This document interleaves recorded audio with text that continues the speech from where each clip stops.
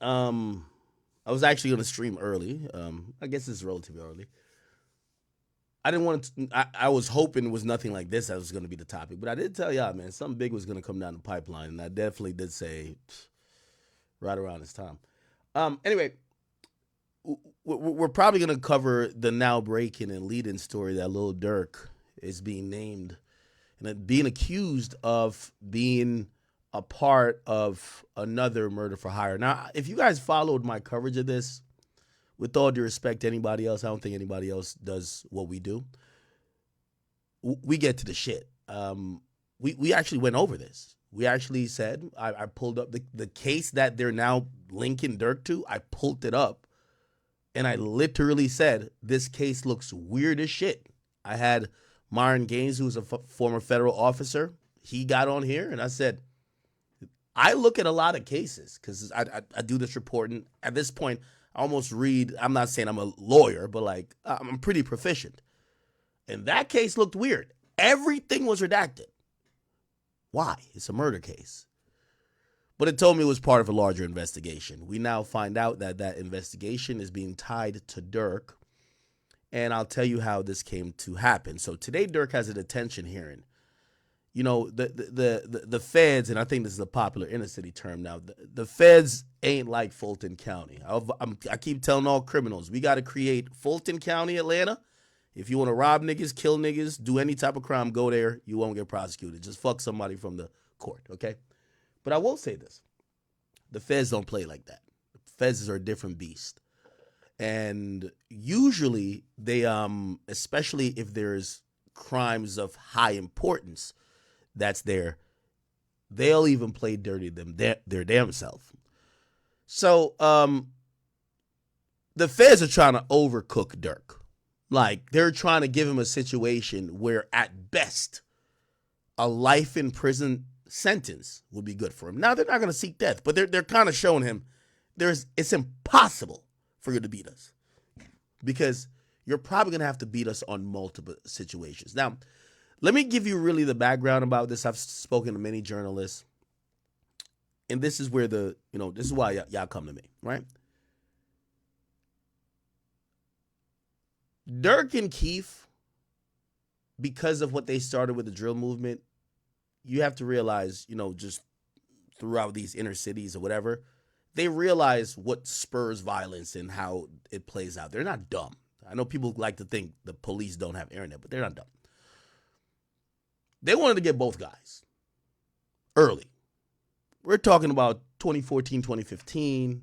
If anybody remember me covering the war in Chirac, we've seen a lot of people go down D-Rose. We've seen Rondo number 9. Subsequently, we even seen like some of the ops, like their ops. Lil J and there's a lot of people who've gotten incarcerated. They've always wanted to get Dirk and Keith. The problem is Dirk and Keith never pulled the trigger in the cases they're investigating. Not saying they never pull a trigger in their life, because I do think they're real ass niggas. But I don't know what happened with Keith. Keith realized that this was just not a good situation. He dipped out. Obviously, his own gang turned on him, so he went to California. Pretty much, he hasn't disavowed or dropped the flag. Not that that's how they do it when it comes to BDs, but he's been out the way. Dirk has been a big target just sitting there. And his career benefited from it. So around like 2013, 2014 more specifically, when the drill movement calmed down, Dirk got dropped by Def Jam. When he got dropped by Def Jam,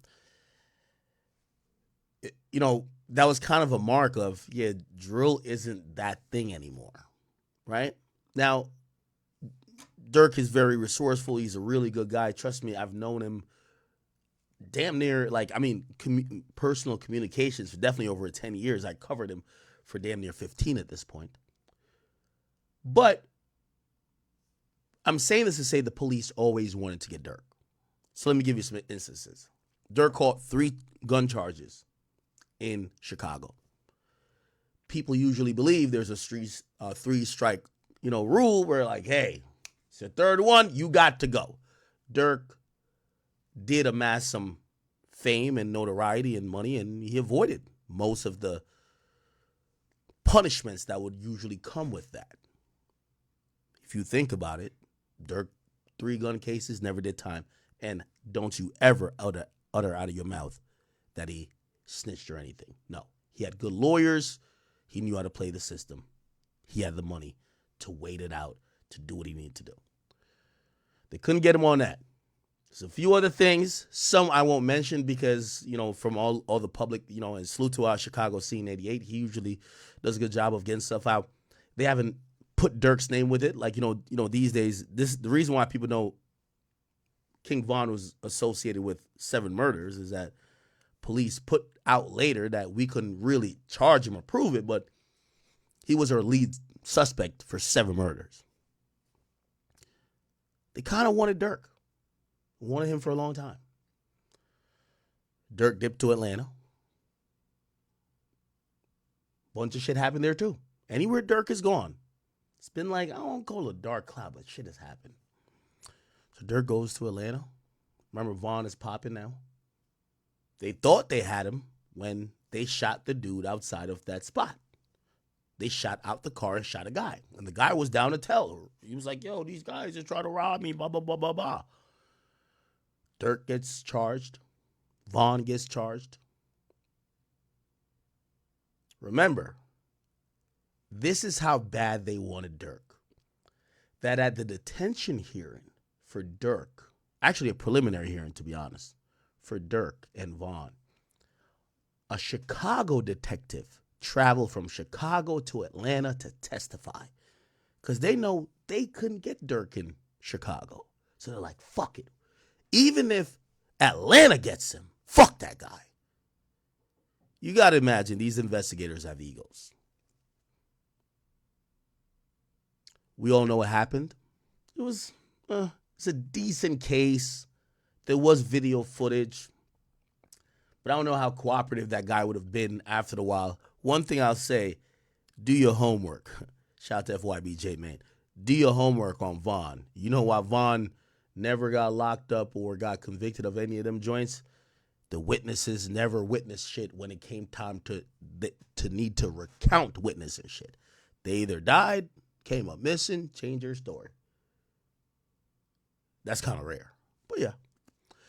So that case in Atlanta with Dirk and Vaughn, it had reasonable odds because that guy, I don't know if he was going to stick to his story. Anyway, that didn't need to happen. Vaughn died. And when Vaughn died, that case became a lot complicated. Now, I'm telling you what I've heard. They said, and I'm going to tell you some things that you're going to have to take my word or don't believe it. It's fine. I don't care either or. When Fonnie Willis started targeting YSL, Fonnie Willis had a bunch of people to target. She wanted Thug. She got YFN. So she got YSL, YFN. Eventually, they were going to get to 4PF. That's one of the reasons they changed their names, by the way. But beyond that, some of the transplant Atlanta folks that were coming down there that was still acting like they were like that, they wanted to get them niggas too. Except, from what I heard, the feds told them it's okay. We got it. Because they were taking off, because Chicago's a shit show. Like, if they can't send you away for having a gun in your fucking waistband, like, they can't do nothing. So the feds told him, like, it's okay if you dismiss the charge. So they didn't go that hard with trying to get Dirk, especially after Vaughn died. They dropped that case. They dropped it, but the feds has realized, yo, we gonna get Dirk eventually. Doing the math? You see why Lil Baby is moving the way he been? Because Lil Baby hasn't been on Fed watch. He's been on county state watch. That's why he changed the name. They got YFN. They got whatever. They were looking at even Savage and everybody. I'm telling you these things. You're not going to hear it reported. Everybody switched up or changed whatever. People moved accordingly. The good thing, Fonnie Willis, she's a little bit neutered at this point. Thug got a astounding win. They look embarrassed.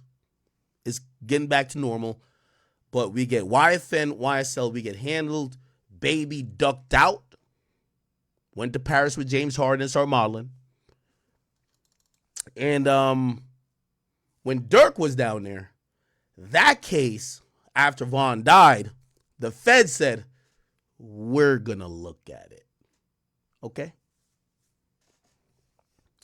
Now, remember when I talked about that first indictment that Dirk got? Obviously, the murder of Quando Rondo's cousin, Lil Pop. I said the feds were looking at him for multiple situations. The feds were looking at him and was trying to indict him for that thing with Vaughn. But when the feds hit you, they don't want to be like, oh, let's make the case. They want to hit you. It's okay, they chilled. So Vaughn now is dead. That's 2020 Vaughn died. Am I right? 2020? They're watching. They're waiting. Who was the first person to break the story that nobody knew where Dirk lived at in Atlanta? But I got a tip. Pause. That niggas ran into his crib. Wasn't I the first person to tell y'all that? Right? Or people ran into the crib and he later then rapped. They ran into the crib, I threw the gun to India and shit. Good. You never seen that on the Atlanta Journal-Constitution website, which is a main, news source from Atlanta. That came from me. TMZ hit me up. I gave them the info I had. They corroborated it. But that was kind of quiet. What happened? Again, when shit is happening, you're not seeing local police make us think about it. They're forwarding everything to the feds. Let's see what's going on. Let's build some case. Remember, Dirk done violated the entire Chicago police force. Them niggas look stupid. And let me not say half, a bunch of people that they claim are murderers or whatever in Chicago, Dirk is paying their bonds. They're paying their lawyers. So they really want to get Dirk. So now we're at 2021, 2022. And then two situations happen. Well, Dirk's brother died in, I believe, 2021 or the end of 2021, beginning of 2022. But we swiftly hear that right after Dirk's brother died, niggas got clapped. Instant. Like that. Never heard nothing more about it, but that's what you heard. Then we heard people try to kill Quando 3-4 times. But then in LA, we all know what happened. Lil Pop gets killed. I'm giving you this recap that I don't got to just play videos. We don't do that. Let's get straight up to the point. Okay. Dirk this year gets charged for the murder, and specifically murder for hire for the death of Lil Pop, which is Quando's cousin. But when I covered it, I told you, keep in mind all these things. The police want Dirk bad. Chicago police wanted him. And if you guys don't know, when we say the feds have all this power, and it's really resources. They have just more resources. There isn't more federal agents than these local municipalities. And for example, there's hundreds of thousands of cops in New York City. There's not hundreds of thousands of feds in every place. No. So how, if they're lesser than some of these big cities, how do they work? What they do is they deputize these police officers. So a Chicago police detective or somehow, investigator could get deputized to have federal authority to do a federal investigation. Gives them way more reach beyond state lines, beyond their jurisdiction, gives them way more money to play with what they could do to get information. I'm breaking this down for a reason. So if they got Dirk in LA for murder for hire, and I'm telling you the Fed's been said, oh, we gonna get that nigga. And the way the feds do is they deputize people within local municipalities or precincts. You don't think someone's going to come out of Chicago? Everything that ever happened in Chicago, them deputized officers are saying, oh, you thought you got away, but you didn't. So, and let's get up to date.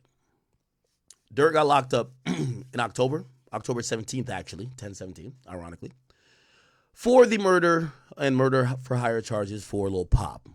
He was locked up while trying to board a jet going to Italy.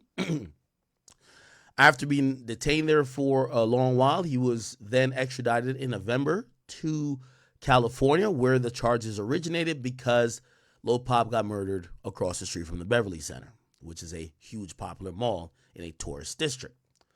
Dirk has been sitting there. They didn't go for bail immediately. They basically said, hey, listen, we're, Dirk's team is trying to play it safe, right? And by the way, he does have, I believe, Drew Fillon on that. He had a detention hearing today. And this is how you should know. This is why the feds are so powerful. The feds unsealed a search warrant yesterday, not today. So today's the hearing. They unsealed a search warrant yesterday to help overcook Dirk in the fact that he will never get out. What I mean never? He'll never get out on bail. They could already say, oh, we think he planned this whole murder. And what was going to happen in a hearing is that the judge was going to be like, okay, it's circumstantial. I've said this about a Dirk case. It's circumstantial. Tell us the snitch. Or, they could try to hide it at least first. Be like, no, we have someone who said that Dirk offered them to go slide for Vaughn and go here and offer them this money. That's why he booked the jet and told them, blah, blah. Okay, that's a good, decent case. But the feds is not like Fulton County. They're going to overcook your ass. So what they did was not only present the details of the Lil Pop case, they then unsealed another case. Remember the case I told you? I said, I've never seen a case like this. It's all sealed. They unsealed a document from that case that points to Dirk, that says Dirk is the top guy who ordered this other murder. Okay? All right. So Dirk's name is being mentioned as in the same role for another murder for hire case. He hasn't been officially charged. And if you see my tweets and you see me delete it, I had to be, we got to be very careful. He's not officially charged with murder for hire for this other case. But if you read it, it's like the feds believe he hired niggas to go kill people who killed his brother. Okay?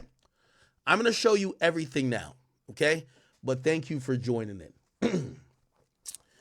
So, give me a second.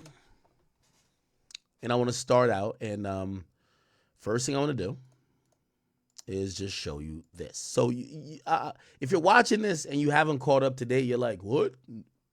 Why Dirk in jail? Please go back and watch other videos. I just don't want to keep doing, retroactive shit. So, this is the filing today, or yesterday actually. Well, today.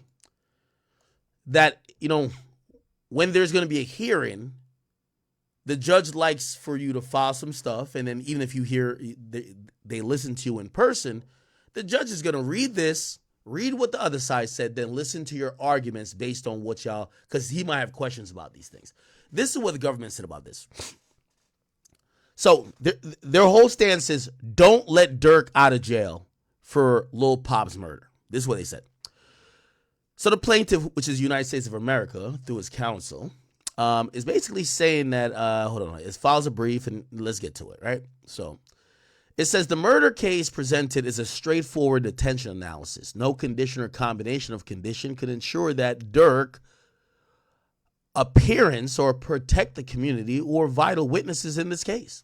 Because Dirk cannot rebut the presumption of detention merely by offering a small portion. So they're basically saying he's mad rich, so he might try to offer mad money of his wealth in a bond package. He must be detained pending his murder trial, where he faces. And keep in mind, if Dirk goes to trial, he faces a mandatory life sentence. This is murder for hire. Unless you cooperate, if you blow trial, you get life. That's it. Nothing else. Defendants offered millions of dollars to secure a pretrial release. So, by the way, if you want me to, and I will, actually, let me do it right now. So, Lil Durk has offered a bond package. That was their thing. You know what I mean? You got to do it. I think Durk realizes, or he has to realize, he's a street nigga, right? He's not Diddy. Like, Diddy's like, oh my God, like, where's my 20 chefs? Where's my masseuse? Where's my this? Where's my that? Where's my 50 baby mamas? Durk is a street nigga. When you get locked up on certain charges, and I do believe this, I think Durk is like, I know what it is. I'm going to just kick back in here, handle your business, just get me free.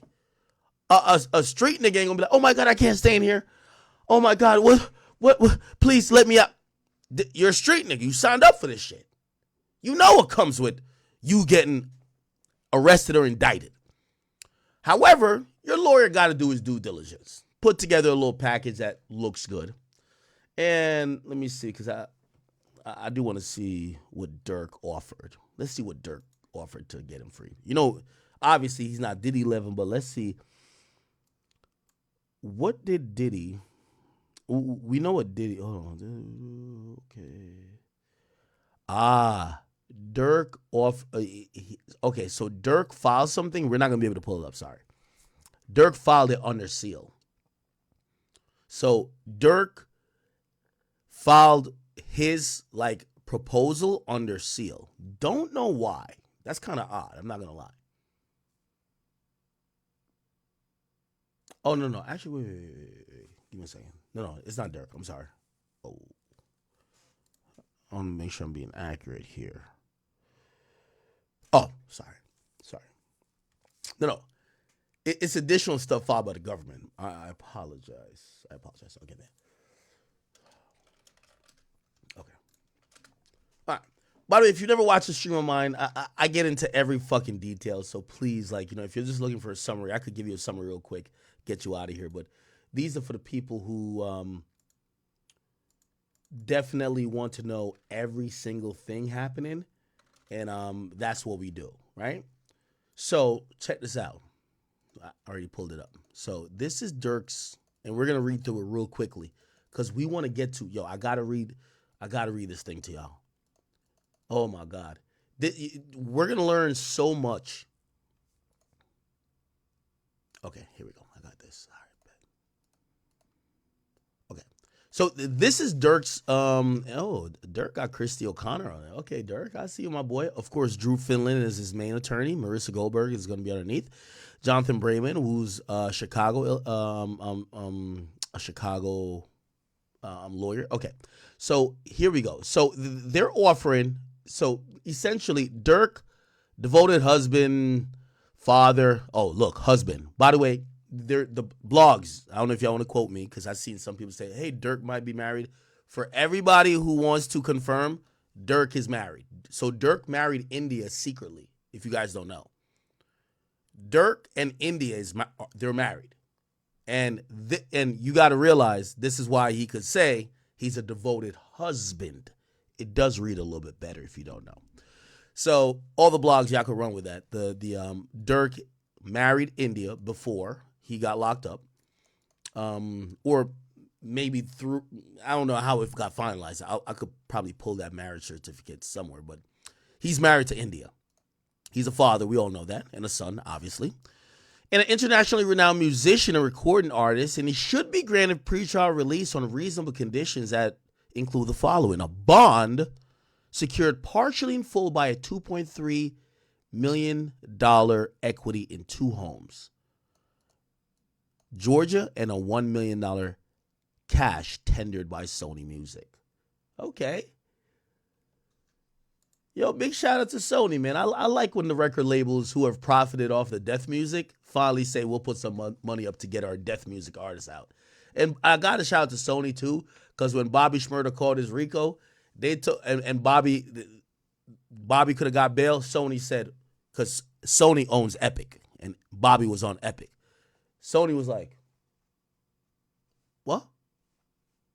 Who? Okay. So Sony Music's down to put up $1 million. Okay? So Dirk is down to put up $2.3 million in equity in 2 homes. And it will be $1 million in cash by Sony. Okay? He's down with home detention with electronic monitoring, around-the-clock security services ensuring compliance with all conditions, reporting to pretrial services, and additional third-party sureties and guarantors to satisfy a bond amount that the court determines. So basically, if the court says, no, we're not going to do it for, essentially this looks like $3.3 million, right? 2.3 in houses, and then $1 million in cash by his record label. Which, by the way, I know some of y'all are going to make this like, yo, wait, why Dirk's label? Dirk has that money as well. Trust me, Dirk definitely he probably got $10 million in his account somewhere. Or that he could liquidate to get money. You know what I mean? So don't think, his record label's name being on this, is to show that there's reputable, publicly traded companies that value him and actually enlist their trust in him to want him to come home. Again, the difference is when Bobby Shmurda and them went in, they didn't really bank no money. To be very fair, at this point, you have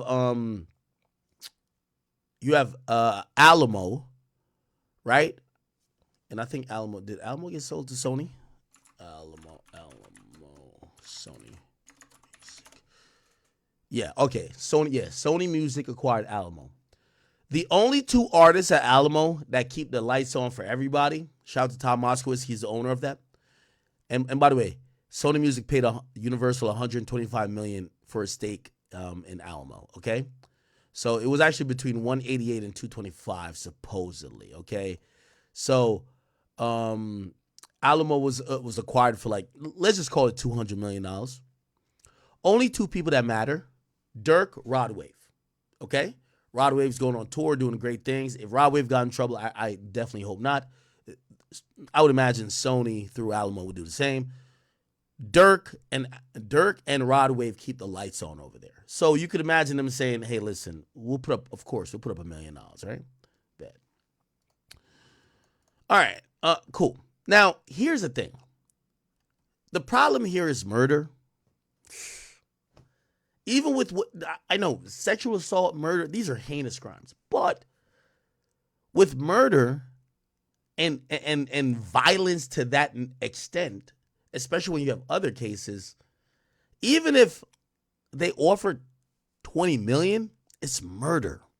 And I think every gangster in the street, if you're a gangster in the street, I don't care how rich you are, you should be down to sit for a murder case, because in murder, it's not about how much money you have. If it's fraud, it could be money. If it's assault, okay, you got money. If it's any other crime but murder, and especially you have to realize with this case, it carries a mandatory life. So $2.3 million obviously is not the $50 million that Diddy does, but still, it is what it is. Okay. All right. And then they said the following is based upon the attached memorandum. Oh, you can't see it. Memorandum of points and authorities, and attaches Exhibit 1 and Exhibit 2 under seal, the files and records in this case, and blah, blah. Okay. So Exhibit 1 ends up being, the proposed bond is trying to make sure. So they're going to try to explain why he's not a flight risk, okay? Remember, he's trying to board a private jet. By the way, here's the thing. Drew Finland is on this case.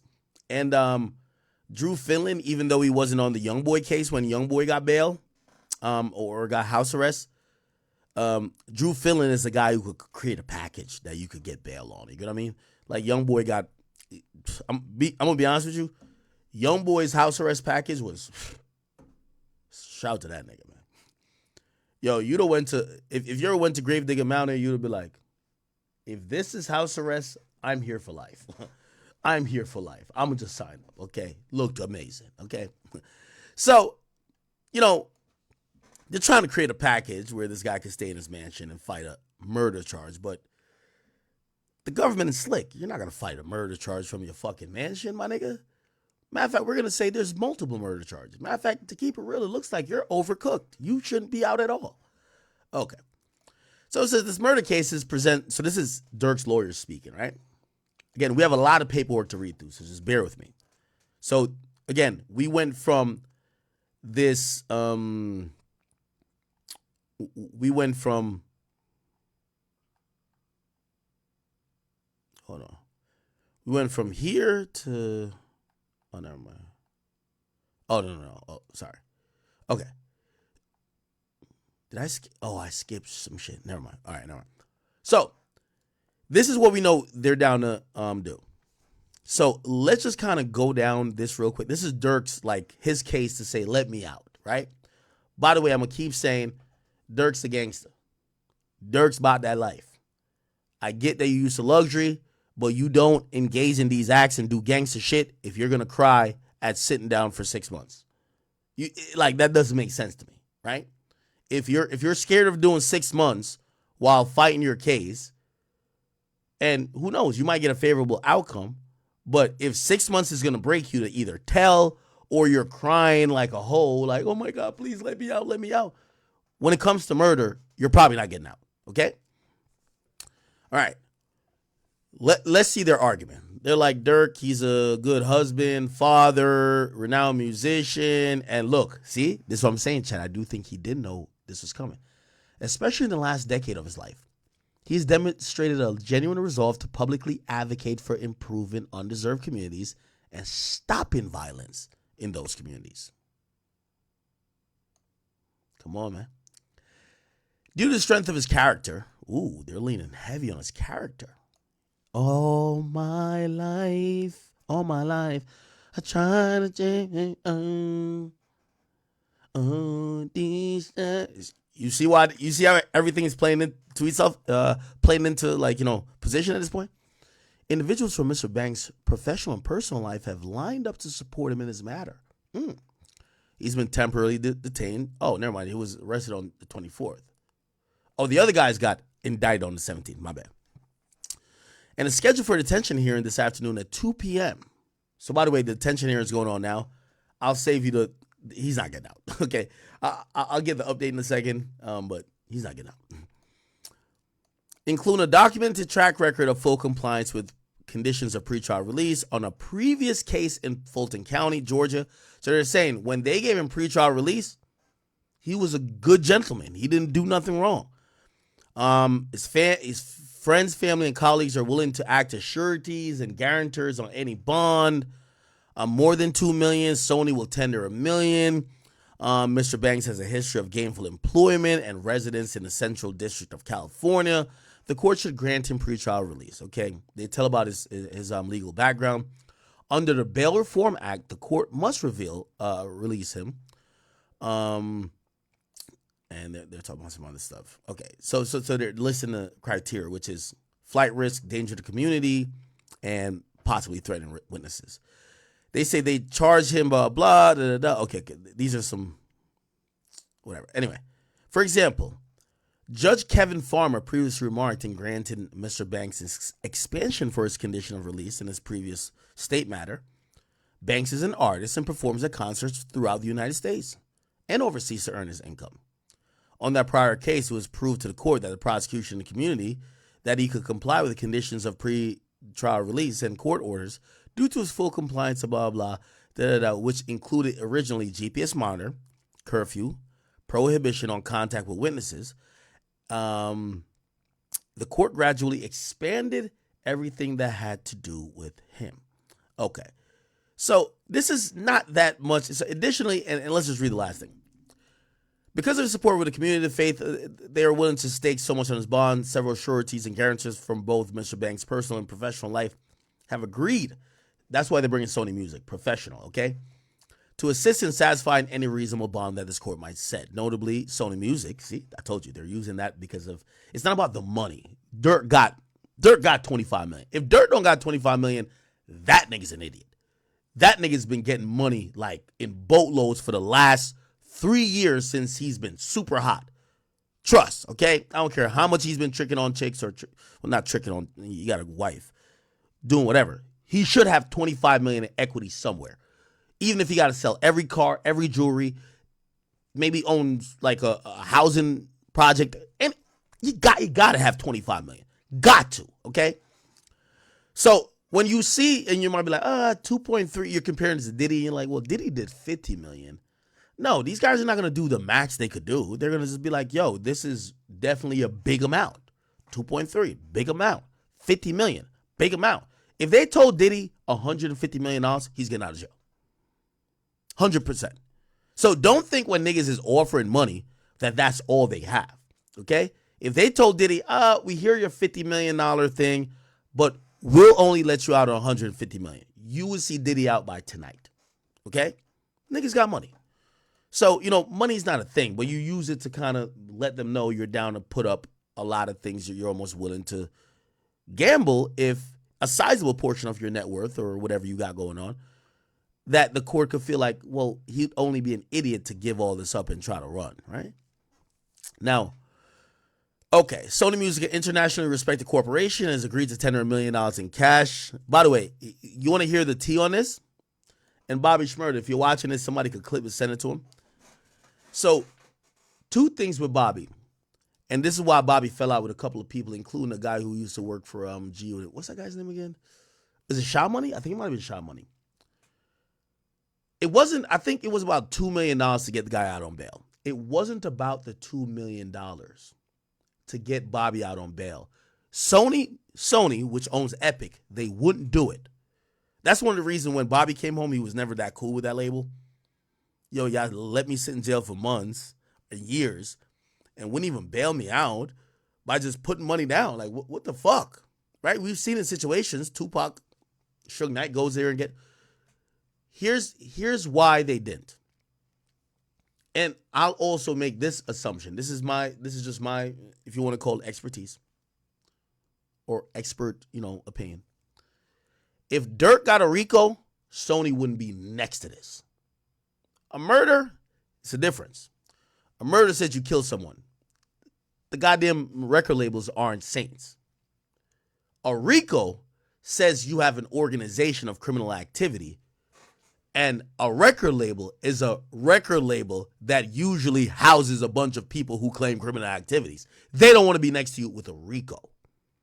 So what Bobby got charged with was the definition of a state RICO, damn near. It was like this, criminal, like, organization shit for New York. So that's why they didn't put up the money for Bobby. Because D-Day in the music industry was when Murder, Inc. got charged with a racketeering charge. And when they got charged for that, essentially, what happened was that they raided the label to look for financial documents on how maybe they funneled money to criminal shit to deal with the case. That spooked everybody in the building to say, whoa, do we really know where the money in for these labels are going? They're grossing billions of dollars. Trust me, a label pays for weed, cocaine, hookers. And I'm saying this is off the cuff, tongue in cheek. They pay for a lot of shit, but they're not telling niggas to pay for it. But an A&R might be like, yo, this is the budget to spend on you to keep you good for the day because you're here for 5 days in the city. Okay, what you want? Yo, where the bitches at? I don't know no bitches. All right, I'm just going to get some hookers for you. That's illegal, prostitution. So labels pay for some shit, but the label don't agree to it. It's the A&R who's doing the bullshit. Like, we'll get you this. Like, if you sign to a label, ask your A&R for anything. Yo, I need three bitches I want to have a foursome tonight. If you're big of an artist, they'll go pay the bitches and get them. That's a fact. Yo, I need some coke right now. I can't. Oh, yo, we got a big studio session. It's you and Post Malone. Okay, that's cool, but I can't make music without me taking some coke and fentanyl and some goddamn, I don't know, whatever new drugs, some Xanax. You know what your labels A&R gonna do? All right, say less. They gonna call somebody up, pay with their shit. It's not gonna go all the way to Universal or Sony, but they're going to buy you some coke, nigga. That's how it works. I don't know if y'all knew this, but that's fact. Your label gets you whatever the fuck you want to make the music. So anytime there's a RICO that come out, they step away like, they rather you catch a murder than a RICO. 6ix9ine called a RICO. Universal told Capitol, and 6ix9ine was signed to remember the guy who now runs Atlantic? Elliot Grange, who's the son of Lucian Grange? He's signed to the son of the most important nigga, and 6ix9ine was a cash cow for $10K. The moment they saw RICO, they said, that's when Dummy Boy was coming out. They said, we don't want the album. We're good. Nothing's coming out. We ain't putting out an album. They'll put out an album for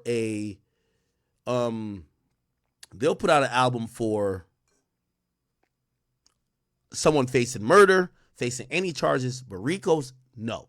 Federal RICO's, definitely no. Now, I know you're probably saying, well, Thug dropped an album. That album was probably scoured by, Thug is under 300 YSL, and that now is on Warner. Their legal team probably approved that album. That's why y'all didn't feel that album like that. That album couldn't have nothing on it. That album couldn't have anything on it. If you listen to 6ix9ine's album, Dummy Boy, when it came out, he tried to get it pushed through UMG. You know what they said? Fuck no. He changed lyrics. They changed lyrics. Because he was in there saying some gang shit, and they were like, bro, after you get a RICO, you want us to release music with you screaming more gang shit? Okay, buddy. They changed those lyrics. Universal still said no. So that Thug album, I get it. It's not a federal RICO, but it was the definition of a state RICO. The lawyers at Warner put that album out. Guaranteed. Whatever they had to probably listen to every line a million times and said, and by the way, this is how you know 300 valued Young Thug. Most labels would just tell you, no, nigga, you're in a RICO. Fuck out of here. You're not getting no music put out. The hell? You ain't going to get us brought into it. So that shit had to go to the legal department over at, I think they were at Warner. If they weren't there yet, whatever company they were being distributed through at that time, that the legal had to go review that, okay? Now, why am I saying this? And let's bring it back to there.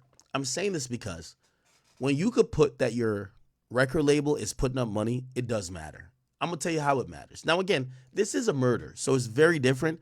But remember when T.I. was caught with like 15 hand grenades, like 3, like, silence. The nigga had every fucking weapon in the world, looked like he was an ISIS terrorist, and he got out on bail. He got out on bail because Atlantic Records vouched for him. It does matter when you have a big record label, that a big publicly traded company, $1 billion company, saying, we'll be at fault if they fuck up. So Atlantic, which is always been owned by Warner, they put their line, they put themselves on the line for T.I. because T.I. was the guy for Atlantic. Okay? So that's how T.I. got out. Because I know a lot of people, because people be wondering why certain people get certain privilege. No, your record label is going to, T.I. was the hottest shit popping. Oh, it's T.I. Okay, cool. By the way, I'll give you this. Atlantic also, they vouched for, they did vouch for Young Boy early on too. So you got to give Atlantic some credit, at least the previous version of Atlantic. Anyway, let me get to, there's so much shit to get to. Chat, we didn't get to the good stuff yet. Okay, let me see. Is everybody in here chilling? The Academy channel, y'all chilling? Okay. Twitter, I see y'all chilling. Okay. We're going to get to this stuff. Okay, so essentially, this is a pretty stripped down bail application. So this is the memorandum in support of his request for pretrial release, which is like, it's like supporting the bail application. This was not going to work. And again, I don't know if they've made the ruling yet. He's supposed to be in court like maybe at this moment. He's going to get denied. You know why? The feds are going to say you're a killer. It's not about the money. Okay, even if we don't use the fact that you were getting on a plane when we locked you up, You're a killer. You get niggas killed. And if you could get niggas killed out of jail, why would you not get niggas killed that could be testifying against you to put you in jail if we let you out?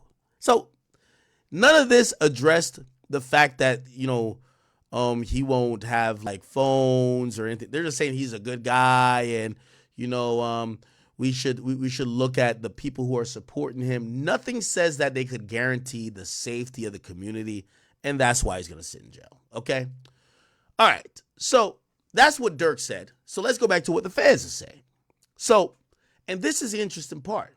So Dirk submitted their memorandum first, and then the feds submitted theirs. Told you the feds ain't playing, and they've been wanted Dirk. Check this out. So they said this murder case is a straightforward detention analysis. No condition or combination of conditions can ensure that Dirk will appear or protect the community, including vital witnesses in this case. The defendant cannot rebut the presumption of detention merely by offering a small portion. Even they know, a small portion of his wealth in a bond package. He must be detained pending his murder trial where he faces a mandatory life sentence. The defendant has offered millions of dollars to secure pretrial release, claiming that his money in a private security company and controlled by the defendant will somehow ensure his compliance with the law and his bond conditions. The proposed terms are woefully inadequate to protect the community, as I said before. It's all about, will he get people killed?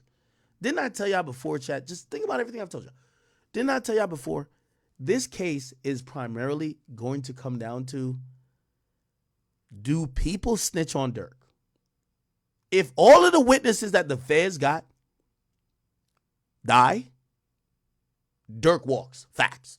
There's nothing that puts Dirk in jail other than snitches. That's a fact. You have circumstantial stuff. Well, you did board the plane with the guy who got the ski mask in this. Bro, I'm cool with hood niggas that do these things. They have prior charges. I'm a musician. These guys they wear several hats. They're street dudes, they're criminals, but they also do things like manage my day-to-day. Well, how does that mean I ordered a murder? So someone has to say, Dirk told us to kill the nigga. Or, Dirk, where's the money for killing the nigga? That's how you prove this case. So let's get to it. All right. The proposed bail package, this is the feds talking, makes clear the defendant has access to vast resources, but his conduct in this case and others show that he has and will use those resources to endanger the community, influence witnesses, and wield his power for violence. As his first superseding indictment alleges, which is the indictment that linked Dirk into the one with Vonnie and Didi and the rest of them, his co-conspirators fired multiple guns, including a machine gun. You got to hit your op with a switch. That's a fact. His co-conspirators fired multiple guns, including a machine gun, to target one of the defendant's rivals, resulting in a murder in broad daylight at a gas station. Just as he offers money to secure his release here, the defendant had offered money to secure the death of a rival that afternoon in L.A. Attempting to collect on the defendant's promise of a monetary reward, the shooters opened fire on the defendant's rival, killing the rival's family member, Lil Pop.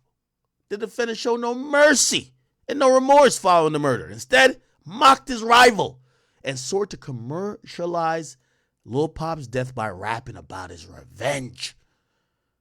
But if the allegations in this case weren't enough to detain the defendant, which they are, this is what we're talking about, a separate federal case in Chicago also underscores why the defendant cannot be released pending trial. As alleged in a recently unsealed search warrant affidavit in the Northern District of Illinois, the defendant offered money for people to kill those responsible for his brother's murder. I'm going to be honest with you. I don't care what none of y'all niggas say. Fuck y'all.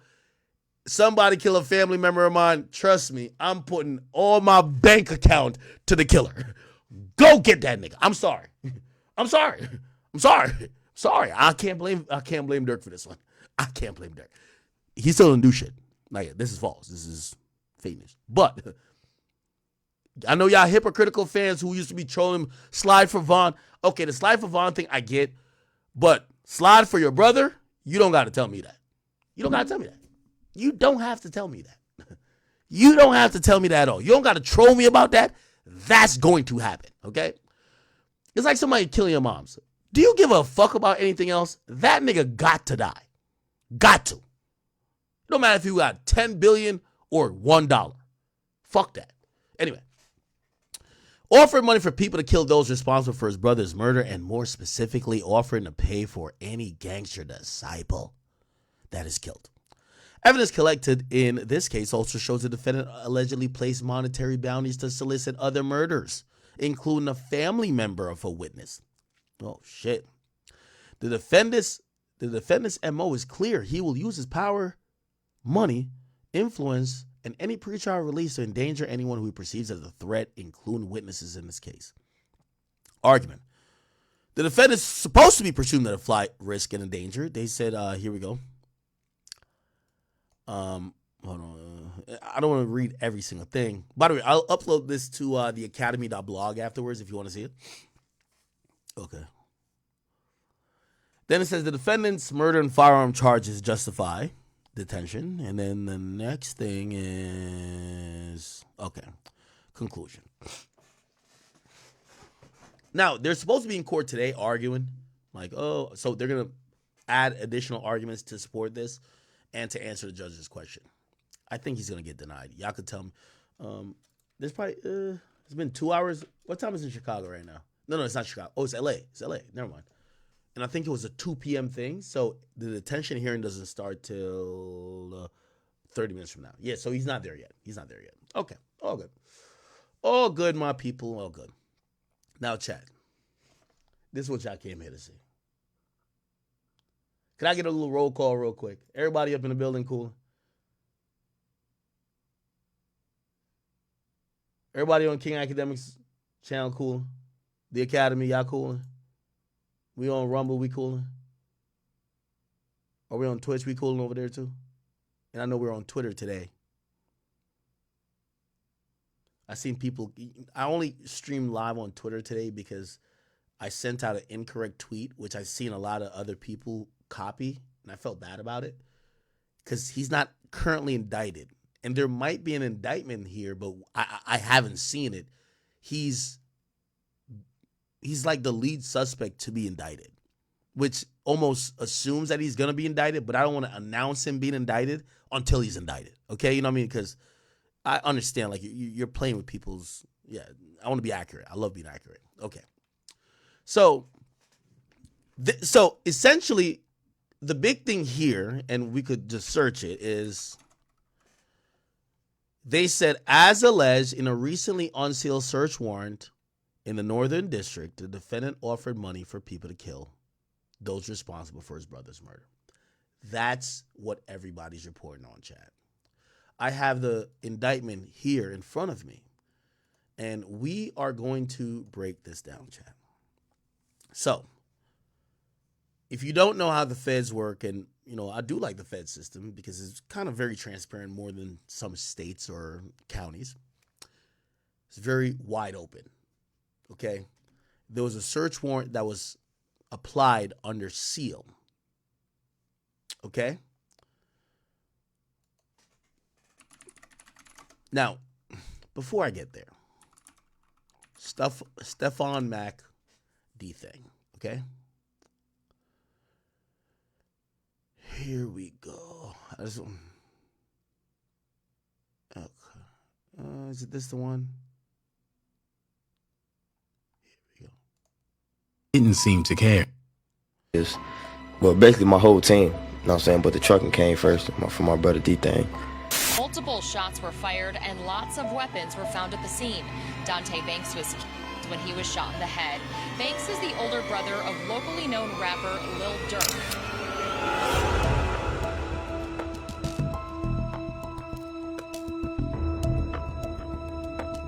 One evening in 2021, Dante Banks Jr., better known as OTF D-Thang, and as Lil Durk's older brother, was at a club in Chicago having a great time partying with his friends.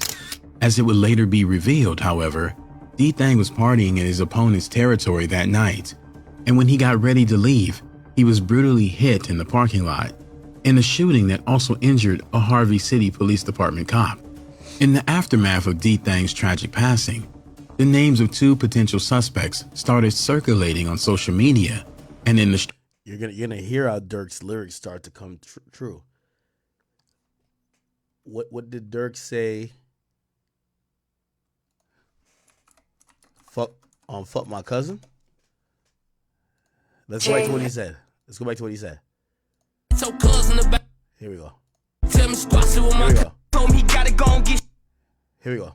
D right now. I catch my killers Here we go. ass and fuck my cousin. Hold on. That's on my brother. Fuck my cousin. I told him he gotta go and get shot. He slid through the night. My brother died. If you was there, just know you Dying too? Asked the ops from over west. Next day, they ass was down too. Hell. Asked the ops next day, they ass was down too. Right? After his brother died. Let's go back. tragic passing, the names of 2 potential suspects started circulating on social media and in the streets of Chicago. Both of these men were rival gang members to OTF D-Thang, and based on his previous history, it's highly likely that the accusations are true. Disturbingly, just 1 month after the shooting, the 2 alleged suspects were hit at a gas station in Chicago. And that very same day, dozens of D-Thang's best friends and allies, including Lil Durk himself, posted images of him on social media, strongly suggesting that the hit of the 2 suspects might have been carried out in retaliation for D-Thang's hit. As of today, police are yet to confirm the identity of D-Thang's assailant. It was the evening of June 5th, 2021, and OTF D-Thang was at a club called Club O on the 17,000 block of South Halsted in Harvey, near Chicago, having the time of his life. Although he was hanging out in a relatively unsafe part of town. Now, chat, I see some of y'all saying in the chat, I'll be like, yo, Act, you the snitch. Like, you doing too much. I ain't even gonna lie to you. When I seen this come out, because I'm like, yo, I'm either have the, like, I know I'm good at what I do. And I keep telling you, police job is pretty easy because, like, these days it's just spelled out on the internet. But I was like, did they watch my video then go do all this shit? I'm gonna show you a search warrant. The search warrant is from a year ago. So before we ever talked about this. So Ack had nothing to do with it. The police already was doing. I'm just good at predicting the future. As I predicted the death, not death, but the death of the career of many rappers and other things. I'm just, I try to be informed. But no, I have nothing to do with police, bro. Please. No. I love Dirk. The fuck? Why would I tell on Dirk? The first thing I would tell on is Meek Mill. I ain't gonna lie to you. If I could tell it on a nigga right now, I would tell on Meek Mill, give that nigga 70 years in jail. And in the territory of the Gangster Disciples, or GDs, his opponents, he let his guard and his hair down and spent the night having a good time in the hookah lounge of Club O. Chat. All right, I'll just show you the look. This is a search warrant we're gonna look at. What does it say? Filed 4/6/2023. That's April 6, 2023. That's a year before I ever said anything. So don't ever try to say, listen, I'm just good at finding information. I'm good at putting it together for y'all to know. You got to realize, Big Boy Act came a long way from Warren Chirac. It's the reason why we still number one, and it's the reason why nothing bigger in the chat, okay? But in terms of, like, some underhanded shit, no. Anything I find, you could find, it's just that I'm kind of paid millions to find the shit to give it to y'all first. You know what I mean? That's it. So I'm on it every day. Okay, anyway. Considering his recent history, most people would have been too terrified to even go near Club O and would have rather played it safe. But D-Thang didn't seem to care. In the weeks and months... So, Dirk was on a win streak, if you want to remember this time. Dirk is doing good. Vaughn did pass away, but, like, Dirk is killing it. And from what I've heard is that D-Thing was just feeling himself. Like, D-Thing was just like, man, I'm that nigga. And not necessarily let his guard down, but felt brazen enough to say, yo, I'm going to this club where I know I could run into anybody. but I'm that nigga. And also, here's the thing too, a lot of the beef that Dirk was having at that point, at least mainstream wise, was focused on NBA YoungBoy Quando Rondo, because we saw because King Von had died, right? So King Von had died. So people are thinking that, yo, he got beef with people from out of town. Now, of course, he always got situations going on in Chicago, but some people feel like maybe D-Thing let his guard down by even being there, because from what I heard, Club O is not the spot you want to be if you're those type of people on that particular night. Leading up to the night of June 5th, he made a series of inflammatory posts calling... he said, on Newski, I don't want none of my new ops dead, for real, for real. So to you new ops, fuck you niggas, for real, that sneak this in. All you niggas doing is what bitches do on the gang. Keep OTF or smirk name out y'all mouth. And damn, what you niggas this mad for? Now, I'm going to say something, and I love Dirk, and I love OTF. I do believe that, and I hate to say it because I don't know all the circumstances around this. Do y'all see FYBJ Main going to O Block and him like, yo, let's squash the beef. Nah, we pushing peace now. It's very easy to forgive your enemies when you have won at the game of life. It doesn't mean that your enemies are down to forgive you, especially when they're losing. So J Main going to O Block and be like, oh yeah, now I'm getting hundreds of thousands, if not millions of dollars. I'm down to forgive y'all niggas. It's all good now. Let's be cool. They're looking at him like, nigga, we're broke, and now we're even more mad at your bitch ass because you're the only one who got rich off of this. Fuck you. Get out of O Block. There's a possibility that this is what happened. Dirk's brother goes to this club thinking, yo, we up millions now. Yo, I'm down to forgive all y'all, man. We don't give a fuck. I get it. Like, yo, we did, all right, we get it, but like, I'm down to get over this shit. The niggas who there, they feel more offended. You coming through here, big ass car, jewelry. You think you that nigga? You shitting on us now? You thinking you won the war? You think we just gonna be like, oh, okay, cool, let's be friends now? Fuck you, nigga. That's what some people have kind of told me. Out CMB and Gutter Gang, two gangs from the south side of Chicago with an active beef with 072 Dog Pound, a gang OTF D-Thing was known to be affiliated with. In one of his most notorious posts, he directly disrespected CMB and Gutter Gang. And in that same post, he mentioned that he didn't even know who his opponents were anymore, because all of his real opponents were deceased, which was taken as a blatant sign of disrespect by members of the rival sets he dissed. Fast forward to the evening of June 5th, and it's probably a bit more clear by now why it was so dangerous for D-Thing to be partying in GD territory. Around midnight that evening, a policeman named Officer Derek Muhammad with the Harvey City Police Department noticed that one of the patrons at Club O had a gun, and after confronting him, Chicago. If I'm in Chicago, I'm not going to the courthouse without my gun. I'm not going to drop off my kid at school without a gun. Did y'all hear the story about in Chicago? The nigga walking his son either to or from school, and his ops are just shooting at him like nothing ain't happening. I'm going to be honest with you. Only in Chicago, I would go to church with a gun, go to take a shit with a gun, fuck a bitch with a gun. I'm going to everywhere with a gun. I'm going to the hospital with a gun. I'm going to keep a gun everywhere. I don't care what y'all talking about. This Chicago, nigga. An altercation ensued in which the officer was shot in the thigh. Fortunately, he survived and later recovered from his injuries. Around the same time, OTF D-Thing decided it was time to call it a night and went out into the parking lot to head home. There, speculators claim they saw D-Thing get into a verbal altercation with other patrons from the club, and after a few seconds, they saw one of the patrons pull out a gun. What happened next is a tragedy all too familiar to the hip-hop community by now. In the chaos of the altercation, OTF D-Thing was shot in the head and passed away instantly. As soon as the police and paramedics arrived, D-Thang was immediately pronounced deceased.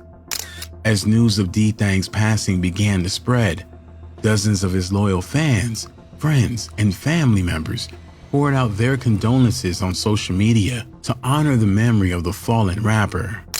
As is often the case with rappers and gang members who pass away due to gruesome crimes, this wasn't the first incident where D-Thang had been in mortal danger.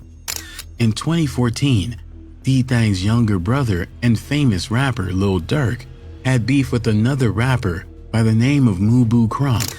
That same year, D-Thang ran into Crump's crew at a meet and greet that was hosted by T.I. and the Shop 147 in Harvey, Illinois, and things got very messy very quickly. To make a long story short, the night ended with D-Thang and several other OTF members getting into a vicious fight with the Mubu crew, all of which was captured on camera.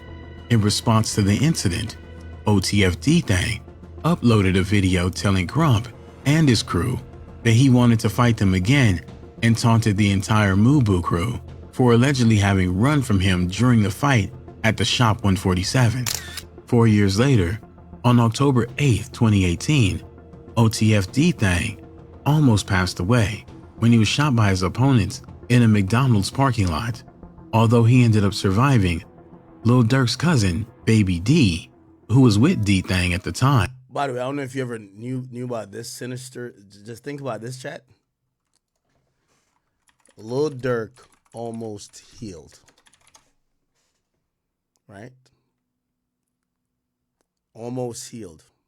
Comes out May 2026. May 26, 2023, right? 2020, Vaughn dies. 2021, his brother dies. 2022, the niggas who killed his brother, they get clapped. The niggas who killed Vaughn, at least a cousin of theirs get clapped. 2023, he drops an album, I'm Almost Healed. You ever think about that, Chad? It's like poetic. 2020, Vaughn dies. 2021, his brother dies. 2022, get back for both those situations. 2023, I'm almost healed. Crazy, huh? Okay. Time of the incident was not so lucky and passed away from his wounds. Still, despite all his previous close calls and near-demise experiences, D-Thang himself had managed to survive every single time. Unfortunately, his luck ran out in the early morning hours of June 6, 2021. Although police have not yet confirmed the identity of D-Thang's assailants, several sources familiar with the incident have claimed that the two men responsible for the hit were 33-year-old Jarmy Hawkins, formerly affiliated with NLC, or No Love City, a set of gangster disciples, and 19-year-old Jalen Anderson, a former member of Gutta Gang. As for how these gang members are all connected, it all has to do with gang affiliations and rivalries, as well as the posts D-Thang made on social media before his passing. To understand why these two men were suspected by many of carrying out the hit against OTF D-Thang, it's important to remember that one of NLC's biggest rival sets is Lamron, one of the gangs that Lil Durk is mostly closely associated with. In the years leading up to D-Thang's passing, there had been a lot of tension between the two gangs, which can be easily deduced from rap tracks like R.I.P. Mo, in which Lil Durk directly disrespects No Love City all the way back in 2009. Considering all this context and OTF D-Thang's previous disses on social media directed towards Okay. I think we got pretty much a decent amount. Okay, now let me play this. This was outside of the club that Durk's brother died at. So he had gotten shot while walking out of the club here, And remember, there was a police officer. Like, put it like this: I'm not going to no club that they hire police officers to work the club, and the police officer at the club get shot, and the party's still going on. How the hell did the police officer get shot and we still partying? Wait, hold on. I don't think this is safe. Wait, hold the fuck up. So the police officer got shot, and I guess there's a little bit of commotion, but then Dirk's brother is, he's like, I think this is a wrap. Let me get out of here. He's walking out. Niggas start shouting at him. He's shouting back. He's a man. And eventually somebody shoots him right in the head. Right? Like, bro, I'm not going to no club like this in Chicago. What the fuck? What Moneymaker D-Thing just lost his life. As you see, it's closed. They open at 10 p.m. and they stay open at 6 a.m. There's all type of expensive cars out here. I'm not sure who is with who, but as you see, this is the Club O. It's all the way in South Harlem. I didn't know it was this far. Y'all just made me drive this far. Y'all owe me some gas money, gang. This ridiculous. But what they got going on up here? I might be back. But yeah, man. Apparently, the little information that I got from the people that I talked to, D-Thing was up here. He was arguing with somebody that he recognized. In the middle of that argument, he came outside. I guess he was coming back outside to get the stuff to his car and to get around people he's familiar with. And in the midst of that, he was shot and killed. As you see, this is his blood that's still on the ground right here. The D-Thing blood. It's from the infamous Club O. Y'all get in the comment section. Let me know what y'all think, man. D-Thing lost his life here, bro. R.I.P. D-Thing. Dirk, keep your head. Okay, so I'm trying to summarize it before we get to this hot. Like, again, chat, I am doing a little bit of a cliffhanger because I do have some info that isn't out there, which is a search warrant. It gives a lot of detail, and this is why Dirk is being brought up. Now, obviously, it's a gut reaction, and again, I don't know if this is true, but I'm gonna just be honest with you. Like, I'm not gonna be mad at Dirk if he slid for his brother, bro. I'm sorry to tell y'all that. However, just trying to piece it together. So this happens, and the streets start talking,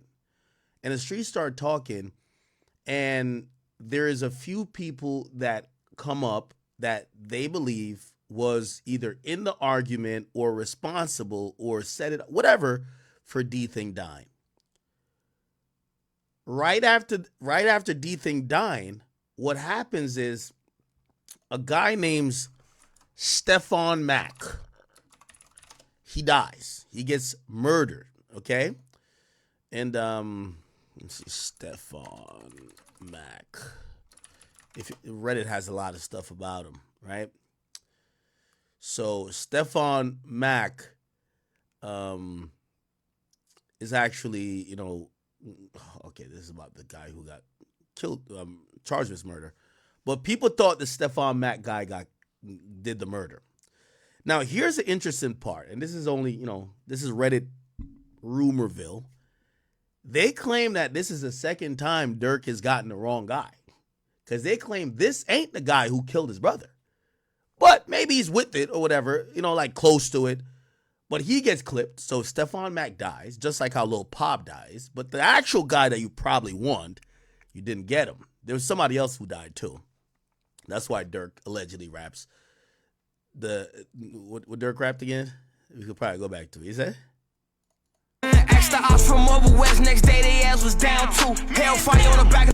Ask the ops, next day they ass was down 2. From over west, next day they ass was down 2. Hell, next day they down 2.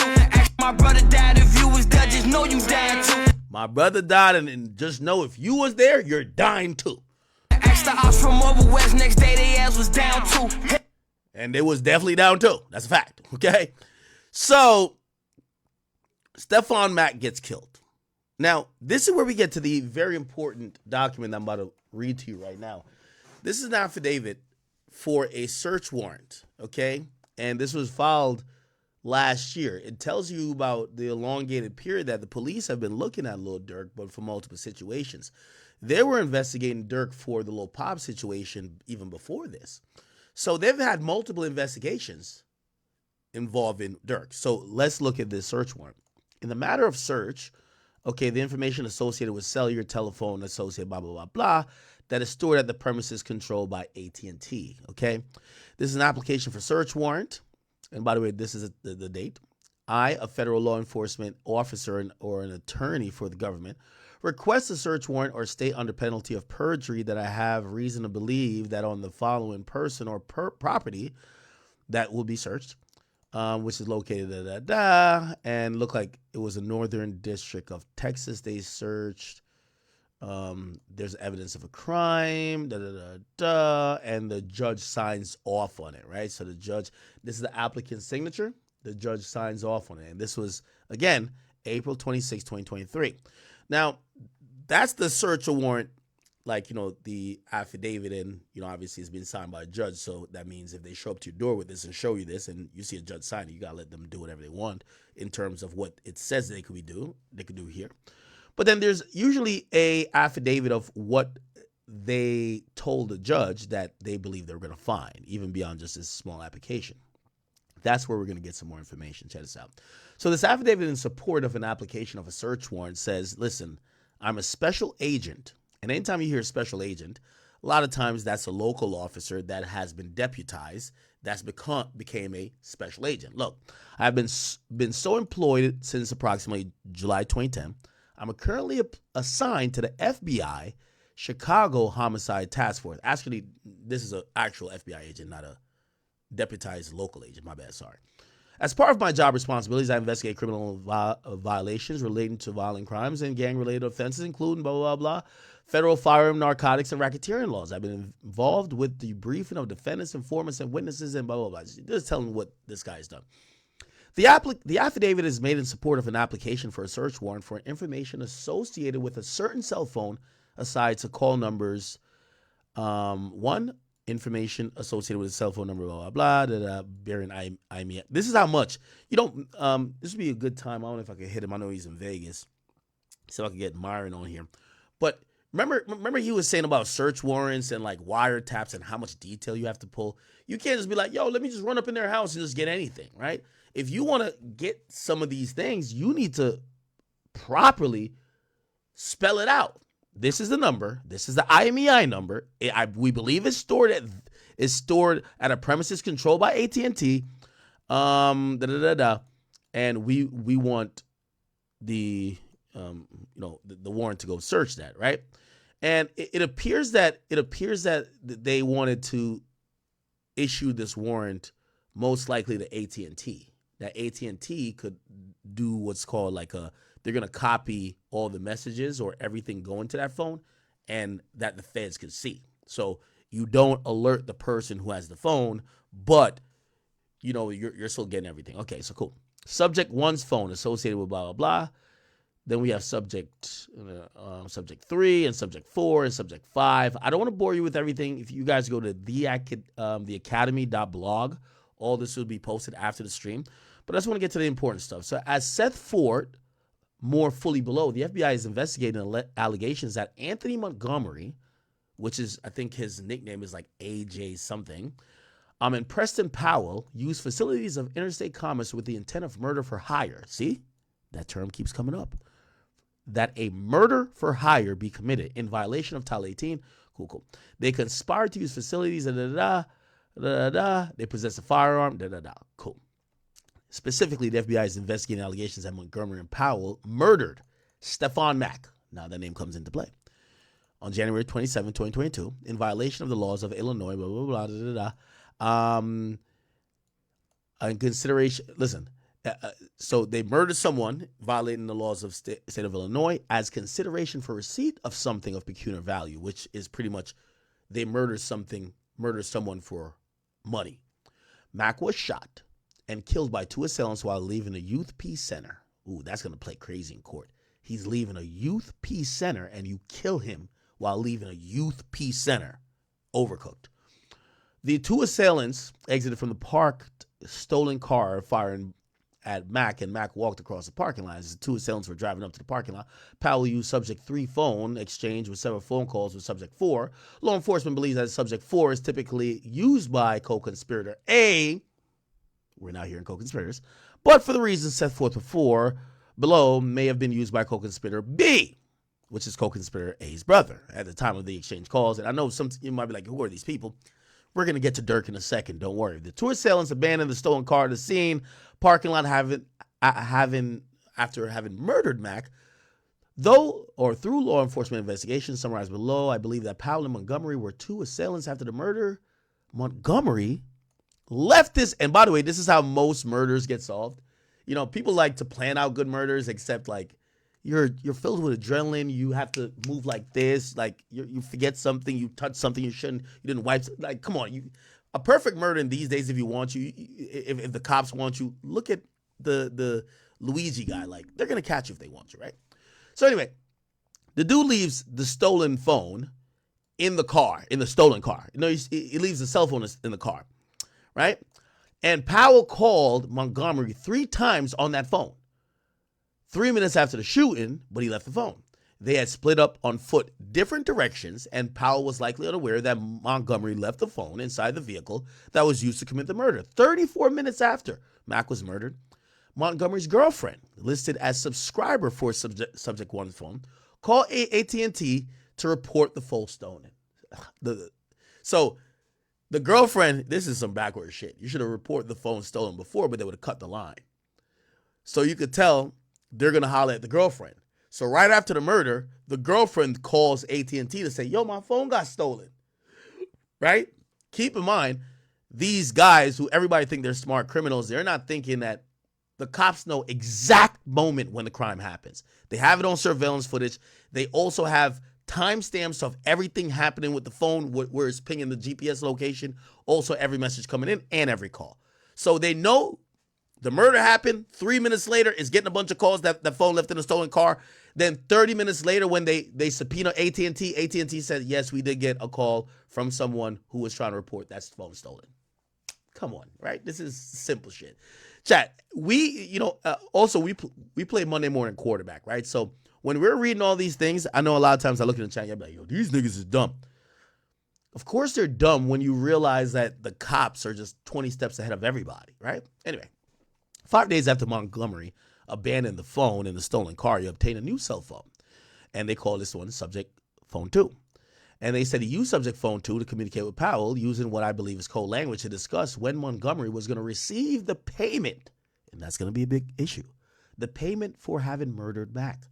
In February 2022, law enforcement seized Subject Phone 2 from Montgomery incident to his arrest in an unrelated case. For the reasons set forth below, there's probable cause to believe that the location of Subject Phone 1, 3, the time of the murder, will lead to evidence of the subject offenses, and that 5, blah, blah, blah. Cool. The statements in his affidavit are based on my personal knowledge and on information I have received from other law enforcement personnel and persons with knowledge regarding relevant facts. Based on this affidavit being submitted for the limited purposes of securing a search warrant, I have not included each and every fact known to me concerning this investigation. I have set forth facts that I believe are sufficient to establish probable cause to search the information in blah, blah, blah, blah. Cool. Now it says on March 24th, 2023, the District Court for the Northern District of Illinois, Honorary Jeffrey Cummins, issued a search warrant to search this phone and Subject 2 phone for the evidence of the subject offenses in the case of blah, blah, blah, blah, blah, blah. And by the way, you get to realize there's 2 case numbers. Cool. Here's the facts supporting this. And now this is where we're going to get into some shit. As part of the investigation, okay? General background. So they're saying that the GD and the BDs are beefing. Okay, the FBI has spoken with the Chicago gang officers who are familiar with the beef based on their training. And now we get into some a little more specifics. According to Smashville member 1. And now we're going to get to, again, with these situations, I keep telling you, snitching is part of the crime. Like, let me tell you this. I hate to give people like any hints, because I read these things all the time now, unfortunately. If you want to commit a cleaner crime, especially crimes like this, you got to do what they did in, what's that Batman movie where he was like, yo, the Joker told me to kill you. You got to kill the niggas. Like, after you're done killing the person, kill the niggas who helped. That's all you got to do. Kill all the niggas who helped. Because one of them is going to tell. That's the reality of it, right? So according to Smashville member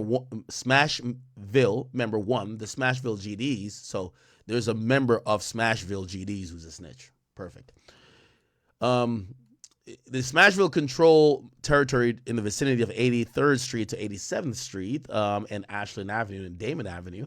And they've been in deadly conflict with the neighboring Killer War GDs and other neighborhood gangs that operate and commit violence in the city of Chicago. Okay, cool. Y'all don't care about that much, but here we go. Chat, watch this. Recover from Smashville memory, blah, blah. But this is what you care about. According to FBI Confidential human source, CHS1, Mike City is a faction of black disciples that controls territory and operates in the area of South 85th Street to South 87th Street, from Carpenter to Sangamon Street on the south side of Chicago. Here's a little bit of background on the victim. At the time of his death, Mac was suspected leader of the Smashville GDs, and according to the records and blah, blah, blah, Mac was sentenced to 24 months imprisonment following a 3-year term of supervised release for having a firearm. That's about the victim. Now, let's talk about the people who did the killing. Now, you might be like, "Yo, this don't sound like 600. This don't sound like OTF." These guys aren't OTF necessarily, but they're in liaison with OTF, if you want to know that, right? According to this same snitch, Montgomery is a Mike City black disciple from the south side of Chicago, circled in red on the left below, so they do have pictures. Shout out to the feds, always using amazing pictures. I like that. Has been pictured with recording artist Dirk Banks, aka Lil Durk, who, according to CHS, one is also a black disciple from the south side of Chicago. So they have a picture of Lil Varney putting this up, and they basically said, this is Dirk, this is this guy who is Anthony Montgomery. So they show Dirk knows him. Now, they're being very callous, or not callous, but they're being very careful, because they're eventually going to say, but they're literally saying Dirk paid for this. You're going to see it. According to CH1, the leader of Mike City, circled in red below, has ties to Little Dirk and has been in the rap videos with Dirk, circled in the red on the right. Have you seen that video before, chat? Cherry production. They really don't mean it. He play. Man.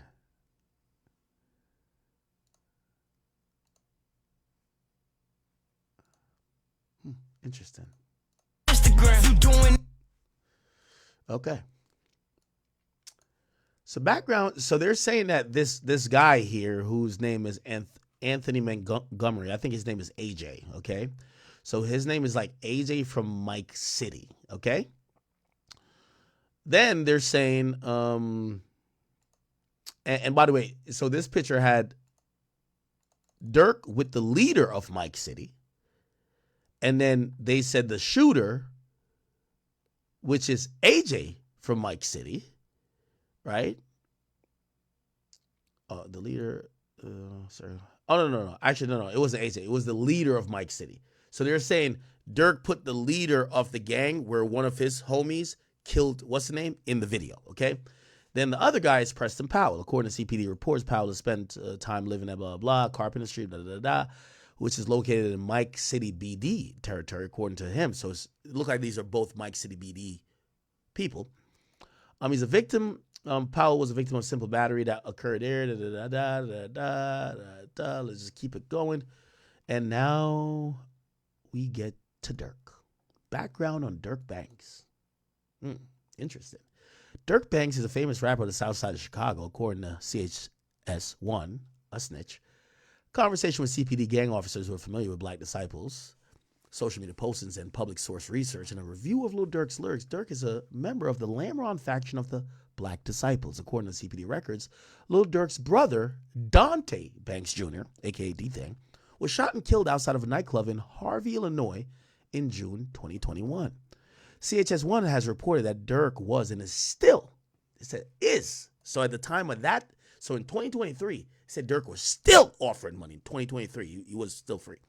Offering money for people to kill those responsible for his brother's murder, and more specifically, offering to pay money for any gangster disciple that is killed. CHS1 has also indicated that D-Thing was killed by members of Dump Street. According to CHS1, Dump Street is a GD faction. Okay? So they're saying the people who killed D-Thing was from Dump Street. And Dump Street is a GD faction on the south side of Chicago. According to CHS1, Dump Street member individual A was a close associate of Mac. Okay? According to law enforcement records, individual A is currently in a pretrial custody for allegedly committed a double murder that took place at a country club in Illinois. Okay, we could figure out this, chat. Let's see who individual A is, because anytime we see individual, well, individual don't mean snitch, actually. Individual usually doesn't mean snitch, but we could figure out anything we want at this point, right?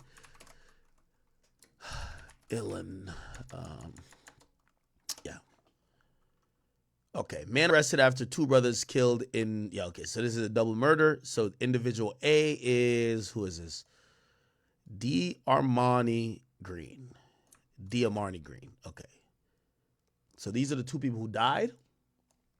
And Armani Green, he was 21 from Markham. Let's Google him. Markham. Let's see if we can find a mugshot or something like that. Find probably something, right? I could look up the mugshot myself, but let's go to images. Okay, this is, do you guys know this guy? This is Armani Green.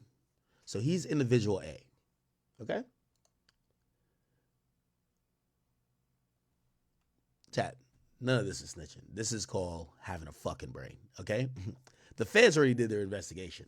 We're just not waiting until the trial to figure out what they know, right? They know this shit already. We're trying to figure it out as a public. They're still investigating, so we got to be like, read between the lines. Okay, bet. So they're saying individual A was close to Mac, and he's locked up for a double murder. Cool. Now, Stephon Mac's murder.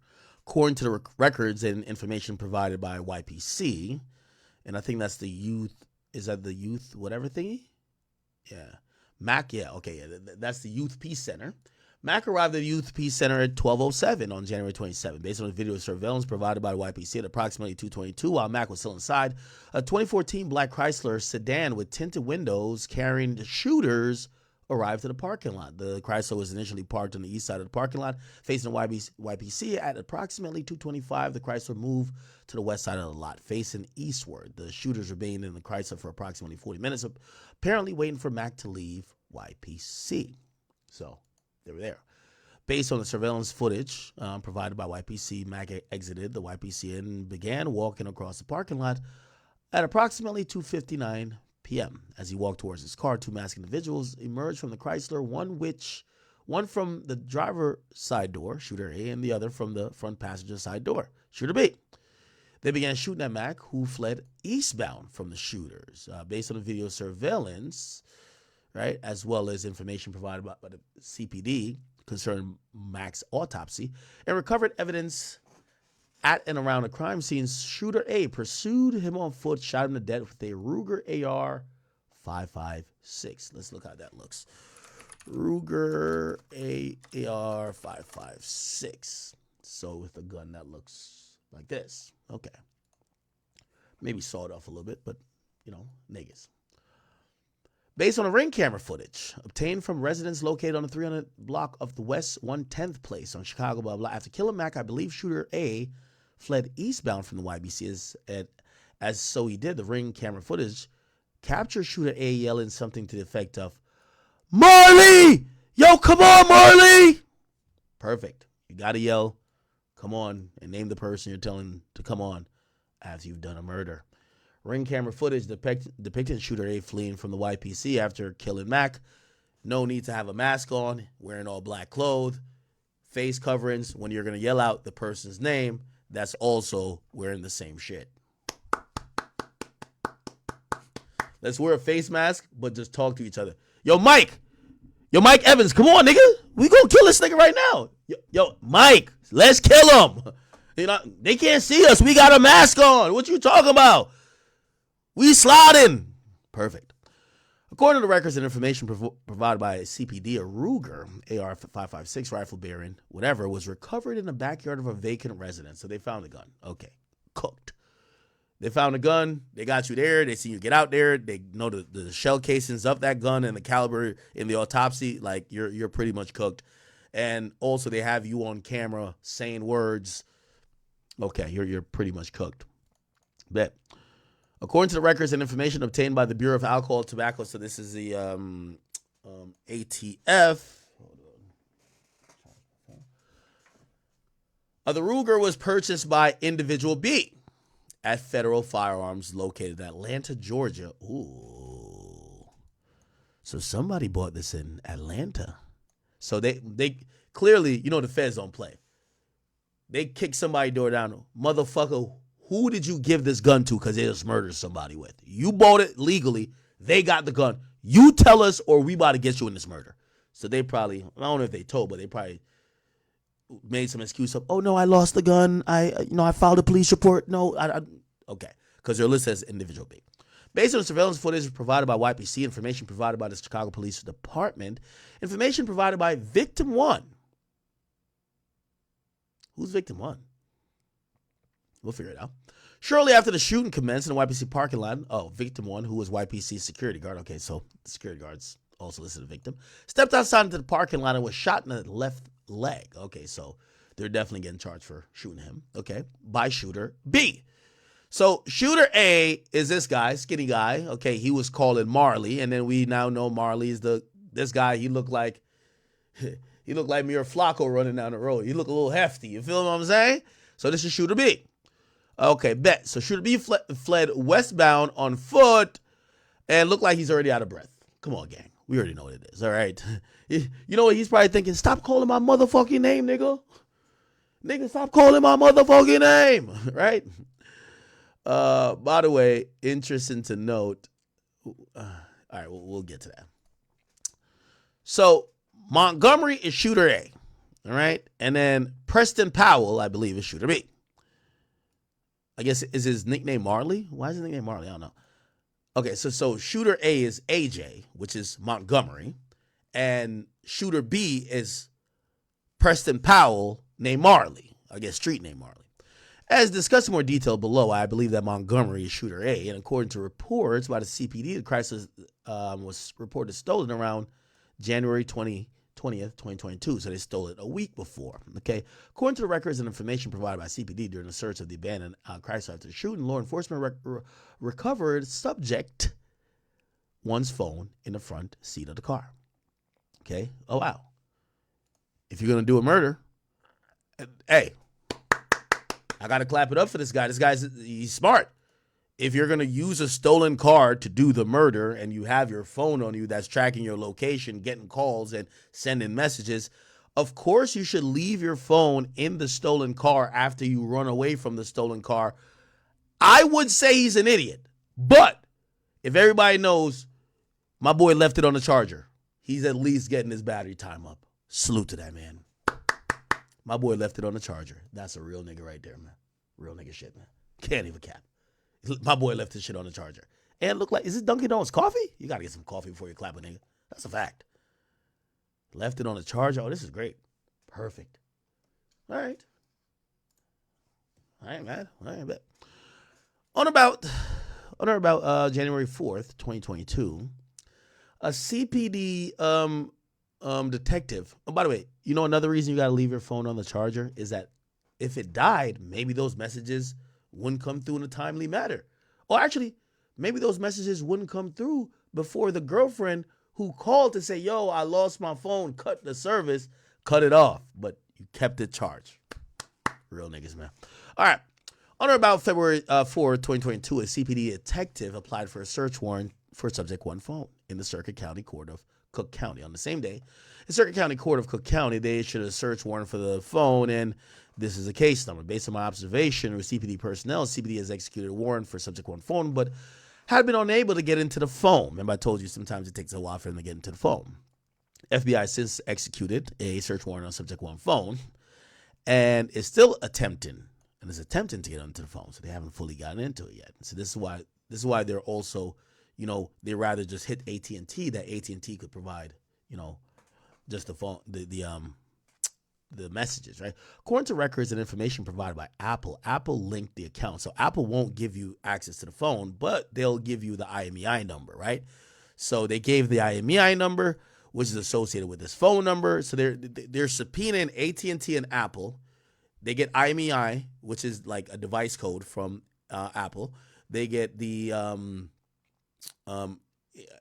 any data and forward correspondence or phone calls or whatever that's going to go to the phone. They get it from AT&T, but they can't get into the phone itself, right? So it's showing that, bro, one thing Apple does good, Apple tells the feds, tells all police, fuck off. We're never going to open a phone for you if it's locked by that person. Now, obviously, they have their own ways to get into phones, but sometimes it takes a while. All right, perfect. So it was here, secondary email address of here, and it was the residential address of here. Bet FBI received the Illinois State Police Division of Forensic lab report, and the lab report said there was DNA match between a biological material recovered from subject one's phone in Montgomery, basically fingerprint or DNA that he left on the screen. If you ever use your phone, you pressing like the oils from your finger that naturally generate your phone, shit could be a hair follicle, could be sweat, could be spit. Your niggas is, you know, niggas be like, man, fuck you, bitch. Like, all your spit lather in the phone. Well, when the police get your phone, they'll be able to get some DNA off of that. So they did a forensic report. They probably swabbed that nigga's mouth or some way got his DNA, matched it to the phone. Nigga, we know you was using the phone. Again, I keep telling you, you can't beat the cops. If they want you that bad, the only way you could get away with crime is killing somebody that nobody cares. You kill a celebrity, you kill someone of high importance that they're going to deploy hundreds of thousands of dollars in resources, you're getting caught. You kill some random bum in some random city that just doesn't have the manpower to solve it, you'll probably get away for a while. Okay? But in most cases, if it's like high profile, fuck no. Okay, it's too much, right? So they identified that this nigga had the phone by his fucking DNA. Like, come on, bro. Come on. Again, I know most of y'all think y'all could do like perfect crimes. Bruv, they're using your DNA to prove you used the phone. Like, my nigga, like, you can't even see DNA. Like, come on, bro. Like, you can't do crimes no more if you want to not get caught. All right, bet. Cool. The listed subscriber for the phone was individual C. Okay, and blah, blah, blah. Anyway, let's keep it going. So, 3 minutes later, approximately 3:45, and approximately 44 minutes after he was murdered, individual C contacted AT&T using this number, reported that subject one phone had been stolen. Individual C is listed for blah, blah, blah. And yeah, cool. All right. And I think that seems like the girlfriend, right? Was individual C? Has to be. All right, whatever. FBI conducted analysis of the contacts between this phone and subject phone one. Okay, so basically, so they essentially identified what phone was contacting the phone they found in the car on the charger. They realized that one of the phones must have been had by the other guy that was the second shooter. And now they're kind of tracking or trying to decode what the fuck they were talking about. And this is where they're busting open the case. Because, of course, if I kill someone after being paid to kill someone 3 minutes after the murder, while the police are rushing to the scene, the first thing on my mind is for me to hit up the other murderer, even though we ran separate ways, and ask him, when is the guy who paid us to do the murder gonna pay us for the murder? That sounds accurate, right? And that's exactly what happened, my people. So on about April 26th, law enforcement interviewed individual C. During an interview, individual C identified her. Okay, so I was right, Montgomery's girlfriend. And also verified that that phone number was hers. Again, no matter how great you fuck her, you could give her 15 kids. The moment she sit down with the feds and they said, we think you helped plan the murder, you're going down too. Yo, dick ain't that good. She's going to say, I don't know what's going to happen. That was my phone, but I had nothing to do with it. Okay, ain't no holding it down, and that's exactly what she did. She identified that she was the subscriber, and then and that number was her number for years.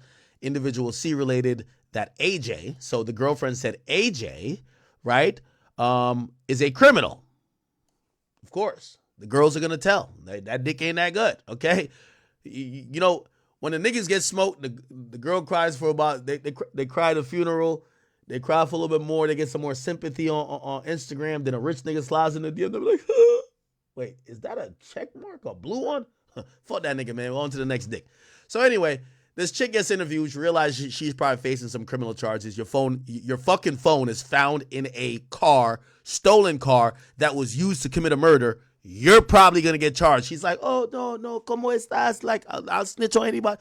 So they say, all right, who are these people? She starts spilling the beans. She says, yo, AJ, he's a criminal and a felon. Shout out to the woman out there. Individuals see related that she knows AJ have been convicted, so she's testifying to that nigga's.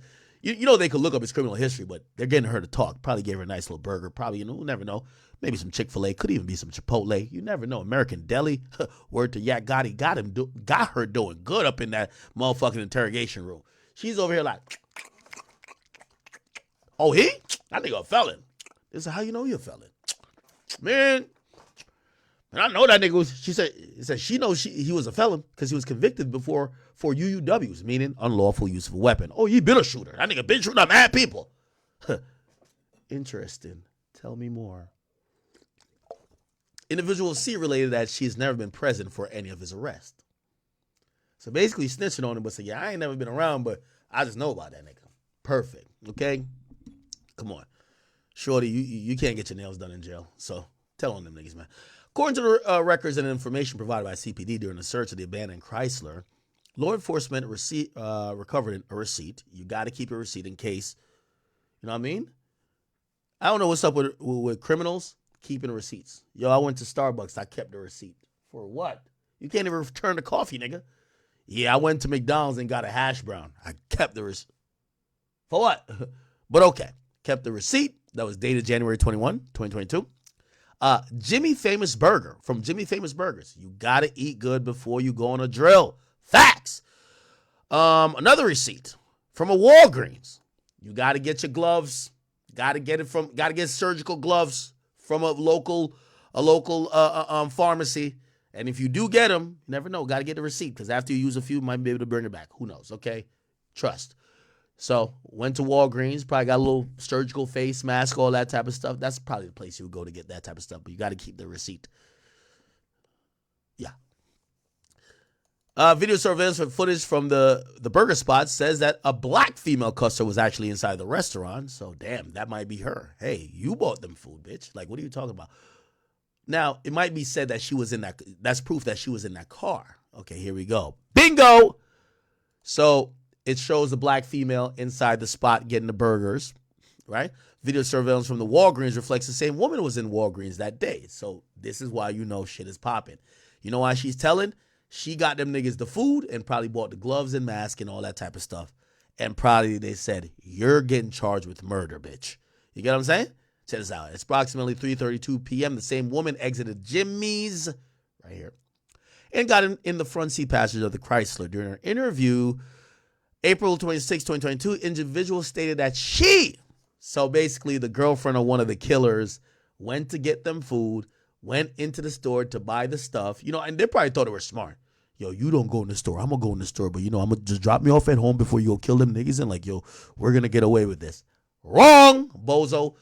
And so essentially, cool. So they're saying identifies a woman in the surveillance footage from Walgreens and Jimmy Burgers.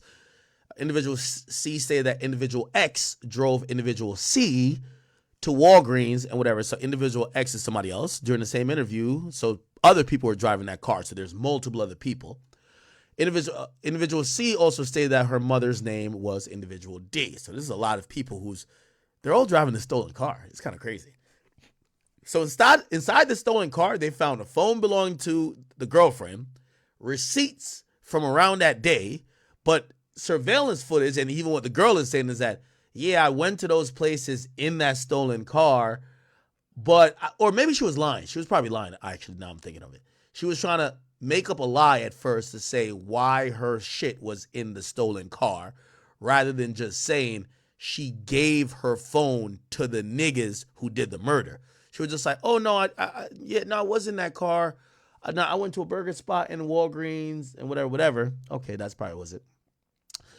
All right, let's keep going. By the way, let me also read this. On or about May 23, law enforcement interviewed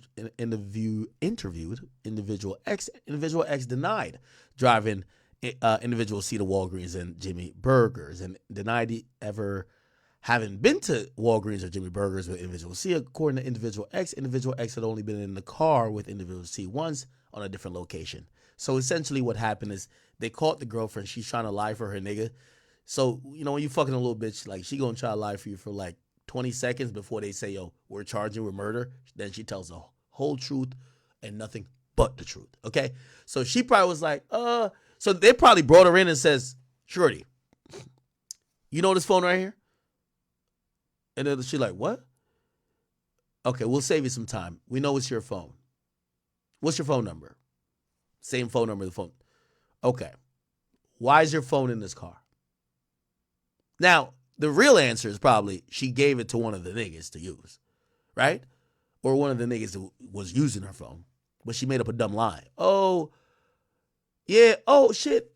Oh, is that the Chrysler? No, I wasn't a Chrysler. Yeah, my other friend had driven me. I had to go get some nails and lashes. I went to Walgreens, and then they dropped me over there by the burger spot. We were hungry. And so who dropped you off? She don't want to say the killers. So she said some random name, individual X. Oh, it was Kiki. Kiki dropped me off. Yeah. Me and her, we were just riding around. It was like a girls' day type shit. Oh, word? They interviewed Kiki. Kiki said, I don't know that bitch, and I've never dropped her nowhere. I've been in her car with that hoe one time. She's lying. So now they know this chick is lying, right? Come on. Chat, by the way, I'm figuring this out on the fly. I didn't read this before. So, but just to let all y'all know, nothing I'm doing or saying is police work. It's having a little bit of brain. That's how I've gotten to get to the position I have. Dumb niggas, being dumb just doesn't help you in life. No matter how, what I do, like, y'all do know I'm a little bit smart, right? Like, this isn't that hard to figure out. Okay. So Walgreens Asset Protection was able to conclude that the unknown female used a reward number of individual D. So go to Walmart and use your, they'll be like, yeah, do you have a phone number? Oh, yeah, I do have a phone number. You give somebody's phone. Oh, my God. A review of the page, Facebook page, I believe is individual C's Facebook, shows a picture of individual C and Montgomery. So, chat, Montgomery was fucking this girl. That's his bitch, right? But she's, she tried to act like she didn't know him. She's like, yeah, nah.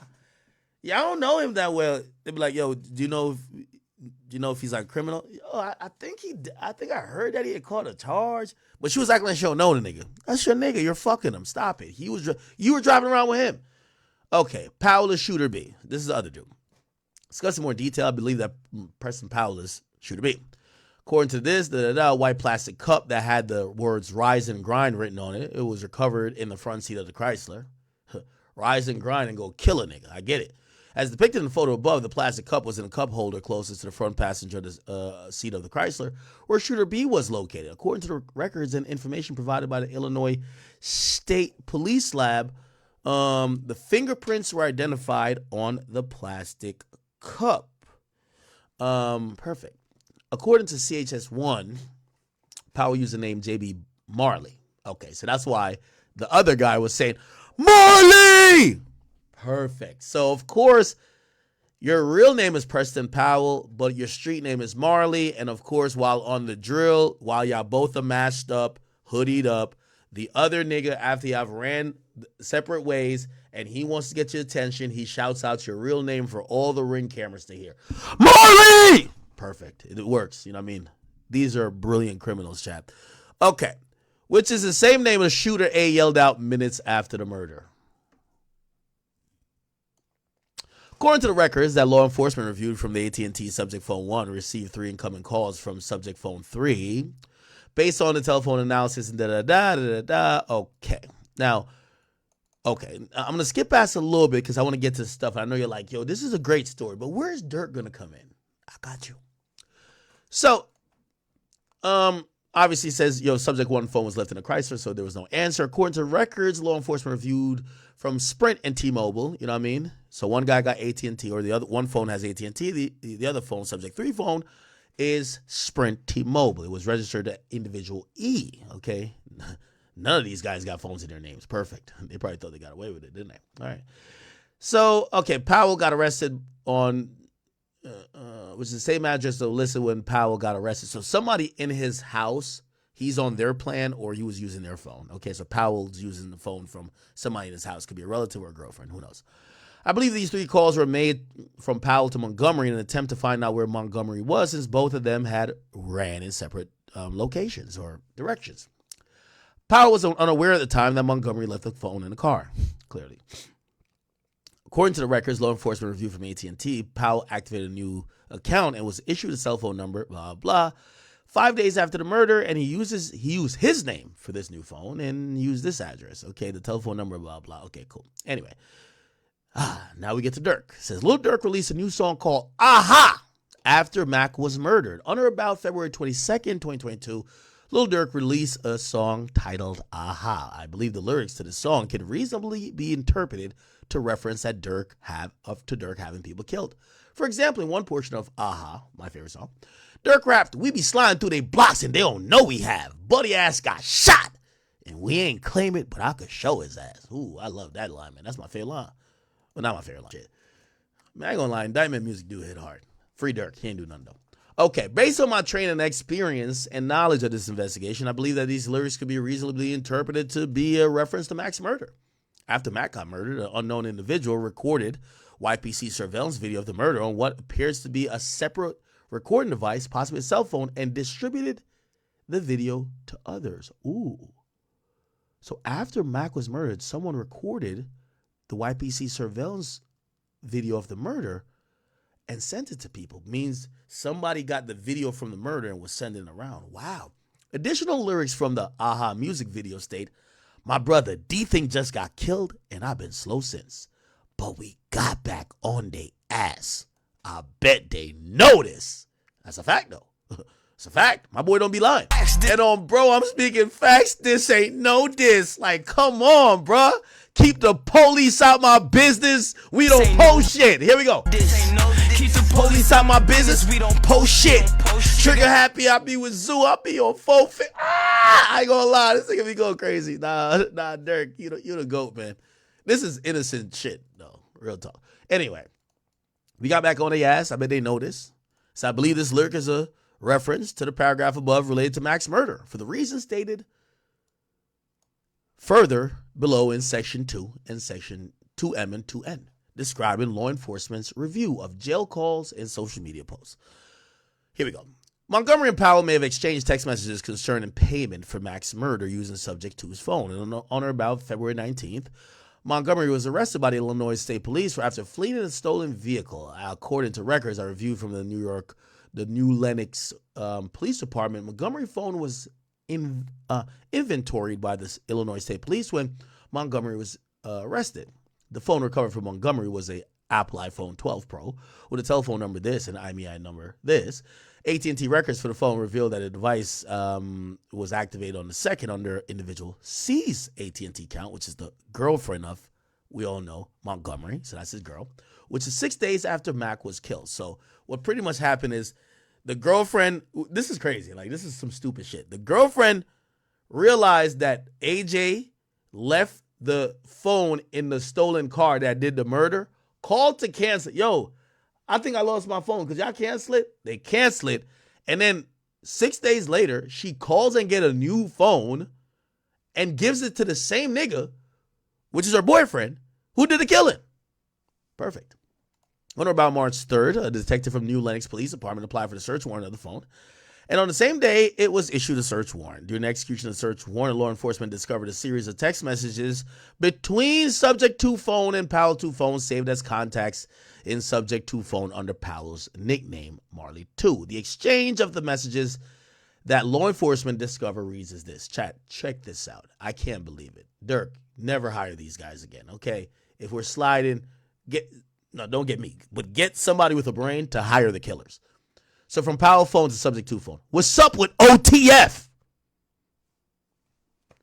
That would be the last thing I want you to say after you just kill somebody for OTF. Yo, what's good with OTF? Hear the other person saying to Powell, which we believe is which we believe is so the person messaging Powell, we believe is AJ. So we believe it's AJ and Powell, or AJ and Marley. Okay. What's up with OTF? Nothing. So Powell then says, what do you mean? They not paying? Then AJ says to Marley, yo, we waiting. He comes up here on the 17th. Then Marley sends to AJ, yo, stand on that. Why you with Dirk and them? And by the way, I'm guessing, so check the dates. So they're asking about payment on the 10th of February, right? You see the next message is on the 17th of February. I guess they didn't get paid. So one guy is mad and he's texting the other guy, yo, stand on it. Why are you with Dirk? He's kind of asking, why are you with Dirk? You get what I'm saying? And then he sends a follow-up message. Did Dirk give you that money? Ain't no fucking way. Ain't. Chad.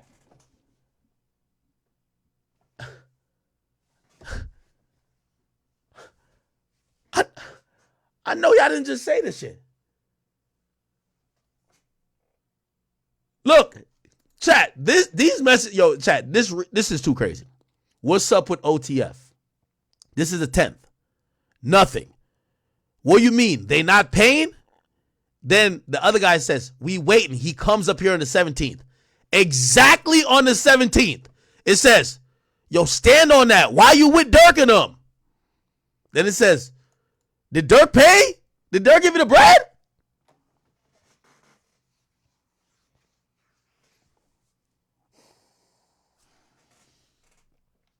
This is crazy, Chad.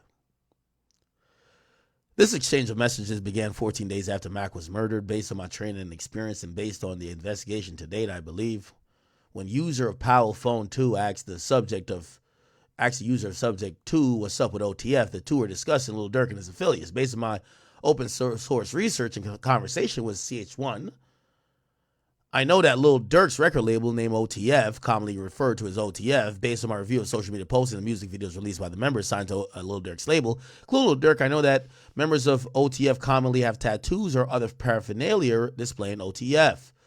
They show this. They show this.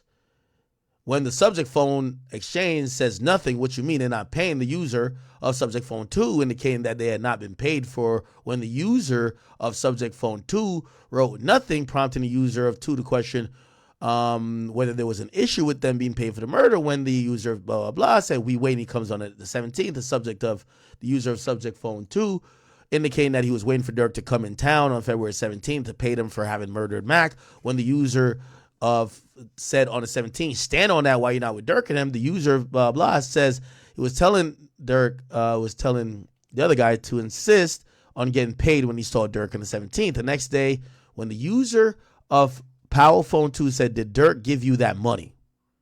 So the next day they then said, yo, did Dirk give you the money, bro? Just flat out. Did Dirk give you the money? Now, we love Dirk. And we know Dirk wouldn't hurt a goddamn fly.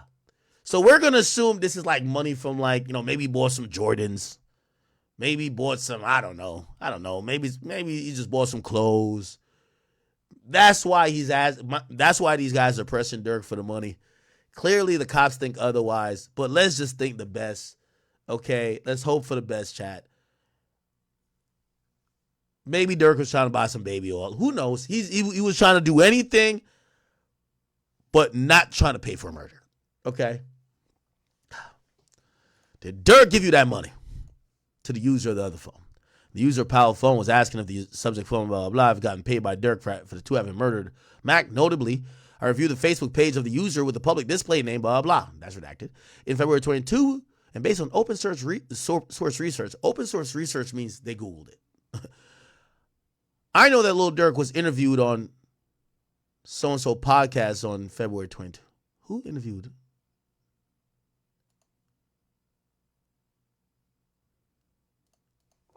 Who did Dirk interview with in February 22? Lil Durk interview. No, it ain't me. It ain't me. It is not me. I'm trying to figure out who. When did I interview Dirk? Lil Durk interview off the record. I interviewed. Yeah, see, I interviewed him in 2023. I interviewed him before All My Life and all that shit. Yeah. Who did he interview with in 2022? Do y'all know? It ain't me, nigga. Stop saying me. Oh, it's Gillian Wallow. It's Gillian Wallow. Gilly Wallow, Lil Durk interview. For months, he said, you got to come. Hey, at least Gillian Wallow could say, oh, it premiered then. Okay, it premiered in March, so he probably did it in February. At least Gillian Wallow could say the feds, probably had a great old time watching this shit. There's a point where I think Wallow's giving some serious game, like, yo, bro, like, he's giving some serious game, and Durk was like, word. Y'all remember this part? Gilly Wallow warns Durk. Here we go. This right here. To keep going, because I'm telling you, man, I can name 20, 30 niggas and my homies is dead. I'm here, though. And I'm going to say some shit that, like, this is documented. You know, I got a TED Talk. I forgave my brother's killer. And I'm saying it to say this. Nigga that killed my brother. My brother died in my grandma's arms. In that fucking house that we grew up in. Nigga shot my brother. He ran to the house. He died in Nanny Harms when she opened the door.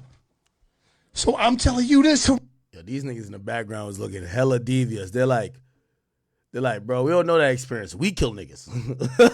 The niggas in the background with all the ski masks and shiesties was like, yeah, that's cool and everything, Wallow, but we don't know that experience. We do the killing over here. Real shit, man.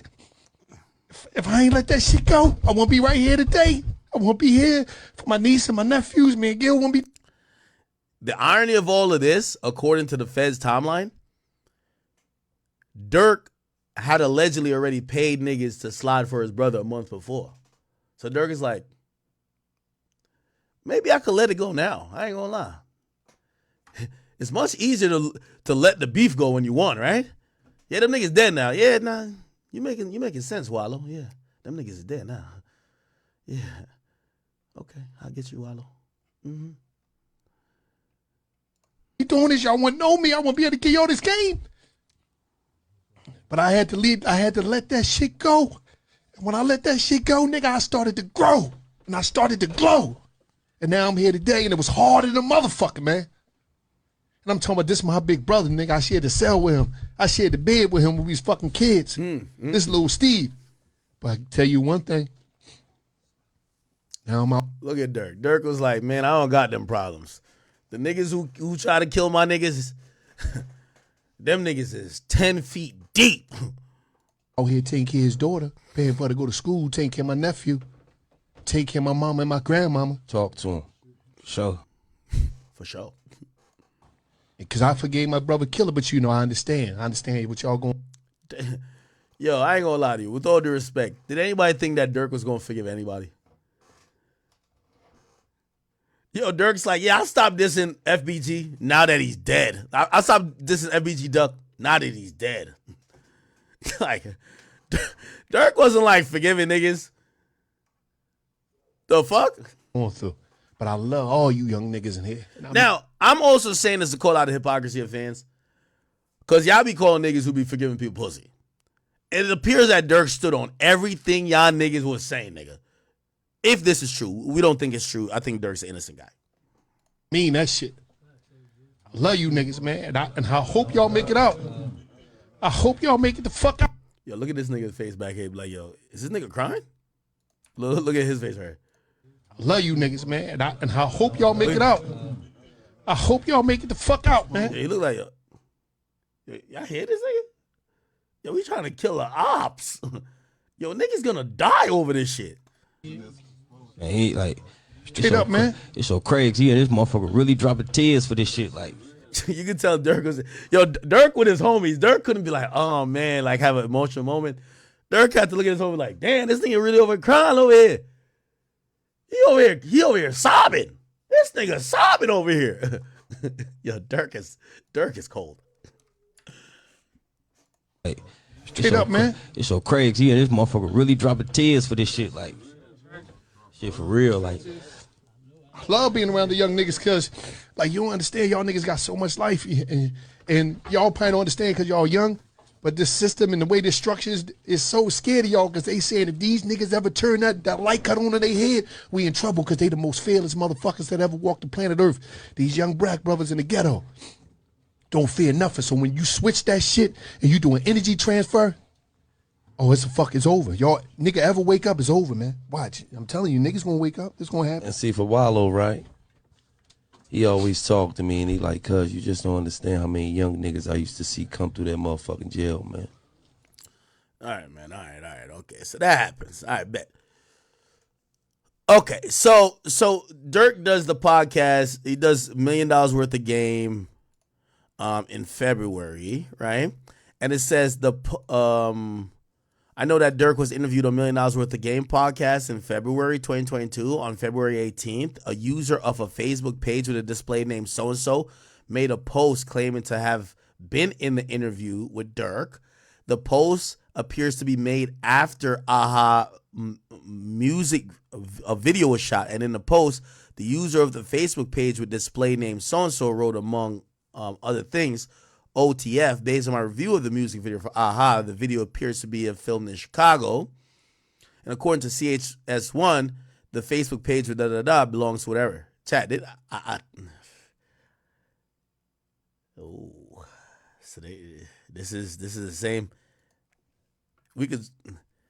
I think this is Gilly. This is Wallow. And right here's Dirk. Wow. Subject for phone on May 5th, 2022. Former employees of blah, blah were interviewed where they said that they recalled 2 participants. Okay, we want to just get to the good stuff because this is treacherous. Okay. However, in later interview, identified co-conspirator B in a dash cam, blah, blah, and they interviewed approximately 3 participants, Employee 1 said to law enforcement that she had heard that after Mac was murdered, there was anywhere from $50,000 to $500,000 being offered for someone to kill Mac. Employee 1 told law enforcement that YPC keeps daily sign-in sheet. According to the sign-in sheet, co-conspirator A and B arrived there. So they think that the people who set this into motion arrived to this place. They probably knew he was going to be there.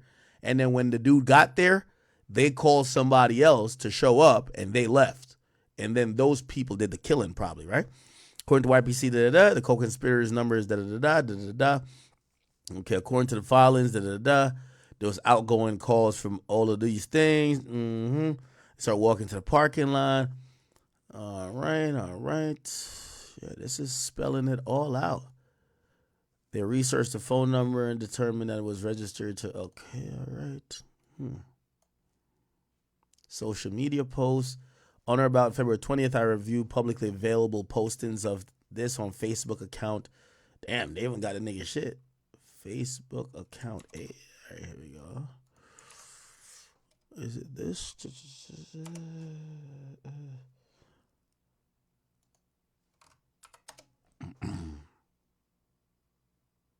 Hold on.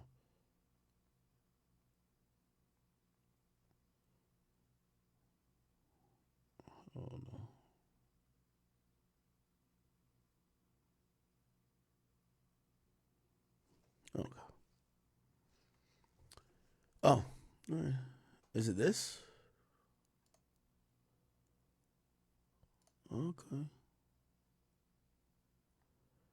My boy studied at Harvard. Seemed like a smart guy. The hell? All right. Anyway. And I'm basing a comparison of the pictures to Montgomery on CPD records. I believe most of the pictures on the profile depicted Montgomery. He updated his Facebook story with a picture of him holding money. Ooh, so they're going to think this is the money that got paid. And the Lil Durk song, Aha, playing in the background. The Facebook story was captured by law enforcement, and the picture of the post is below. Where we be sliding through the blocks and they don't know we have. Based on my experience investigating violent crimes and their links to social media, I believe Montgomery made the above Facebook post to brag and take credit for Mac's murder. And I believe that based on my training that Mac is playing Lil Durk's music and holding a large amount of cash to brag about the fact he was paid by Lil Durk to kill Mac. Now, there was a jail call review. So through this investigation, law enforcement officers have been monitoring jail calls in Montgomery and Individual 1. Individual that law enforcement believes is an associate of Montgomery based on da-da-da. They have made 12 calls from Cook County Jail to the subject, da-da-da. Okay, cool. And I'm trying to see if, all right. On or about April 5th, 2022, I received recordings of phone calls that Individual 1 made while detained at Cook County Jail. During a call made by Individual 1 from Cook County to unknown individual on February 1st, Individual 1 stated to the unknown individual in the summary, Individual 1 heard Lil Durk said, "That's for D thing." Wow. Individual 1 said, he woofing like Tay-Town. He woofing like Tay-Town, and if that's for D thing, then check in, bitch. That shit ain't free. Holy! Nah, Durk, your shooters was about to get on your head, Durk. They said Durk was like woofing like Tay-Town did it. Cause remember I told y'all, Durk, D thing, dog pound or whatever. Then they get to like Lamron OTF, right? And then after that, Durk started fucking with the Tay-Town dudes. So I guess people are saying, yo, they thought it was the Tay-Town dudes who killed the dude for at sliding for D thing. But these guys, they were like, what the fuck? Yo, wait, is Durk woofing out there acting like Tay-Town did this? Which obviously, if let's say Durk did do it, you want to throw the scent off. Like, nah, shout out to my killers right here. When the killer's over there, you know what I'm saying? Based on my experience listening to jail calls that they relate to violent crimes, I believe Individual 1 is referring to Mac homicide. Individual 1 is saying if Mac was killed for D thing, then Lil Durk needs to pay up because it was done for free. During a call with unknown individual, blah, blah, blah, they said they need to create a song and add Snowman to it. Individual 1 went on to state that they caught his dumbass in the snow. Now his dumbass stretched. So if you look back at the surveillance footage, we go back up. This was during winter. We know how it gets cold in the Windy City, right? Based on my training experience and knowledge of this investigation today, I believe Individual 1's comment about Snowman and having caught someone in snow relates to Mac's murder. The crime scene photos from Mac's murder show Mac was murdered in the snow with his body in the supine position. What the fuck is that? Supine position.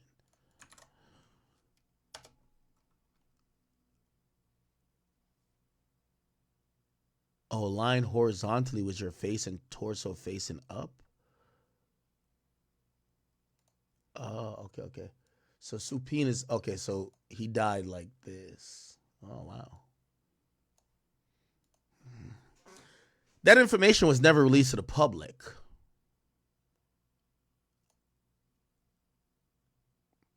So, so they're saying these guys are bragging about an incident of or a particular detail of the murder that never got released to the public. Now, in fairness, somebody who was, people be recording dead bodies at this point. Somebody could have passed that info on and they could have had it, but still the feds are using this to say they know something that we didn't release. It gives further proof that they probably did it, right? This jail call is important because it indicates that Individual 1 spoke to someone with firsthand knowledge of the crime scene. Okay, now this is about this guy being a criminal, and then them searching cell site stuff. I just want to see if there's anything more on Durk, then we're going to skedaddle out of this one. Okay, bet. Yeah. And the agent is Thomas J. Callaghan. Thomas Callaghan, FBI.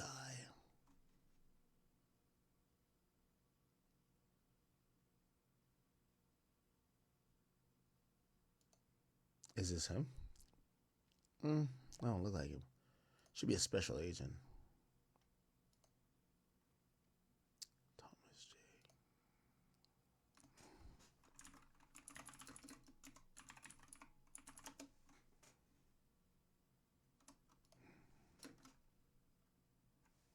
It's probably this guy. No, what the fuck? FBI.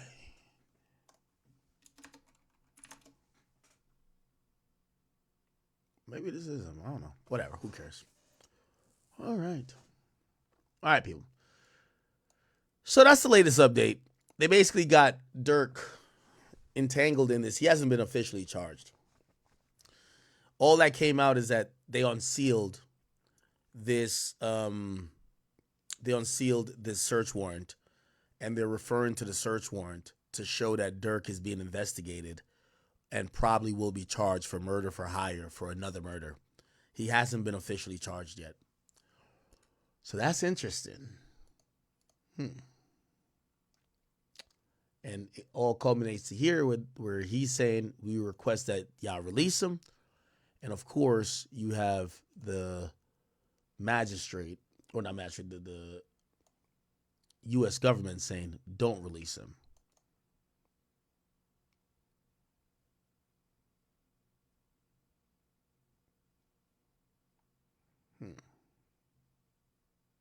Okay. There's a little bit more here. At bottom, defendants' proposed bail packages, resources don't mitigate his danger to the community, and sufficiently reduces risks of flight. His funding or orchestration of the murder conspiracy shows that his proposed bail package are woefully inadequate to mitigate the danger it poses.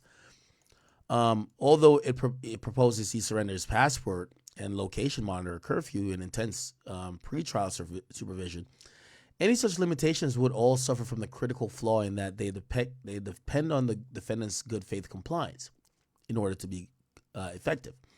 In particular, electronic monitoring does not prevent a defendant from committing crimes within the monitoring radius.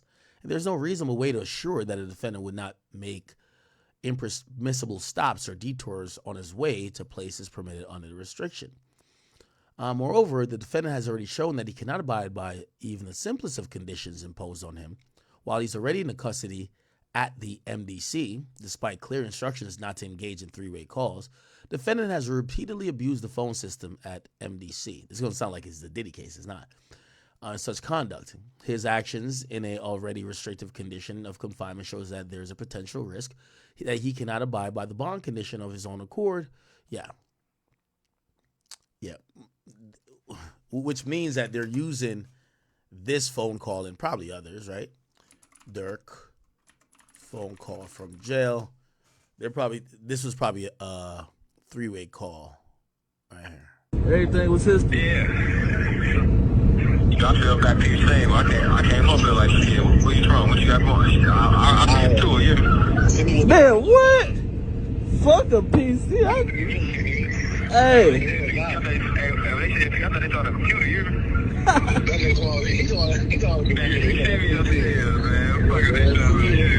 Hey, I respect your mom forever. Fuck a PC. You know, a lot of them niggas be going straight to PC. Yeah. Downstairs, they be like, man, you know man, send me upstairs. Whatever it is, I got to adapt to you. Nah, for sure. Can't go no more for the. Yo, it's interesting to even listen to this call because, you could tell Dirk, no matter being up $50 million, Dirk's on the phone with two niggas and he's trying to impress them still. Like, yo, bro, yeah, they got me here for this murder shit. Man, these niggas just trying to put me on some PC, nigga, like I'm pussy. Like, what the fuck? Like, nah, and the nigga said, PC? What? Like, yo, bro, I told him this nigga, send me upstate, nigga. I don't give a fuck, nigga. I'm not getting on no piece. Like, Dirk is still communicating to these niggas like, yo, bro, I'm like that. I'm real. Now, I'm not, of course, I believe that he is, but it's like, I'm going to be honest with you, like, I don't even think this would be a conversation you want to have at this point, given what you're facing. Like, trying to justify to the guys or trying to tell them that, yo, they trying to put me in PC, but I ain't going. Who the fuck cares? Like, right now, you need to figure out how to beat this and come back home to your family. You joking with the guys about, yeah, they think like, yo, wait, hold on. I don't know what type of nigga they think I am trying to put me in PC. Like, what the fuck? I told niggas send me upstate. What's up? Not like, that might give you a little bit of mindset about, and again, you're going to criticize it, but Dirk grew up in this. Dirk's father was in jail. Dirk grew up around people dying around him. Dirk grew up around his brotherhood. A lot of it came from being in a gang, right? This is his validation. His validation ain't these bitch-ass rappers who never been through nothing. It's a reason why every time you seen Dirk around any other rapper, he was punking them. Like, none of these rappers was doing anything that he was into. So, like, I could imagine he's not looking for their validation, right? Like, these rappers, they never did nothing. Like, Dirk was actually doing it. So, like, he probably cared about validations mostly from the street niggas who he probably would be like, yo, damn, I'm his shorty or whatever. I don't want that nigga to be like, man, yeah, Dirk finally got in some real trouble. That nigga pussy though, like he just went and locked down. My Jamaican accent. He went and got locked down. He stopped talking to all the guys. He stopped fucking with us. He not getting on the phone with us no more. He's sad. He might do some crazy shit. Like, nah, he's still on the phone with the guys. He's still, yo, yeah, we chilling, bro. We good. Like, laughing with him, everything. Now, obviously, I'm pretty sure he's not happy about his incarceration, but it shows you that if you're gonna think about validation, this validation is coming from that. Which, by the way, this was like super important. And I watched this, and I actually believe this a lot. I gotta get Trench's news on my podcast. You know, when I listen to him, he's like the only Chicago person that has like a really interesting perspective, but he's telling it as it is. Let me see where we can play this. Where can we play this? No, not that. Damn, yo, Vlad be chopping up so much content. Where is it at?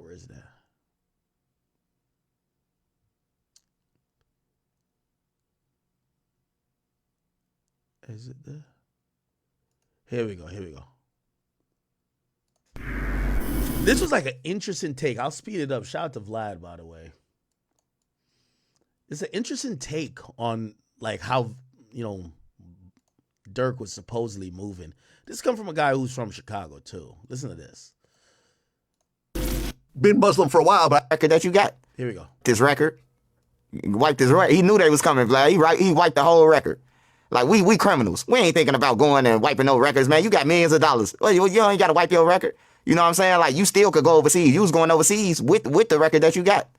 You know? So, it's like he knew they was coming, man. And then the peace thing, like I tell everybody, it's a good thing, Vlad. Like, he played people. That was a whole play. But it was a good thing. You know how you got kids still believe in Santa Claus, but you as a grown person know the truth. So let them kids believe that piece was real. Let them think that, you know what I'm saying, like them putting the picture up there, like it's a start somewhere. But that was a whole play, man. That whole situation was a play.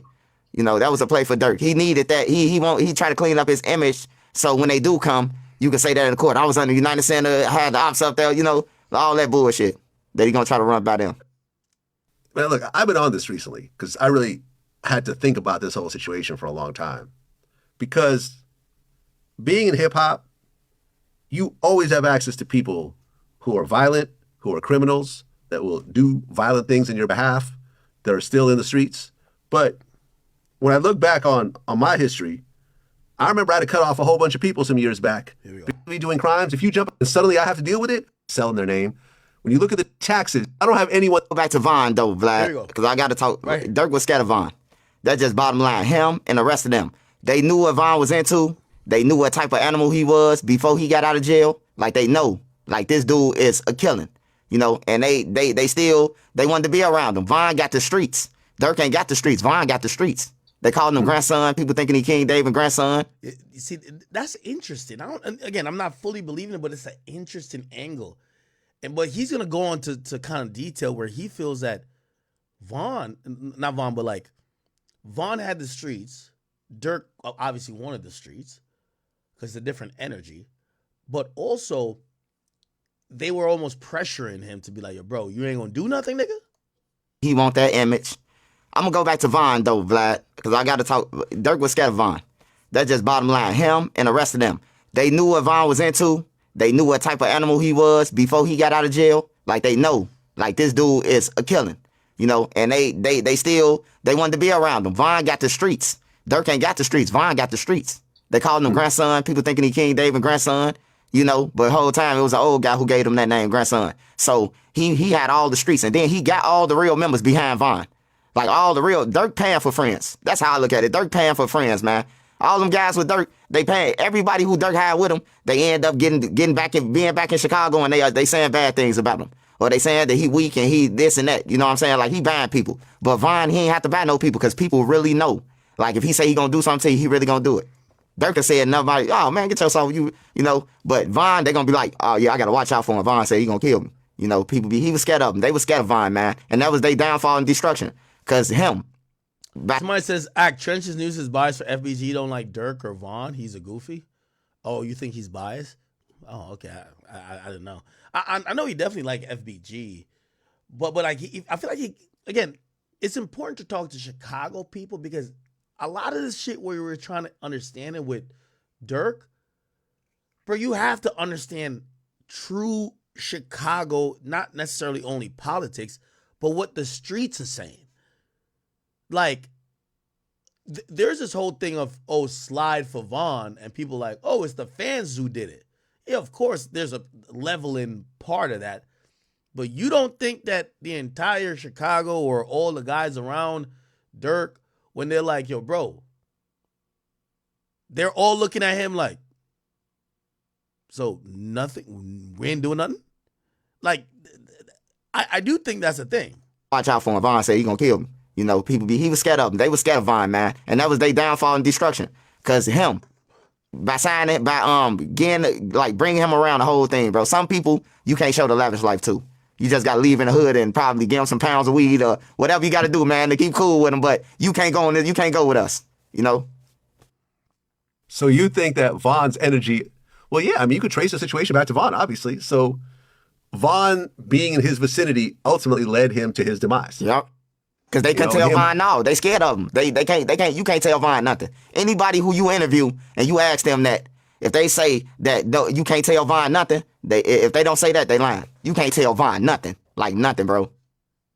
Well, the fact that Vaughn was gone and he still was running the show in a way is kind of crazy. Yeah. Because the street's still with him. The street still want to get back for Vaughn. They want to get back, and you in the power to be around these dudes. You got the money, and like out of that's the only thing I was surprised at with this Dirk situation, Vlad. Like when they brought up the five guys on the screen, I didn't think Diddy would be there with him because that's Dirk's friend. So I definitely didn't think he was gonna be there. But I thought it would be like some people we seeing in these videos waving guns around and jumping around like monkeys. It wasn't none of them. All KFC workers, man, the janitors and shit. You know what I'm saying? Like he went to the space station to go and get the guy with the glasses and shit. Like I'm disappointed in Dirk, man. I'm disappointed in Dirk, and he did it, y'all. So y'all get in the comments, he did it, not us. He did the shit. He went on the plane. He got all the millions. You wouldn't do this shit when you was broke. Don't do it when you get some money, man. So what exactly is Dirk's criminal record? Because I remember I was talking to someone about this, and we were kind of going back and forth. I mean, was Dirk really in the streets, and was he really putting in work before he became a successful rapper? I mean, he was like Dirk would do shit. Like he'll do shit, like rob people and stuff like that. Like he was into doing. Anyway, interesting.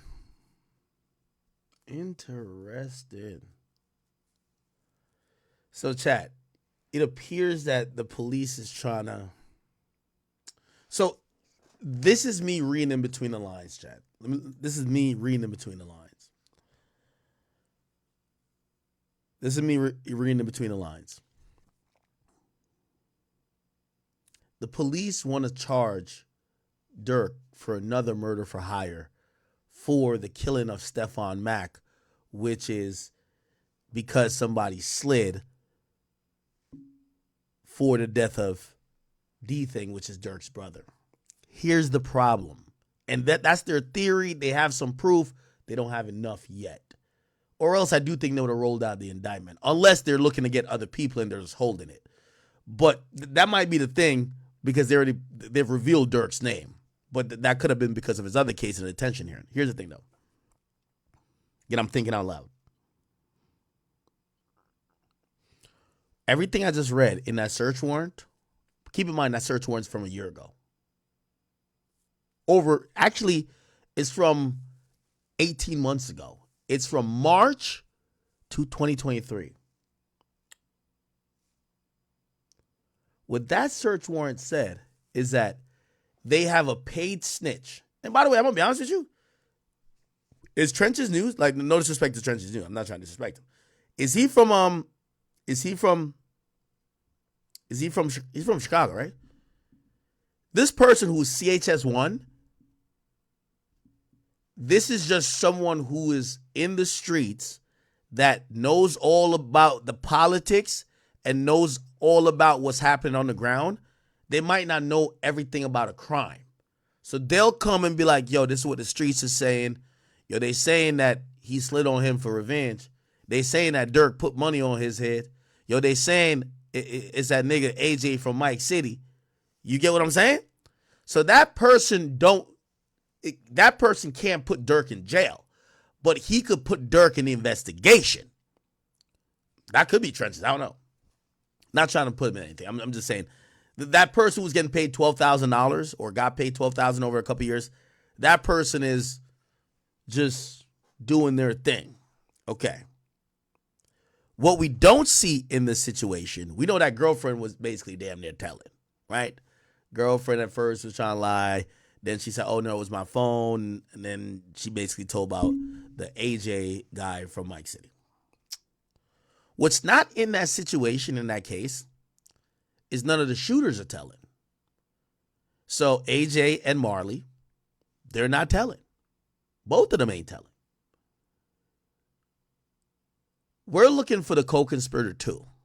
So there's some co-conspirators in there, but it seems like it's individuals they're investigating, not individuals they already know of, and either have chose to charge or got more information from them. Nothing told me that they have solid snitches in that case. What brings Dirk into that case, other than CHS1 saying, yo, the streets are saying that they got get back for D thing when they killed this dude, which the cops are going to look at, right? That CHS1, that's his job to come tell the cops, like, yeah, I ain't going to lie, them niggas who died over there by the warehouses, yeah, that's because so-and-so shorty got killed. So that's why them niggas got, that's their job to kind of tip the law enforcement off on how to investigate shit that they could lessen the amount of people to look at. So it appears that they're looking for just more information. And the only reason why Dirk is so much of a big case is that the shooters got super anxious about getting paid. Now, they don't necessarily mention how much they're getting paid, but they do mention getting paid. And they text each other back and forth about getting paid. And they're asking each other, yo, what's good with OTF? What's up with the payment? And then one guy's called on a jail call saying, yo, bro, why Dirk woofing and claiming that it was Tay-Town who did that? What the fuck? Basically saying, why Dirk not, Dirk need to check in and acknowledge the fact that we slid and killed the nigga who was somehow involved in his brother dying. So those are really big, important things, chat. Really big, important things. So they've outlined it that Dirk would be a murder for hire, but they definitely need to figure out a few things. When did Dirk order this, right? Because the CHS1 thing is like, he comes with the, word on the street, Dirk had money on niggas' heads. Yeah, that's word on the street. Nobody. You see, in the Lil Pop case, co-conspirator 2, that shooter, he's going to be able to corroborate everything. That's going to be big. So they need a little bit more in this case to get Dirk on murder for hire. And I do think that's going to come in them offering a bunch of people deals. They're going to offer, I don't think maybe the shooters, but they'll offer, there's a bunch of individuals. I don't think they're under investigation, but there's a bunch of co-conspirators. Remember they said 2 co-conspirators came to the Youth Peace Center and they basically checked in and left? Well, those are going to either be charged with murder themselves or they're going to be accessories. Regardless, they could plead down probably. They could maybe plead down from a full murder charge to accessory if maybe if they could claim, all I was told to do was to go there and be there at a certain time and just give a call to see if when that nigga comes. I didn't know they were going to kill him. I ain't know. But I'll tell you who gave the call, and I'll tell you what I heard about blah, blah, blah, blah, and I'll tell you how Dirk fits in. Okay, we'll drop your charge, but you're now a snitch. You get what I'm saying? Perfect. So this is going to be super interesting, man. They're naming him. Again, I want to be very clear. They are not currently indicting him. But in a recently unsealed, That whole case is sealed. I do think eventually he's going to get charged. The whole case is sealed. I looked through the case on stream before. It's all sealed. So I think he's going to get charged. They're running all type of warrants. They're trying to flip people. I think he's going to get charged. But in his current case with Lil Pop, which I think they feel based on the snitches they have, and it's all about the cooperants, right? I keep telling you, like, most of this stuff, one thing, you know, y'all all gonna be like, yo, Dirk, you dumb as fuck, nigga. Like, you dumb as hell. Y'all gotta stop saying that. Anybody who decides to do a murder is dumb as hell. You're just gonna get caught. And when they get caught, you're gonna call them dumb. Because in none of these, you see a dead to rights situation with Dirk, where Dirk texts someone, did you kill bro and them yet? Did you kill something? Like, no. You don't see no message where he says, yo, after y'all kill him, just send me a video. I want to see the body on the ground. You don't see that. You don't see yo, send me a account number. I'm going to wire you the money for doing that shit for me. We don't see nothing from Dirk. We see the shooters or the other people who are thirsty for the money implicate Dirk. But if those people stand tall and don't cooperate, it's still hard to tie it to Dirk. If I had to break this down, and again, this is just me riffing here. I don't know. First of all, I think Dirk is probably innocent. I like Dirk. It's my guy. But if he did do these things, based on what I read, the pattern is this. Dirk never communicated directly with any people who did the killing, which I would imagine he's thinking, I'm being smart. Second of all, he would communicate with a guy that probably communicate with another guy, and that other guy would do the recruiting. Also, I know Trench's News says, yo, he was hella disappointed in Dirk because he thought it was going to be some of the guys who was waving around guns in his video. I think Dirk was trying to be smart by not having them around. Yo, that's why he's saying, yo, Buka, could you put that switch on for me? He's not going to have Buka do a fucking murder. You get what I'm saying?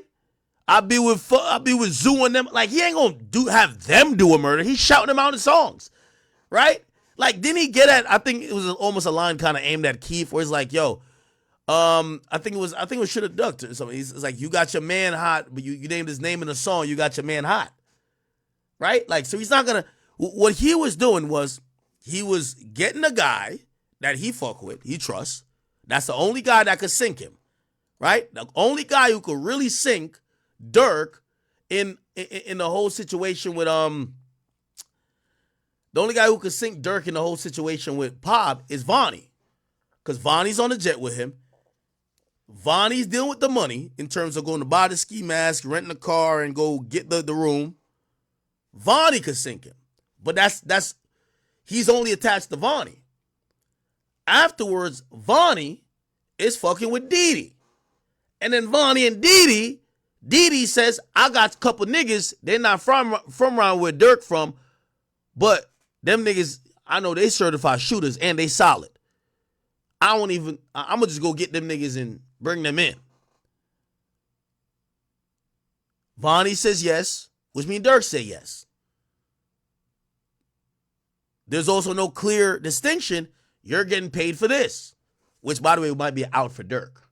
Because, you know, if I'm Dirk, I'm going to claim, why would I need to pay my gang to go slide on an op about a nigga we all hate? In the nature of gangs, we all hate the nigga. I don't need to pay them to do what they should be doing already.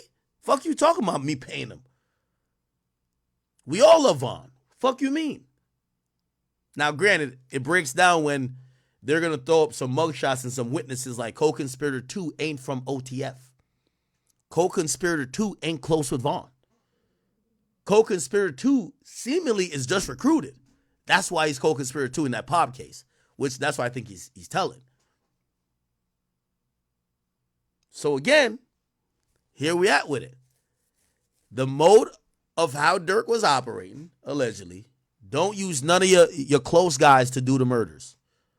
Use one guy you know to fuck with somebody else you know that knows some guys who from out of town, OT. And when I mean out of town, still in Chicago, but out of your jurisdiction. Not from OTF, not from Tay-Town, not from Lamron, but niggas y'all fuck with but wouldn't be seen with all the time.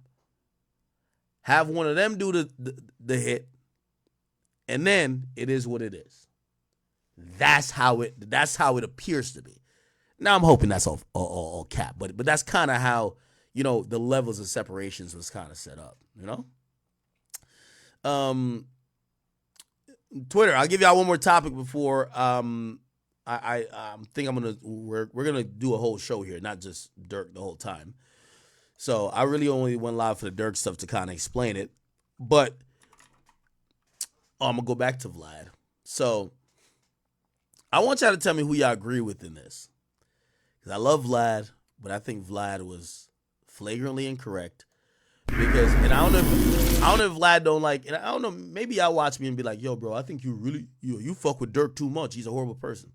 All right, if you think that, like, I always tell my bosses, I do fuck with Dirk a lot. You know what I mean? I fuck with Youngboy a lot too. I always say, I try to stay out of that. Their situation, I try to stay out of it. I'm not a street dude. You get what I'm saying? And that's the great thing about it. I don't need to be picking a side. However, I'm interviewing Vlad, and Vlad, like, basically tells me, he's like, man, I ain't gonna lie, man. Like, he basically said Dirk's a horrible person for trying to kill Quando because Quando never did nothing wrong in the Vaughn situation. And we get into an argument because I said, that's not how street beef works. Y'all listen to this. Y'all tell me who y'all agree with, me or Vlad. Just spam it in the comments. Here we go. Whatever, man. Like, he's mad at me over, you know, mentioning that they're having a boy, that him and India are having a boy, so his girl's mad at me, so he's whatever. Cool, whatever. This is back and forth. I always felt like if I ever ran into him, we would just have a conversation. He's a very nice guy. Yeah, he's a nice guy. I mean, I knew him. We've hung out before. Like, I've interviewed him multiple times. I never was scared of Dirk or whatever else. I always thought, like, okay, we just have to get face to face, and if we have a conversation either in person or on the phone, I will sincerely tell him that I'm sorry, and that's that. But at the point that I find out that he literally tried to kill Quando, who's always been cool with me, who I recently interviewed just like you, and, you know, I stay out of that, Vlad. I just felt like it was foul. And I felt like... well, you can't do that, Vlad. They both try to kill each other. Street shit. Both try to kill each other. Quando tried to kill Lil Durk? Street beef, brother. Quando tried to kill Lil Durk? Would you know about that? That's the thing what I'm trying to say. Is there any... Listen, Quando got shot at right after the King Von murder. You know, do you think he's a choir boy? It's tied into each other? You think he's a choir boy or he's a straight up pussy? Like, what I'm saying is that... Yeah, what I'm trying to say is that... No, Quando's a street guy. When it comes to street stuff, a lot of us, we always be like, oh my God, they killed Young Dolph. You think Young Dolph was just a perfect angel and he would just get shot at like a pinata, respectfully. Yeah, this is street beef. We love these guys that end up passing away or whatever, and we look at the other side who did the killing as usually, not with the Vaughn situation, who we see on camera, he was the aggressor, but we usually look at like, damn, why'd you kill him? They're both trying to do the same shit. But in this particular case, Quando was the victim. FBG Duck and King Von. You think that FBG people never wanted nothing to happen to King Von? But I never took the same stance about FBG Duck. No, but I knew that Duck's people and... So in your opinion, you think that Quando Rondo was just minding his business? That night, yeah. But it's always like that. But do you think that he was not part of this beef or this back and forth? I have yet to hear Quando Rondo threatening King Von, threatening Lil Durk, shootings or violence occurring that came from Quando Rondo. You're not going to hear about it until there's an arrest. I would have heard something considering there's who I am. 3-4 shootings. Do you know how many people approach me and tell me different stuff? Like, you know, one of the shooters, I'm not going to say who it is because this was a private DM and so forth. Someone who's affiliated with one of the shooters basically was like, this guy, I've known this guy my whole life. He's not even part of OTF or whatever else, so you guys could kind of figure out who it is, but I'm not going to say specifically who it is. They're like, this guy's definitely going to tell. He's not built for this. You know what I'm saying? He doesn't come from this type of background. He's not like a hardened killer or whatever else. He's going to be cooperating. Yo, Vlad. And he's one of the shooters. The only thing I'm saying, listen, we could be cool with either side, and I got no problem with Quando, and I got no problem with Dirk. But What I realized it from the war in Chirac. It's easy to say when someone dies or the other guy, you must be a piece of shit. Why would you even do all this to kill this guy? Then you realize it's always back and forth. You see, yeah, okay. Like I've been covering the It's not Fulio always back and forth. Sometimes you have people who are being the aggressor, who are being the bully, and who are using their money.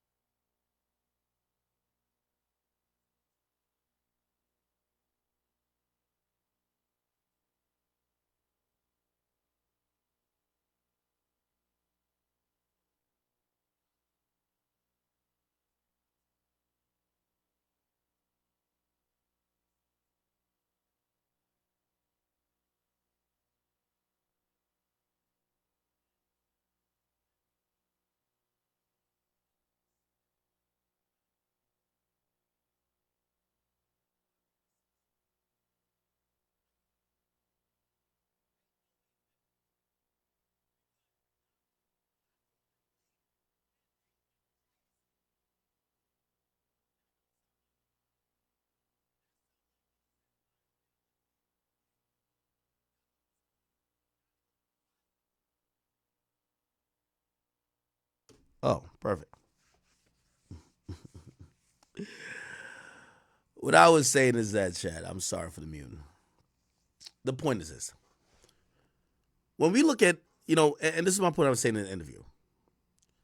Bro, street beef, we rap fans start turning people into victims and people into non-victims. I don't care if two gangs of beef and then one gang got 1,000 people and the other gang got 100 people. Let's put it in this context. If 10 people of the gang with 100 run into one person from the gang with 1,000 in the mall, they gonna do something? Of course. If 10 people or 100 people from the gang from 1,000 run into 10 people from the gang from 100 in the mall, they're gonna do something, right? Now, if they ain't doing nothing, they don't got beef. Let's be honest. Like, again, I'm talking about beef. In real beef, there ain't no victims. In real beef. Okay? It just matters who you like more. It's like when it comes to war, right? When Russia is warring with Ukraine, or when the United States was warring with these other countries, or Germany, whatever, or we be getting into it with Iraq, the perspective of who's the good guy and the bad guy is only on what lens you're looking at it from, right? Because if they do something, we're gonna call them terrorists. When we do something, we're heroes, right? It's the same thing, kind of like in a microcosm when it comes to rap beef. Both sides want to do some shit to each other, and if both sides equally don't want to do something to each other, I don't think that's beef. Now, I know people gonna be like, well, Quando and them, Young Boy and them was talking that shit that you know what that comes with. When I see you, it's up. They was on Clubhouse talking it. They was rapping it. That's how it gives it up. Listen, we not talking about this other shit. We talking about niggas really ready to get it in. All right, when you start talking like this, you start making threats like this, nigga, when you see me, you know it's on site. It's over. Let's get it in right now. Ain't no victim right there. How's there a victim? How is there a victim at that point? But we make victims based upon who we like. Bro, let me tell you this. With all due respect, I love Young Dolph. But Young Dolph could not be a victim in my book. Nigga, ever since Young Dolph died, PRE been issuing belt to ass. Nigga, it's not even belt to ass. It's extension card to ass. They've been killing everybody that got... Come on, bro. Come on. Does that type of nigga look like they could be bullied? Anyway. So you're saying Quando was being bullied? Quando was a street dude, too. Absolutely. Yo, if he was a civilian, yeah. Absolutely. You're not going to believe in this particular situation, Quando got bullied, and they thought that they could bully him, and they didn't realize the type of people that Quando had around him, like Lil Tim, who was down to actually go all out to protect his friend. You're going off internet narratives. You're going off what you see on the No, I've interviewed Quando and Lil Tim. No, you're not hearing what I'm saying. I've interviewed Quando and Lil Tim. No. Even Lil Tim said, if King Von didn't attack my friend, he'd be alive today. Yeah, but Vlad, you're trying to make one side like the victims when in street beef is usually just retaliatory not shit. In this case. That's not true. Tell me what Quando and his crew did. Okay. I'm not talking about NBA Youngboy. Okay. See, this is why I don't agree with Vlad. Vlad is saying, tell me what, man, put it like this. Y'all, you see, again, it's different when you're a civilian. It's different when you're a civilian. When you a street nigga and you're online and y'all getting into it and you say, nigga, when I see you, nigga, y'all niggas is pussy. When I see you, this is up, this and third. And here's the thing, too, right? Here's the thing that's all I agree with what Vlad is saying. Bro, it's not like Von pulled up and tried to kill the niggas immediately. Bro, yo, Quando and his niggas was talking shit, bro. That's a fact. Young boy and them was talking shit. That's a fact. Von is on timing. When I see them niggas, I'm punching on him. He didn't even say he's shooting them. To keep it real, he should have been on that. But he said, all right, when I see them niggas, man, I'm hooking off. He goes over there, all right, fuck it. Bro, that's how issues get handled. Yo, when I see this nigga, I'm punching on this little nigga right here. He sees that nigga. And also, here's the thing that's, I realized it in post. They capping, bro. Quando and King Von and them, and even YB, bro, there's behind the scenes conversation of them kind of getting at each other days before and even the day before they got to that parking lot. Just talking shit to each other. Bro, so two street niggas talking shit to each other and they see yo, you know how it's gonna go.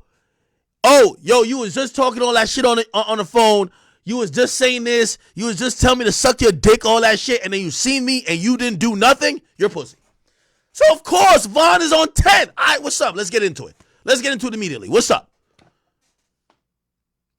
If you didn't want to smoke, you shouldn't be talking shit. We street niggas, you know how this shit could go. And also, likewise for Von. You street niggas, you know how this shit could go. A fist fight turns into a gunfight real quick. So I understand it all ways around. I'm just saying Quando not no damn victim. He was talking shit. When you talk shit to another street nigga, you know there could be physical altercation. Here's the thing, and this is what Von and them should know. When you think you about to get physically into a physical altercation with just fists with a street nigga, that turns to a murder real quick. It's fair all around the board. It's fair. Nigga, this the streets. Everybody's coming with all these little theories. No, nigga. The street fights I see happen when niggas get into it at the mall and this and third or at the club. Niggas start pulling out knives in the club, start stabbing niggas. Niggas shoot niggas. That's how it happens. But usually at first it's like, yo, that nigga been talking shit. Yo, when I see him, I'm slapping the shit out of that nigga, man. I promise you, on everything, on my kids. They see the nigga, if you don't slap him, you pussy. Now that nigga gonna be online trolling you, you pussy as fuck, nigga. What happened when I see you in the mall, nigga? What happened when I see you in the mall? What you do? You ain't do nothing. You ain't do nothing, nigga. You was just chilling. You walked right by me with your head down. What's popping? All right, bet. So you seen him? You go over there, you try to fight him? All right, bet. That's kind of what happens. And then what happens usually with one nigga in your crew when y'all lose in the fight? fuck that. I'm busting my gun. All of that shit is par for the course in the streets.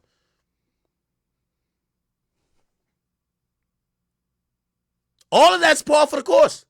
Like, people trying to create real rigid rules. No.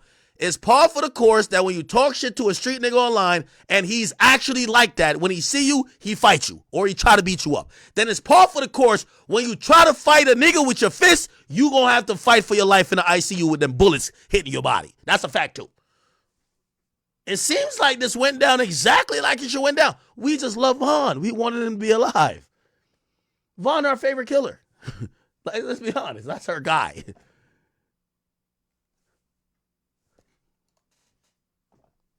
Told about the indictment that they caught. There's charges for shootings in there. You think that they were just shooting at the air? Wait.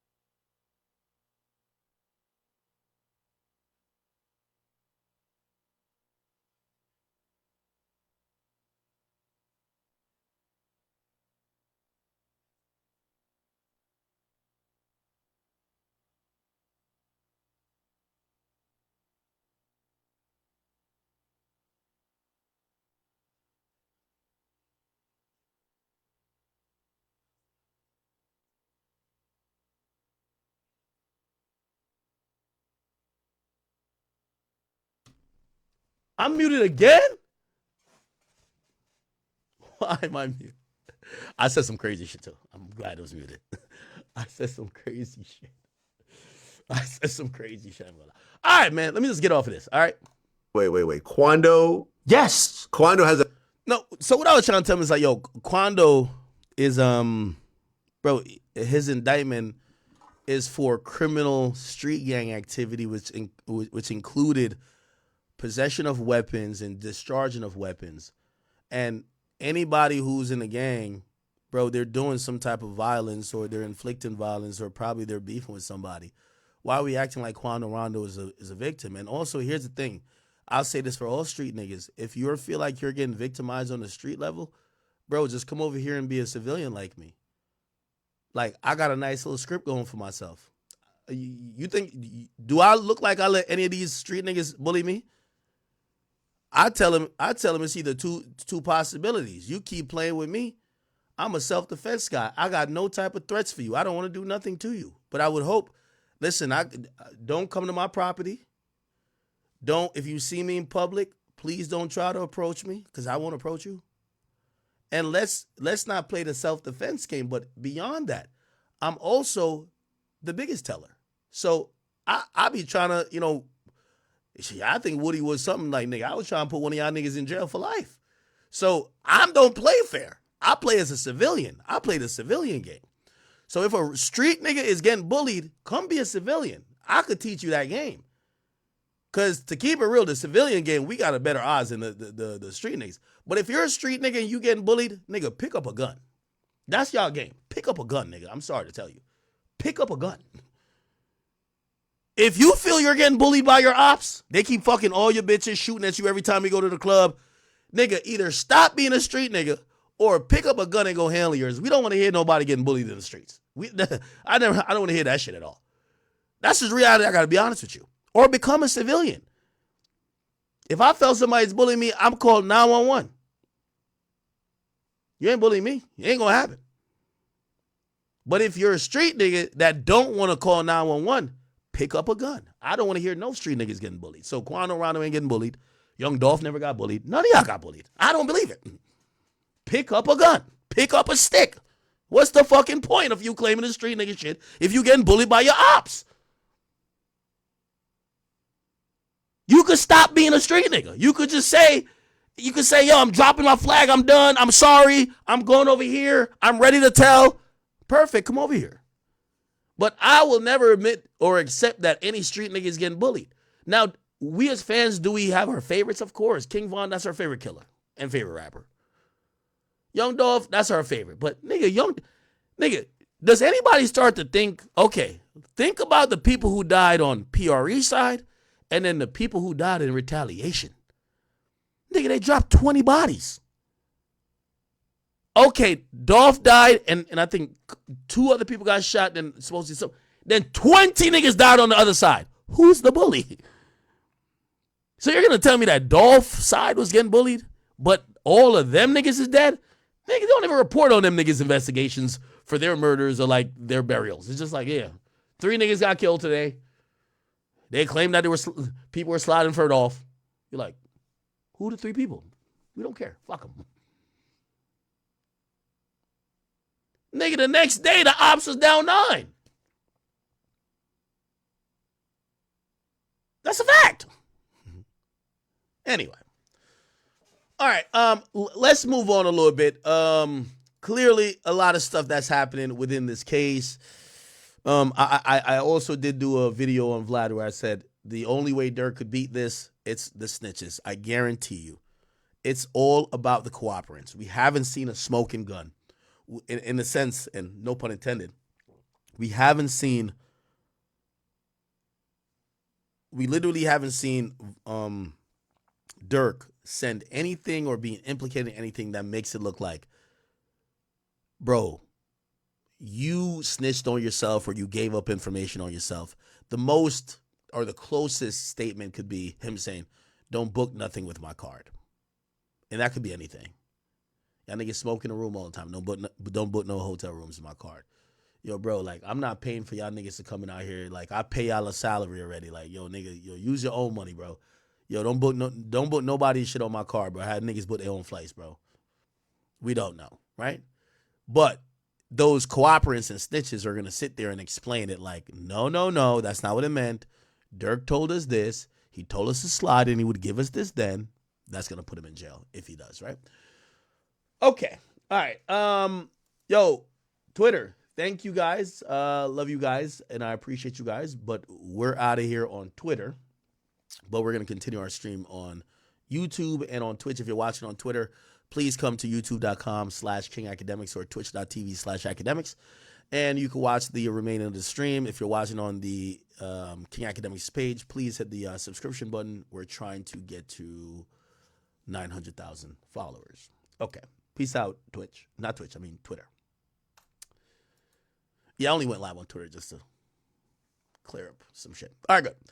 So that's about the majority of what's going on in the Dirk situation, right? A few other things, but nothing that we need to keep hammering home. We've already did 3 hours on this, so let's kind of move on. Chat, I got to be honest with you, man. I got to be honest with you. This is one of those. So I woke up this morning and Papoose and Remy Ma were full on beefing, right? Now, if you don't know, Papoose, one of those lyrical rappers, he's from New York, well-respected rapper. The story goes like this, and let me just put this on the screen. Papoose, Remy Ma. The story goes like this. Remy Ma, a budding rapper that was on Terror Squad, she was on Lean Back and a couple other songs, and, I'm conceited. I got a reason. Like, she was doing her thing. She gets with a rapper who's a lyrical, genius, Papoose. Okay, he never really made it to the heights of having all these big songs. Always respected and obviously very well renowned in New York.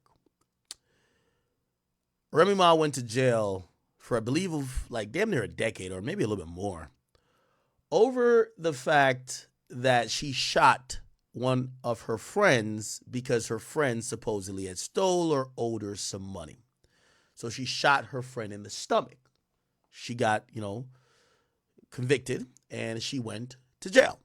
Now, after going to jail, these two had a relationship. And people actually saluted Papoose because while she was locked up, he was out here in the free world carrying on the flag, supporting her, and he never once embarrassed her. Again, we assume that he was faithful, but even if he wasn't, we've never seen him with another woman. She gets released from jail. Remy Ma released from jail in 2014. And in 2014, 2014 she's released. Okay, all right. 2014 she's released from jail. 2018 they actually have a daughter. They get married and people are ecstatic about seeing, and again, it's more bigger than, or not more bigger, but it's just bigger than a rap story. I get it, two rappers together, that always makes a story, but men these days are so clown for he ain't shit, he ain't whatever, blah, blah. A lot of it has to do with the infidelity of men and men just always pleasure seeking, trying to smash as many girls. But when you see a guy doing what women claim they do for men all the time, holding somebody down while they locked up, or keeping it faithful and honest and cherishing that person as their queen, or for the woman I guess it would be a king, it does make people say, that's a good dude. So Papoose has been thought of that for a long while. Okay, I'll give a quick timeline if that matters. So 2004, the Terror Squad. 2006, releases the album. 2007, she's involved in a shooting. 2008, she's charged and sentenced to 8 years in prison. 2014, she gets out 2 years early. 2018, she and Papoose welcome their daughter. In 2024, Remy's daughter is arrested. That doesn't matter, at least for this story. Cool. Now, I woke up this morning, and before this morning, people were confused because Remy Ma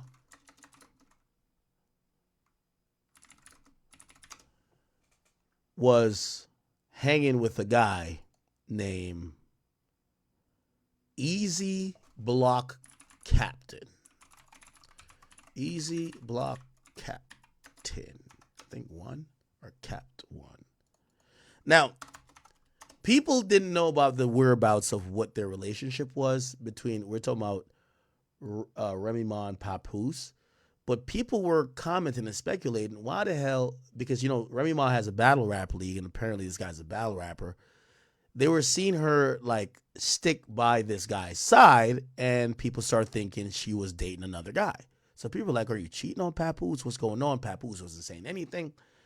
And then there was a famous battle, I won't even bring it up, where she's called out on basically cheating on Papoose. Now, people are confused. I'm even confused. Why would you leave Papoose, and with all due respect to this guy, for a Papoose slight look-alike, beard, bald head, or not much hair or whatever, both wear fitteds, kind of the same build, except this guy is wildly unsuccessful compared to your boyfriend. Now, we usually believe women date up when it comes to success. And this was odd. She left her successful guy, relatively, I know he's not the biggest artist, for a guy who's on the battle rap scene of not even a league that's that lit. People were confused, and people were saying, damn, well, that's interesting. We finally got one. A guy who held this girl down for years while she was in jail. She comes back. They have a kid. I don't know what happened, but then she starts cheating on him with another person. Well, today and this morning, it all came to a helm when, the cat got out the bag because Remy Ma posted some screenshots of supposedly from Papoose' phone where he's texting another woman. And she says, Papoose, you fucking dummy. Hey, Miss Shields, he took your advice, but not before I screenshot y'all convo. Oh, he wasn't getting me arrested. The woman never fucked off on him for 17 years while plotting with one of his side chicks to destroy me. The same woman that could have been used my platforms to expose you.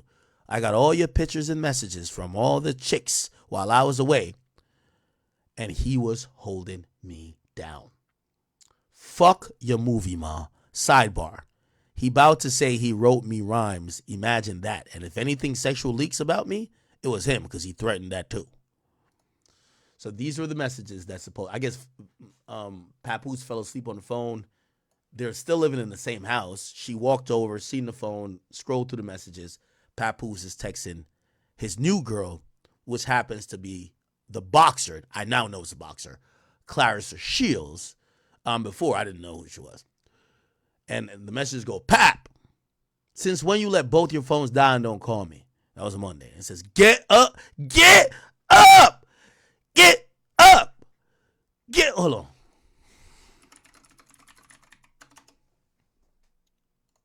Get up!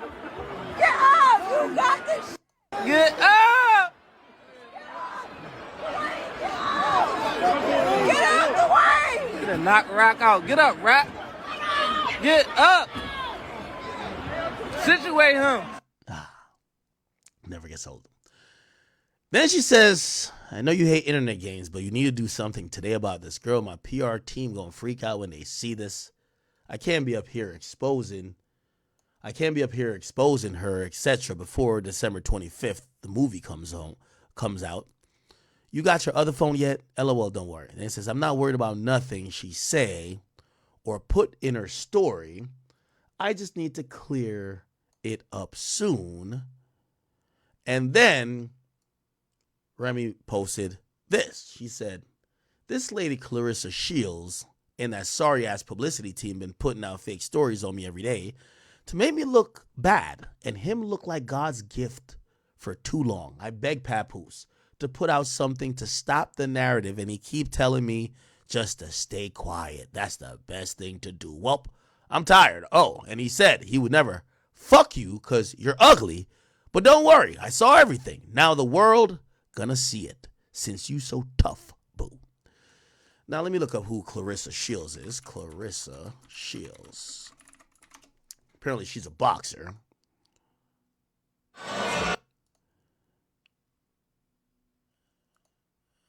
Oh, this is her right here. She's 14-0, at least 4 months ago.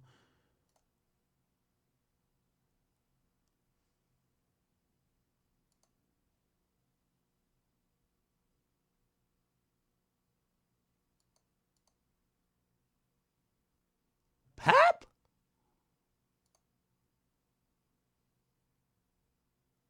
Okay. See a little bit of boxing. Okay. Yeah. I guess Pap got a type. He like women that got a little bit of masculinity to them, you know? Oh, did she knock her out? Oh, shit. Here we go. Hold on. Bumbleclot. Here we go. Wait. Bang, bang, bang. Ooh, knocked her ass out. Okay. All right, let's look at her on the gram. Clarissa Shields, Instagram.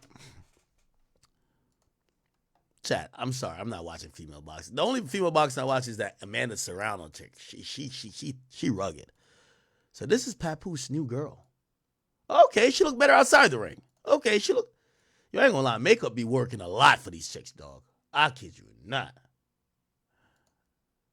Okay. Half to the mouth, then the shot to the liver. Ooh. Her man wanna take me to dinner. Okay. I call him, what's the name? I don't even remember. Who? I know you nervous, baby. But now you with a boss bitch. She's the worker, baby. Brokey. And I deserve it, baby. Okay. Cause ain't nobody give me shit. I had to earn it, baby. Yes. She don't like me because I spend money. Okay. Now I'm in the real estate. I've been crib hunting. Okay. So she's a boxer. She kind of look a little bit like Serena. Okay. Is that Moose Knuckle hitting chat? I don't know. I guess. All right. So, listen. Pap got a type. All right. Yeah, I got you. Okay. So, that gets posted. And then Papoose, or actually, is this before? Then Clarissa Shields responds by saying, how a woman with 2 boyfriends mad at a man that has a girlfriend. Okay?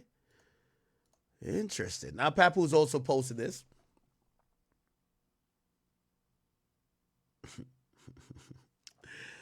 Papoose says, sad to say, Remy Ma is a narcissist. She chose to cheat repeatedly. Now that I've finally moved on, she's playing victim. I have requested a divorce numerous times. She rather cloud chase on social media than handle this like civilized adults. I did not want to do the social media foolishness. For the sake of my 6-year-old baby, she has to go to school. And as you can see, I remain quiet through all of this. Now, Remy Ma went ballistic. Okay? Remy Ma started to let people know it's up. And this is what she posted. Oh, by the way, Pap responded again. He says, I will never get anyone arrested. Once again, you're lying. That could be easily verified. You're the one who played with police. Lying about a history that unfolded in front of the world is pathetic. Falsifying text messages so you could claim are from a decade ago just to create a false narrative and justify cheating is narcissistic behavior. Now, supposedly, this is what Remy Ma posted. I guess someone texting Papoose. Okay, love, I'm not happy, but all right, I'm going to stop. Don't want to stress you more than you already are, so I'm going to stop. How I feel is not warranted. I'm just tired of talking and you not hearing me, so I can't. Thank you for your honesty, though. That's always the best option. You're going to do whatever you feel you want to do. I won't say nothing else. I ask for gifts. I'm tripping. I express I like flowers. I'm tripping. I want time set aside dedicated to me. I'm tripping. I don't know how to feel. I'm just laying here feeling stupid. And Remy Ma then says, hey, Miss Shields, I am a one-boyfriend woman the same way I was a one-husband woman. I'm a good woman at that. Hence, why motherfuckers won't just go on. Oh, and he's never going to buy you anything because he thinks he's the prize. He's a taker, not a giver. Plus, I'm the one with the bag, LOL. Please stop playing with me because I'm not the enemy you want. I'm not even mad. I'm actually very happy. And that's why your boyfriend is mad. Oh, and I know you said you feel stupid, but you look stupid too. He never knocked nobody out. That was a lie. And neither will you. So relax. Oh, man. Then, okay. All right, bet. So there was more bullshit. Here we go. Papoose then posts this. And this is Walmart Papoose, which is Remy Ma's new guy. So Remy Ma left Papoose for another nigga who looks like Papoose that doesn't wear a hat on Christmas, but I don't know, is more unsuccessful. I don't know what the fuck. But Papoose says, look at the date. There was a date on it that said December 25th. It says, while I was at home with my daughter last Christmas, this was where Remy Ma was. Now that I finally moved on, she's angry. Making up lies. Making up lies. It's not finished. Making up lies. Narcissist. I told her we could divorce like adults. She refuses to do so. I wouldn't lie and say I didn't knock this chump out. I still got messages of me begging to lie about the knockout, but who cares? He ain't throw one punch back. Super soft. Last time I saw this chump, he was in a fetal position. Everybody saw it. When I knocked him out, Remy Ma woke him up and went home with him for 4 days. I went home with my daughter. As you can see, she couldn't wait to lie about it again. Shaking my head. Narcissist. I didn't knock him out because he slept with my wife. I knocked his ass out because he shook my hand and then slept with my wife. Ex-wife, narcissist. That's a good line. I didn't knock him out because he slept with my wife. I knocked him out because he shook my hand and then slept with my wife. Holy. All right. Then Remy Ma was like, yo, play with police, papoose? So you forgot the pool. Never got finished being remodeled because you were attacking me in the garage?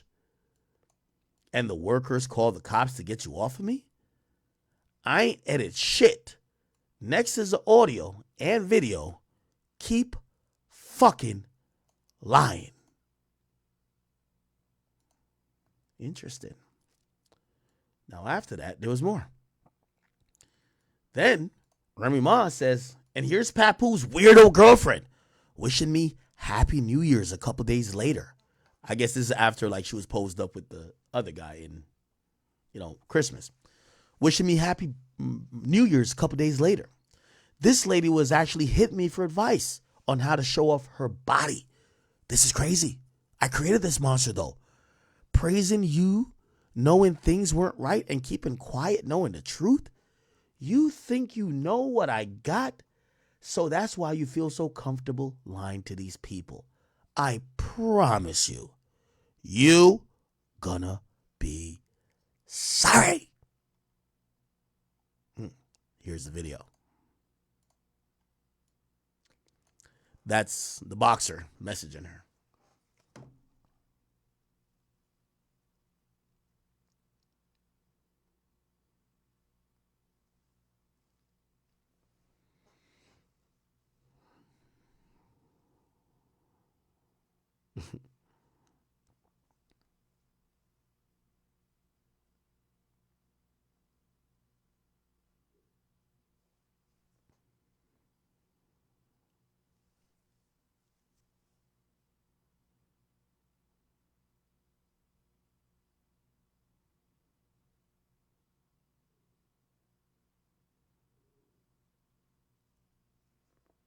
Okay. You get the drift. You get the drift. Let me see. It was something else. Then Clarissa says, I can't believe a 45-year-old woman is crashing out like this. Clown behavior. And Remy Ma says, I'm not 45 yet, but you are 29. And I'll just say this. You're not aging like wine. Again, I'm not your enemy. Tell your boyfriend buy you some flowers and gifts. And he ain't answer any of his phones because he was with his girl in Cali. Oh my God, this is... Oh my God, interesting, huh? Give me 1 second, sir.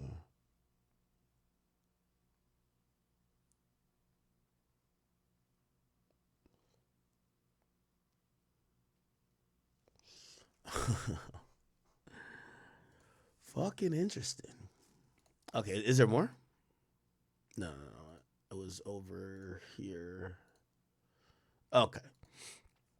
I think. All right. Then the chick says, you making fake texts is crazy. I'm not a bitch. You could bully. You're mad and bitter. You making yourself look stupid. Just stop it. Then she says, Clarissa Shields versus Remy Ma, February 2nd. Come get your ass whooped. Crash out. And then Clarissa Shields puts up, Remy Ma, you was a fan of me. Stop lying. Says, mad hyped. I guess this is after one of her boxing fights. Love you. Congrats on making history. You represent for all the brown girls from the bottom that had to fight. GOAT. That just happened to be a woman. And Clarissa then says, yes, indeed, love. You a boss and you real. I respect it.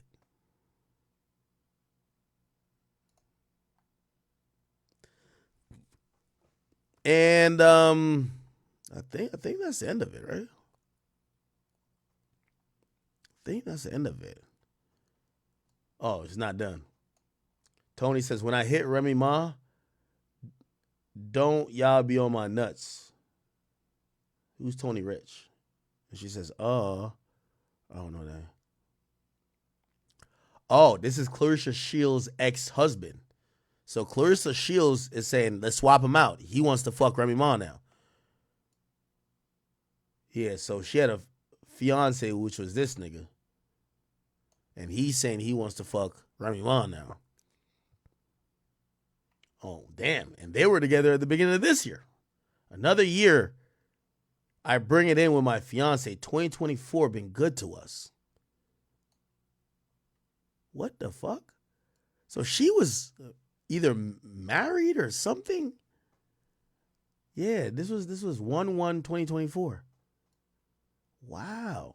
So she had a whole different man. Ah. This is ghetto. What else? All right.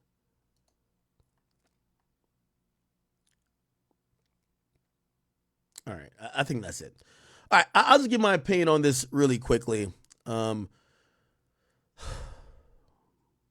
Truth be told, chat, I don't have enough information to know who's right or who's wrong. But I got to say, Remy, you look horrible in all of this. Because, you know, as a woman, not only as a woman, and whether y'all want to admit it or not, gender roles do matter. I'm sorry to say this, y'all not gonna like it. If your man fuck a girl, I'm not saying it's cool. But if you go fuck another nigga, it looks crazier. I'm sorry, right? But that's not even the extent of it, right? That's not the extent of it. Hold on.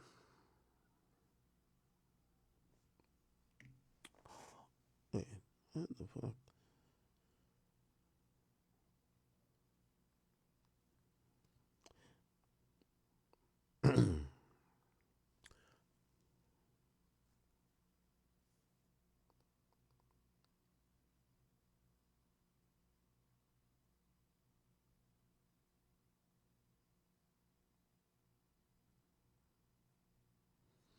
You'll never know who watching this goddamn stream.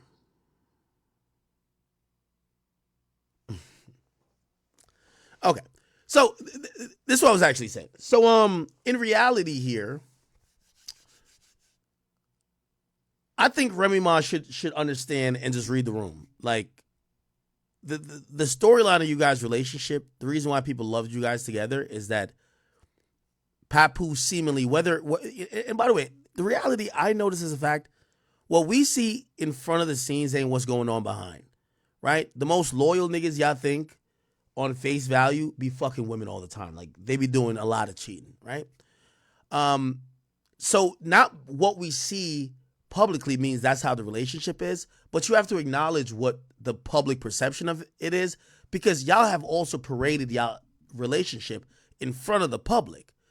Whether it's a Love and Hip Hop, whether it's a this, whether it's a that has given y'all something to add to y'all career or money-making potential. So the thing that everybody loved about Papoose is that Papoose was breaking the mold as a man. He held a female down while she had to go do some time. He made the money and managed the household and stayed down for a woman when usually men have the reputation of not staying down for women. So again, when you then get free, if you don't give us a proper explanation of why you're not fucking with a dude, it's going to look really, really crazy. And that is such of the thing that's happening. And I get what Remy Ma is saying. That's what I'm saying. I don't want to be sitting here saying things of the sort like, oh man, no, Remy's all the way wrong, or Pap is all the way right, or vice versa, or Pap is all the way wrong and Remy's all the way right. What I think is that Remy should have understood that people love the fact that Pap held her down, at least on public facing. And if you're going to move on, even if Papoose was cheating, you should put it out there to say, hey, listen, like it's simple. Like look at DDG and his girl. Put it out there, hey, we're broken up. You know, we're co-parenting. Wish each other nothing but the best. You don't have to be negative. But this appears to be some messy shit where Papoose is still staying at the crib. And I'm pretty sure this is how it was. Remy Ma was probably fucking with her new dude, fucking with Papoose. Papoose is fucking with Remy Ma and fucking with this Carissa girl. Yes. You get what I'm saying? And that's the most unfortunate part of it all, because now today, well, actually not unfortunate. Let me stop saying unfortunate, because I ain't gonna lie. I love when drama gets blown out like this to the world, because people believe in fake relationships and people believe in these, oh, everything is damsels and or daisies and flowers. No. People have real relationships that go through problems, and if you're seeing something that appears too perfect, it's probably fake. So when people thought about Remy Ma and Papoose, they thought of a guy who was like the ultimate man in being able to hold your woman down when she got incarcerated, because women supposedly do that for men. And people would think, well, if a man ever did that, a woman would always respect it with loyalty and grace and all these other things. And you get to realize, no, it was a bunch of lies going on. They both were probably cheating on each other. They both was probably doing everything. And again, I think Remy Ma, no matter what she puts out, and I'm going to be honest with you, Remy Ma, nobody want to hear about Papoose supposedly beating you up. Stop it, girl. Come on, stop it. Just stop it. You cheated on him, he cheated on you. And the only thing that comes across here is the desperate need to be a victim. There's so many people who live in the desperate need to be a victim and to be loved. Like, I was watching this on the Shade Room, and look what everybody's saying. Yo, Pap, the first nigga I believed. I'm on Pap's side. LOL. Him asking for a divorce but still staying in the house isn't adding up. Okay, that one's questioning him. We rocking with Pap. Pap, if you want a divorce, file for it. Who's stopping you? Not swapping each other for the Temu version. That is crazy. The only thing that's like baffling to me, because women never downgrade. Women only upgrade. So if Remy was going to switch out Pap, I would think she would get the more successful version of Pap. Instead, she got the construction worker of Pap. And then Papoose might have upgraded on her in terms of success. I don't know how successful Remy Ma is these days. He got like some world-renowned boxer, champion boxer. So he upgraded, she downgraded, which again makes us feel like, nah, you must have really been doing bad if you got with Papoose and downgraded, and at least he upgraded. Like, when I mean upgraded, I'm just thinking about it in terms of, you know, the type of person you're getting with, like personality, stature, and whatever. Yeah, he upgraded, she downgraded. You get what I'm saying? So that's just one of the things. And let's see. Who still fall asleep on the phone at our big age? Yeah, that's kind of true, too. It seems like Papoose was, respectfully, playing both sides a little bit. Because other than that, if you're with this other girl, just go live with her. You're grown. But also, in fairness to him, he has a child with Remy that's in the household. He probably helped pay for the house. You know, they were married and they probably bought the house together. You ain't gonna just leave the house and your daughter for Remy to go bring her new dude in. So he probably was like, all right, we'll sleep in different rooms, but fuck it. And then his girlfriend was like, all right, well, if you're gonna do that, I understand the situation, but I want to make sure that, you know, we're connecting every night, not you're connecting with her. So let's fall asleep on the phone type shit, right? I get that too. Even though just not the most ideal situation. Like how old is Remy Ma? Not that it really matters, but I'm just thinking about maturity. Remy Ma is 44. How old is Papoose? Yeah, for a 44 and a 46-year-old man and woman to be doing that, like, yo, we're going to still stay. But again, we shouldn't even be that surprised. A lot of people, grandmother and grandfather did that. A lot of people's mom and dad did that, where, like, you know, they're not fucking no more. You know, daddy got a little young girlfriend. You know your mama be having that one nigga who be helping her with groceries or whatever. Like, you know, like, they're separated. They kind of sleep in different rooms, but like they're still in the house together. I guess we just look at millionaires and we just think, okay, we think that mommy and daddy, like, they have a lot invested in this house and this family. That's why they don't separate. But like, y'all both rich as fuck. Y'all could just get a different apartment, right? But it's the same thing. It's the same thing. Here, imagine Papoose on the couch, like, you know what I mean, just on the phone, like, you hang up. No, you hang up. You hang up. No, you hang up. You hang up. No, you hang up. No, you hang up first. All right. You know, I'm going to hang up. Hello? I mean, like one of those type.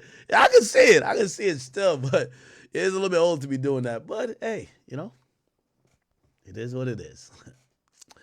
It is what it is. So if you ask me, man, I'm not taking no sides in this, crazy drama. We just kind of get to any relationship you see on Shade Room is fake. Any of them.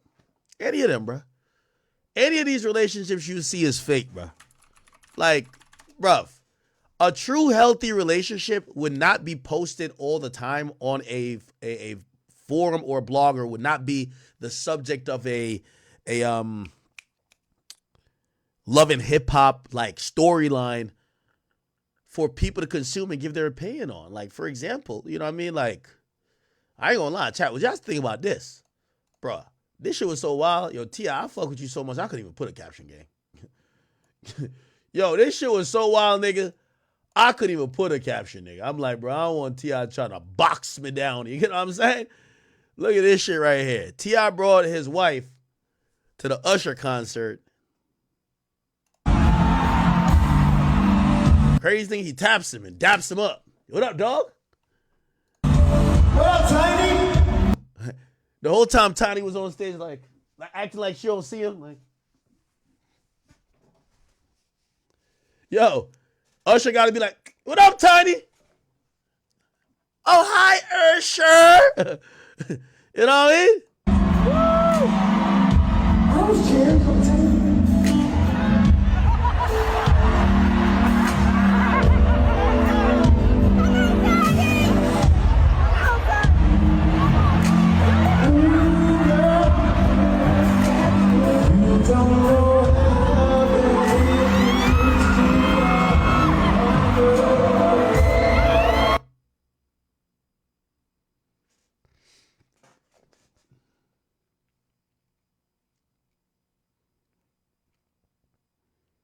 T.I.'s my mans. I got no opinion. I do got an opinion, but I got no opinion.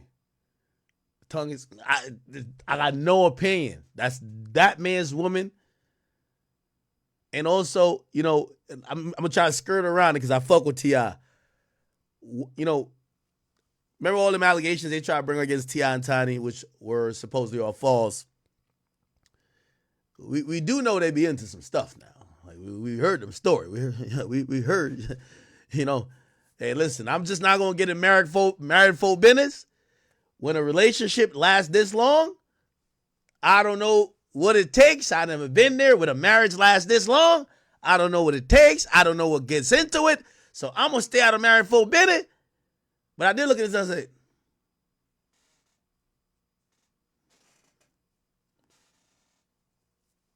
oh.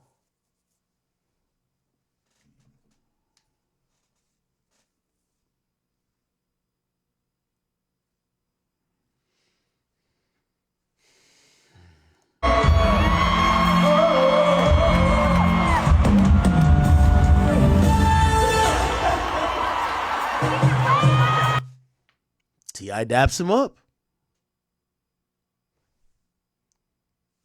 I got no opinion, chat. Again, unless, how long they been married? T.I. Tiny. And I know I always got an opinion. How long married? I know she had filed for divorce one time. Oh, they were married in 2010. They've been married for 14 years. They've been married for 14 years, but he been fucking with her since forever. How long they been dating? T.I. Tiny, how long dating? How long they been dating? They started dating in 2001, 23 years ago. Man, let them people do what they got to do, man. I don't need to know nothing part of what they got going on. I've heard stories. I don't need to know. Whatever they got going on, let me just colorize their relationship. Tiny took a gun charge for the nigga. Tiny took drug charges for the nigga when he was on probation or whatever the case is. Tiny's done some shit. T.I.'s done some shit. He got with her when she was more successful. He then became more successful. He never left her. She never left him. They argued a couple times. Supposedly Floyd was salsa dancing with her and shit like that. And then, of course, T.I. pulled up on Floyd and tried to sock Floyd out. Y'all remember that? Oh, okay. I know y'all ain't trying to act like y'all remember that. Yeah, that's what I'm saying. I'm going to keep my opinion on myself because I might see T.I. and I ain't trying to get socked out. If you will swing on the heavyweight, or I mean the greatest boxer of all time, Tiny dancing Floyd. Yeah, this was that video right here. Listen, y'all never seen that video? It's like a video right here. Look. Oh hell no. That's when T.I. was running around like, you fuck my bitch, nigga.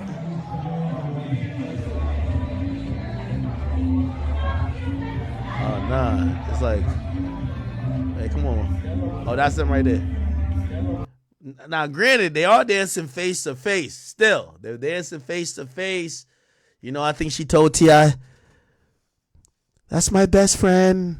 I know him from a long time. And I know Floyd was not Floyd. I mean, I know T.I. was like, nigga, Floyd wasn't even boxing by the time.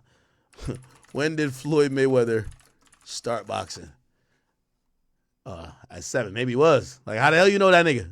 Fuck out of here. Anyway, I know T.I. swung on that nigga. T.I. swung on Floyd. He's swinging on niggas over his girl. You feel me? And there was a incident where, like, it looked like they were beefing over her for a minute. Floyd got denied by T.I. wife. Look. Performances, of course. Look. Floyd walking by Tiny right here. He's trying to say what up. Awesome. Thank you. Have fun. I know it's hot. Tiny, just one question for you. What do you... Oh, hell nah. T.I. gonna whip my ass when I get home. Fuck out of here. Yo, if you this white chick right here, you feel like shit, huh? T.I. wasn't playing. Look. It happens. Oh, well, I look at it like this, you know, as far as, you know, with that situation. I'm a fighter, right? And my beef is with... He talking about T.I. swinging on his ass over Tiny. Other boxers. That's my beef. I think that, you know, people should stay in their lane. And far as, you know, you hear certain things like, oh, somebody ran up on Floyd Mayweather and swung. No, let's not be crazy. You know, people was born at night, but not last night. I was born in the day, but not yesterday. There we go. And, you know, I think that people focus should be on trying to get Lil Wayne spot, trying to get Drake spot, trying to get Rick Ross spot, trying to get Meek Mill spot. You know, I'm a boxer, so my beef is with other fighters.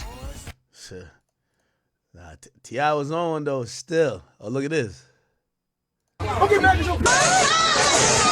Oh, yeah, they was getting it in over here. Listen to this.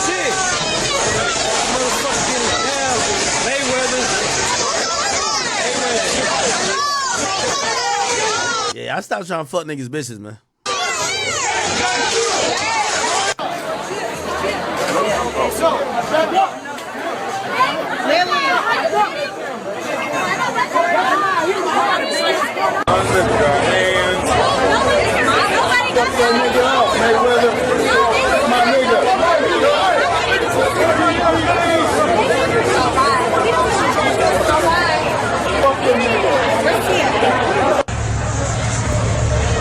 Money made.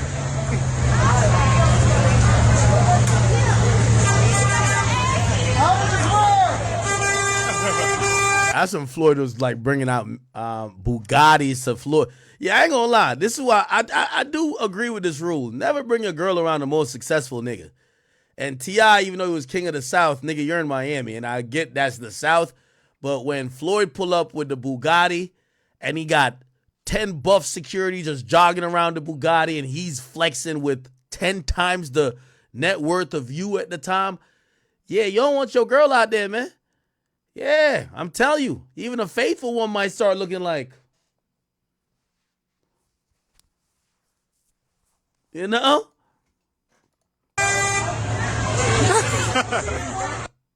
What up, Fight World? It's your boy E. All right, and there's a couple of shit. Chat, what the fuck is going on, man? Niggas tell me you down there at the Fat Burger fighting over Tiny. Now that's T.I. bitch, man. You gonna cause these niggas to buy more guns in Atlanta. No, I'm your brother. I'm gonna tell you like it is, Chat. Your uppercut ain't gonna mean shit when niggas start shooting. That's a fact. That's a fact. I ain't gonna lie. All y'all boxing niggas, yo, what y'all are doing is an ancient sport. Niggas do not box no more. Please keep that shit in a ring when y'all got on them goofy trunks.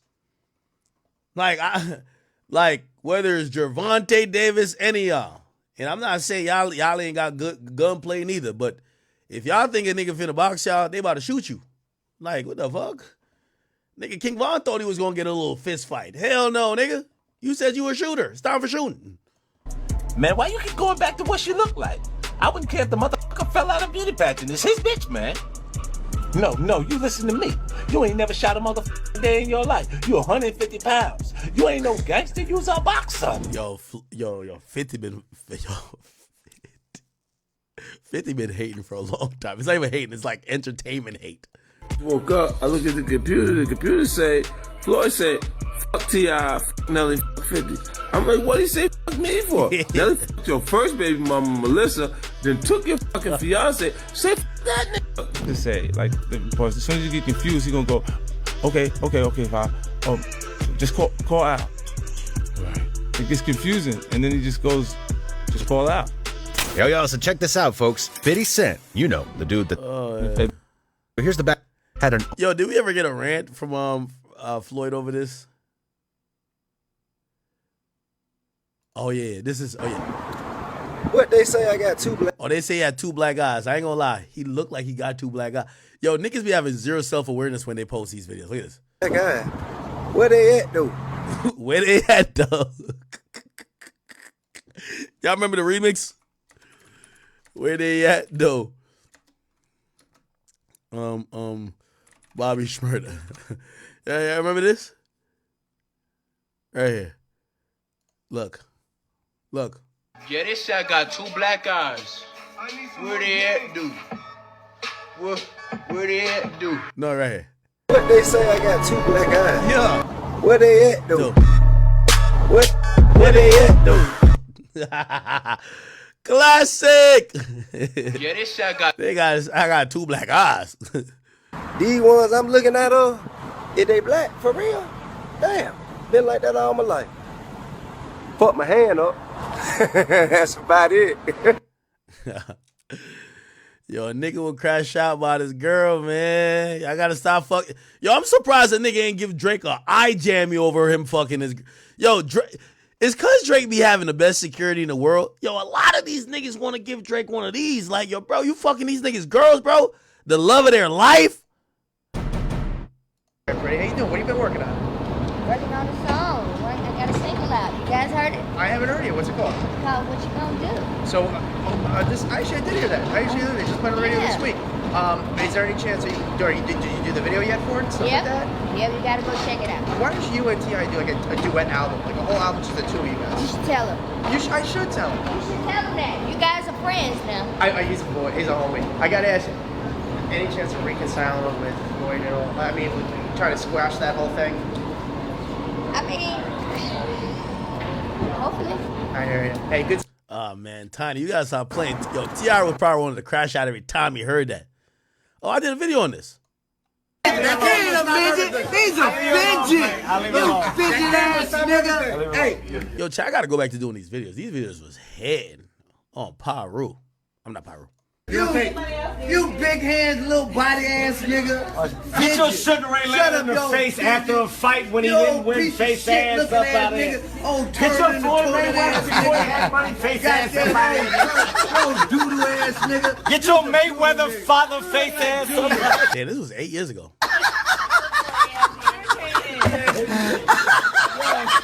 Yo, he killed you. He Mayweather father face on now. You ain't got no comeback. Hey, Clay, you ain't got no comeback.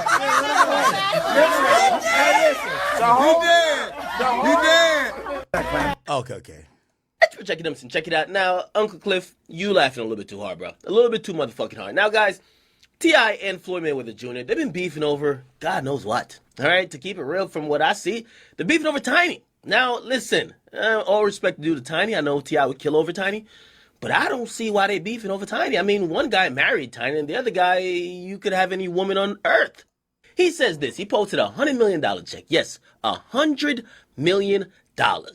He says, I gotta love these backseat drivers, so worried about another man's legacy instead of trying to write their own. Ultimately, I will always have the last laugh.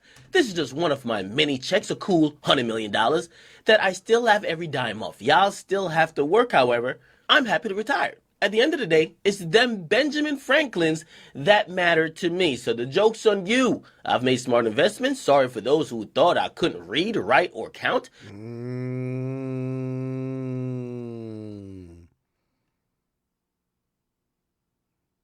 Okay.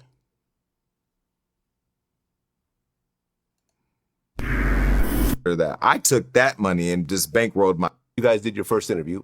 Was gonna say or what Floyd was gonna say, but I knew that Soulja Boy and Chris Brown were in this huge fight. Me and Chris were friends at the time, and so when I get down there and we set it all up, the interview went down and it was wild.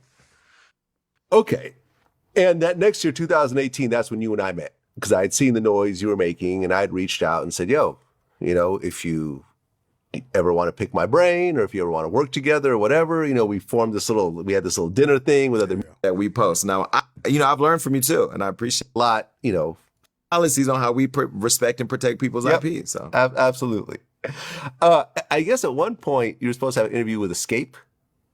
And when T.I. found out about the interview with his wife Tiny being an Escape, now there's the whole story between T.I. See, I'm learning. Vlad did his research. Yes, we were supposed to interview Escape. I know Candy directly. I didn't know Tiny directly at the time. I mean, I know who she is now. We know each other. I know Tamika now. I don't know her sister, but I was supposed to interview Escape. It was scheduled. We all got to the studio. We were all ready to go. Escape came, and then they escaped. They literally escaped. That was because of your affiliation with Floyd. Correct. And Floyd and T.I. had the fight in Vegas where fist fight where T.I. allegedly had 2 black eyes and put makeup on to cover him up. I don't know. That's what Tiny told us. Oh shit! So T.I. was putting on makeup to cover the black eye. Yo, Usher, man, Usher, a wild boy. I ain't got nothing to say. I seen T.I. and Tiny at the Illuminati party. I ain't gonna lie to you. I'm calling it Illuminati. It wasn't. It was a Richard Mille party. And I went there. French was bringing me around, and I seen T.I. and Ty in there, and just said my highs. They had just performed, and kept it moving. So whatever they got going on, we heard about some little freaky deaky things with the allegation. Those might be lies, but threesomes, little orgies, sescapades. But if you married to a girl for 23 years, come on now, come on. Respectfully. T.I., see? I do got respect, T.I. I'm not going to violate. Do got respect. All respect to the king of the South and his woman. If he cool with it, he dapping that nigga up, I'm cool with it too.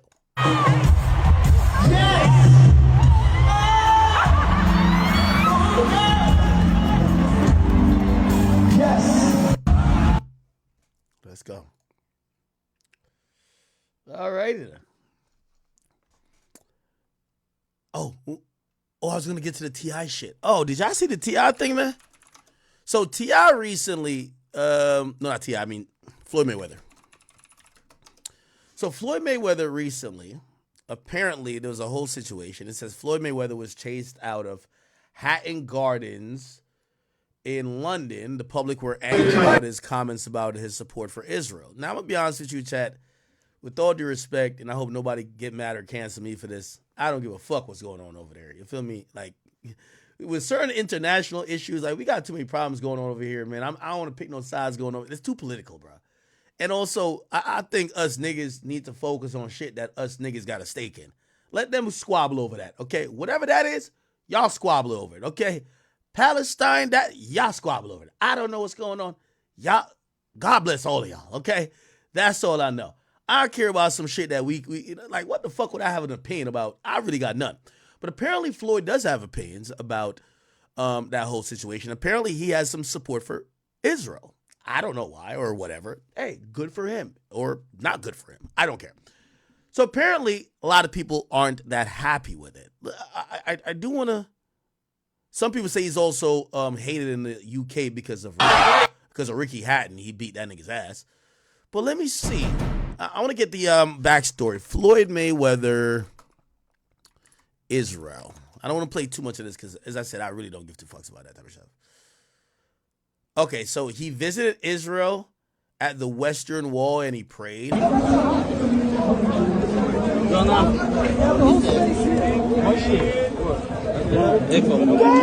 Okay. That's why people are mad? Trying to figure out why. Boxing legend Floyd Mayweather was jumped in the street as he went jewellery shopping in central London after doubling down on his support for Israel in a furious conflict about the war in Gaza. Now, is that a Palestinian region or something like that? It's Israel and Palestine that's like getting into it? Bro, chat, I don't check into that type of shit, nigga. I come from Jamaica, nigga. And unless you talking about some Jamaican shit, I'm cool off of whatever they got going on in the rest of the world. I don't care what North Korea got going on with niggas or South Korea, whatever the fuck. I don't give a fuck about what's going on in Ukraine. I don't give a fuck, okay? Miss me with that. Come to me with some shit like, yo, they about to like, there's an oxtail shortage in Jamaica. I will get activated. I'll start holding, I'll be like my son, like, yo, we gonna do some shit. But I don't give a fuck what's going on over there. This ain't none of my business. They never asked for an opinion, and I'm not part of nothing they got going on. The fuck do I got an opinion for? Because I know they be mad and they down to, listen, I fuck with any group that's down to kill for what they believe. That's a fact. You down to kill? Go ahead. But when you're down to do that, I got no opinion on what you got going on. Left, right, center, up, do what you got to do. To God be the glory. Peace be unto all of us. That's all I got to say. I got no sides in none of this shit. Don't tell me about no genocide. Don't tell me who got killed. Just tell me when it's done. Call me when it's over. That's how I think. I don't be into none of that other bullshit, okay? Gaza. The ex-champion, who's 47, was strolling around the floor at Hatton Garden this afternoon at around 4:30 when he's said to have got into a dramatic confrontation with a number of jewellery dealers, including some who accused him of supporting, quote, genocide. Now, it's unclear exactly why Mayweather was there, but what we do know is that the incident probably was getting jewelry, right? If it was a jewelry type of situation. Spiraled out into the street. Oh, they're serious. Is this like a Palestinian region? I got to see. Let me Google it. Central London, Palestine. Let me see if I can find Floyd Mayweather. I just want to see why they're mad at the guy. Okay, he clearly likes Israel, right? Okay, so he had public support for Israel. And he went to the jewelry. Like, my boy do love. How much jewelry is Floyd gonna get, bro? Okay. Okay, he did put out a statement. We'll try to get to it. But I'm trying to figure it out. Oh, the source says when Mayweather was out shopping and he was asked about his support for Israel, he then said he was proud to support, and he provoked some people, which provoked people to taking a swing at him. So this era got to be a Palestinian era, right? He took a few hits during it and the security pushing people back.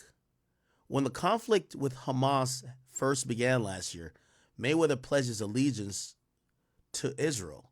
And he says he stands with the country. He says, I stand with Israel against Hamas terrorists. Hamas don't represent the people of Palestine, but are, okay. You see, chat, let me tell you this. This is what I keep saying. I don't know who the terrorists are over there. I just stay out of their business. Hamas, Israel, whatever they got going on there, good luck to both of them. May the best man win. That's it. I don't got no allegiance.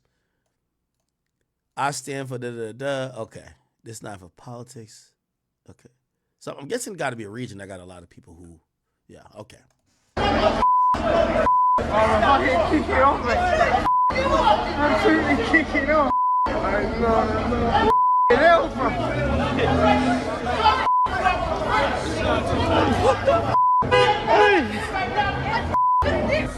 It's London, right?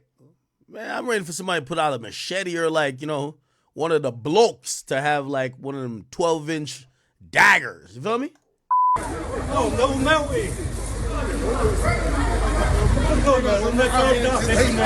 You're not going to believe you, man. Mayweather just got punched up, bro. Money Mayweather just got punched up, bro. There were multiple witnesses at the scene, including some who have spoken to The Sun tonight. One who declined to be named told us that Mayweather had walked in at around 4:30 p.m. and was window shopping alongside his entourage of friends and heavy security guards. They said if one of the most high-profile boxers in the world walks in wearing a bright green Louis Vuitton jacket, you know he wants to be seen.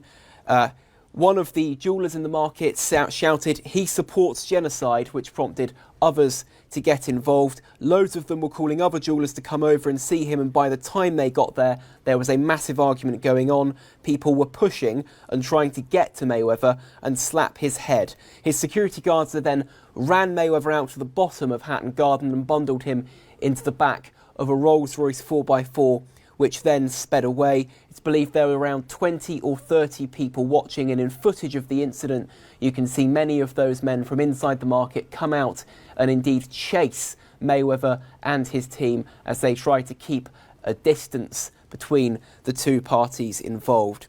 Another witness said there were 8 to 10 people going after him. Hey, you see that? You see that right there? That's them putting that bag with the money or the jewelry into the car first. And his Look, right team here. as they try to keep a distance between the two parties. See that bag right there? It's got all the money or the jewelry. That's facts. Involved. Put that in the car. That's your Another job, witness nigga. said there were 8 to 10 people going after him. Mayweather's security team were, quote, outnumbered. Someone said Mayweather had been shopping when he was asked why he supported Israel. Mayweather doubled down and said he was, quote, proud to support the Jews. Mayweather was one of the first major Western celebrities to visit Israel after Hamas's brutal October 7 attack last year, in which 1,200 Israeli civilians were killed. Just last month, the boxer held a private meeting with the controversial Israeli Prime Minister Benjamin Netanyahu. That was a session he called an honour to have. He's also launched various charity projects for the Middle Eastern country, including a project by which every Israeli... I want to be careful here because I keep telling you I don't give a fuck. Why is Floyd involved in this again? Yo, Floyd don't be having no opinion when black people be getting killed. Why the fuck he be into this type of shit? Yo, if you not one of the loudest voices for like nigga shit in America, why are you into this? Let them rock out. Let them squabble. They don't need no fucking referee. Let them squabble. What the hell? Why? What the fuck? Does Floyd is he getting money with them or something? Like, what's going on? Like, I don't get this.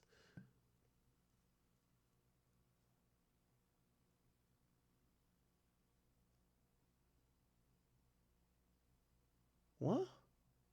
Israeli orphan will be given a free Christmas toy by Mayweather's new charity. Among his other endeavours in the Middle Eastern state, he's held barbecues for IDF troops who have been on the front line fighting against Hamas terrorists. Mayweather has already faced some backlash over his position on the war in February during an event in Las Vegas where he was promoting his new vape brand. His security team reportedly confiscated a Palestinian flag from one of the attendees, sparking mass chants of Free Palestine from the crowd.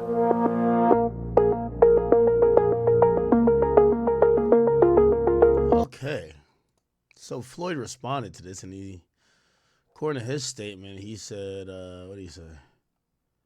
Let me set the record straight. There's no truth to the rumors going around. I wasn't punched or touched in any way. What you're seeing is just my security doing their job to keep things under control. I was in the UK for a quick 48-hour stop to do some shopping, and unfortunately, people let jealousy and negativity fuel false stories.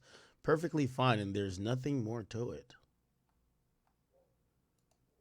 Yeah, I don't get that.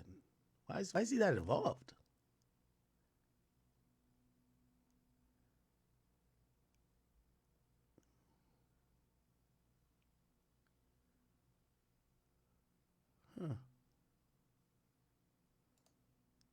So we often hear times for Israel and for the Jews around the world, Mr. Mayweather has never kept silent. A man who not 1 week had gone by after October 7 and had already sent his private plane to Israel to deliver tons of aid. The Jewish community is just truly unbelievable how they unite and how they bond. All right, this ain't none of my business, man. This is none of my motherfucking business, man. All right, cool. Trust, okay.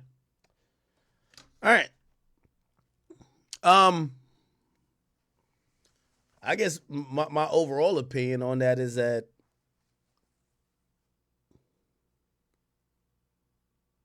Ain't none of my fucking business. That sounds about right. Ain't none of my motherfucking business what they got going on over there.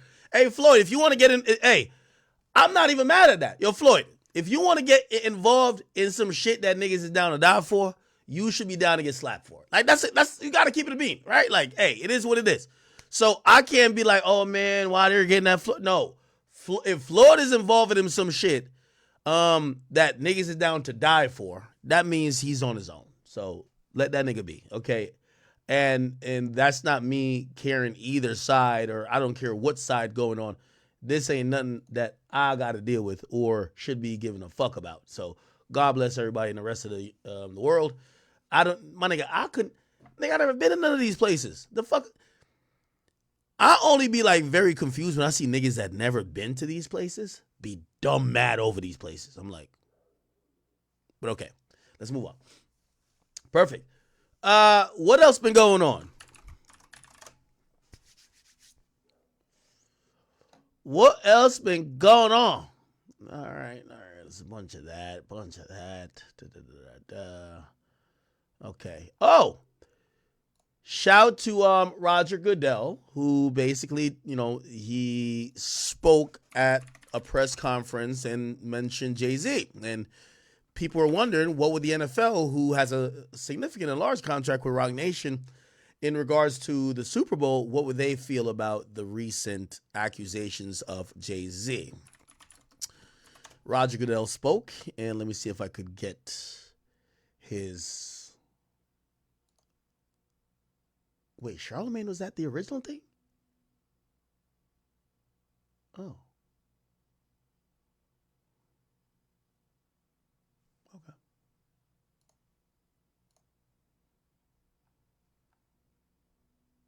Okay, here we go.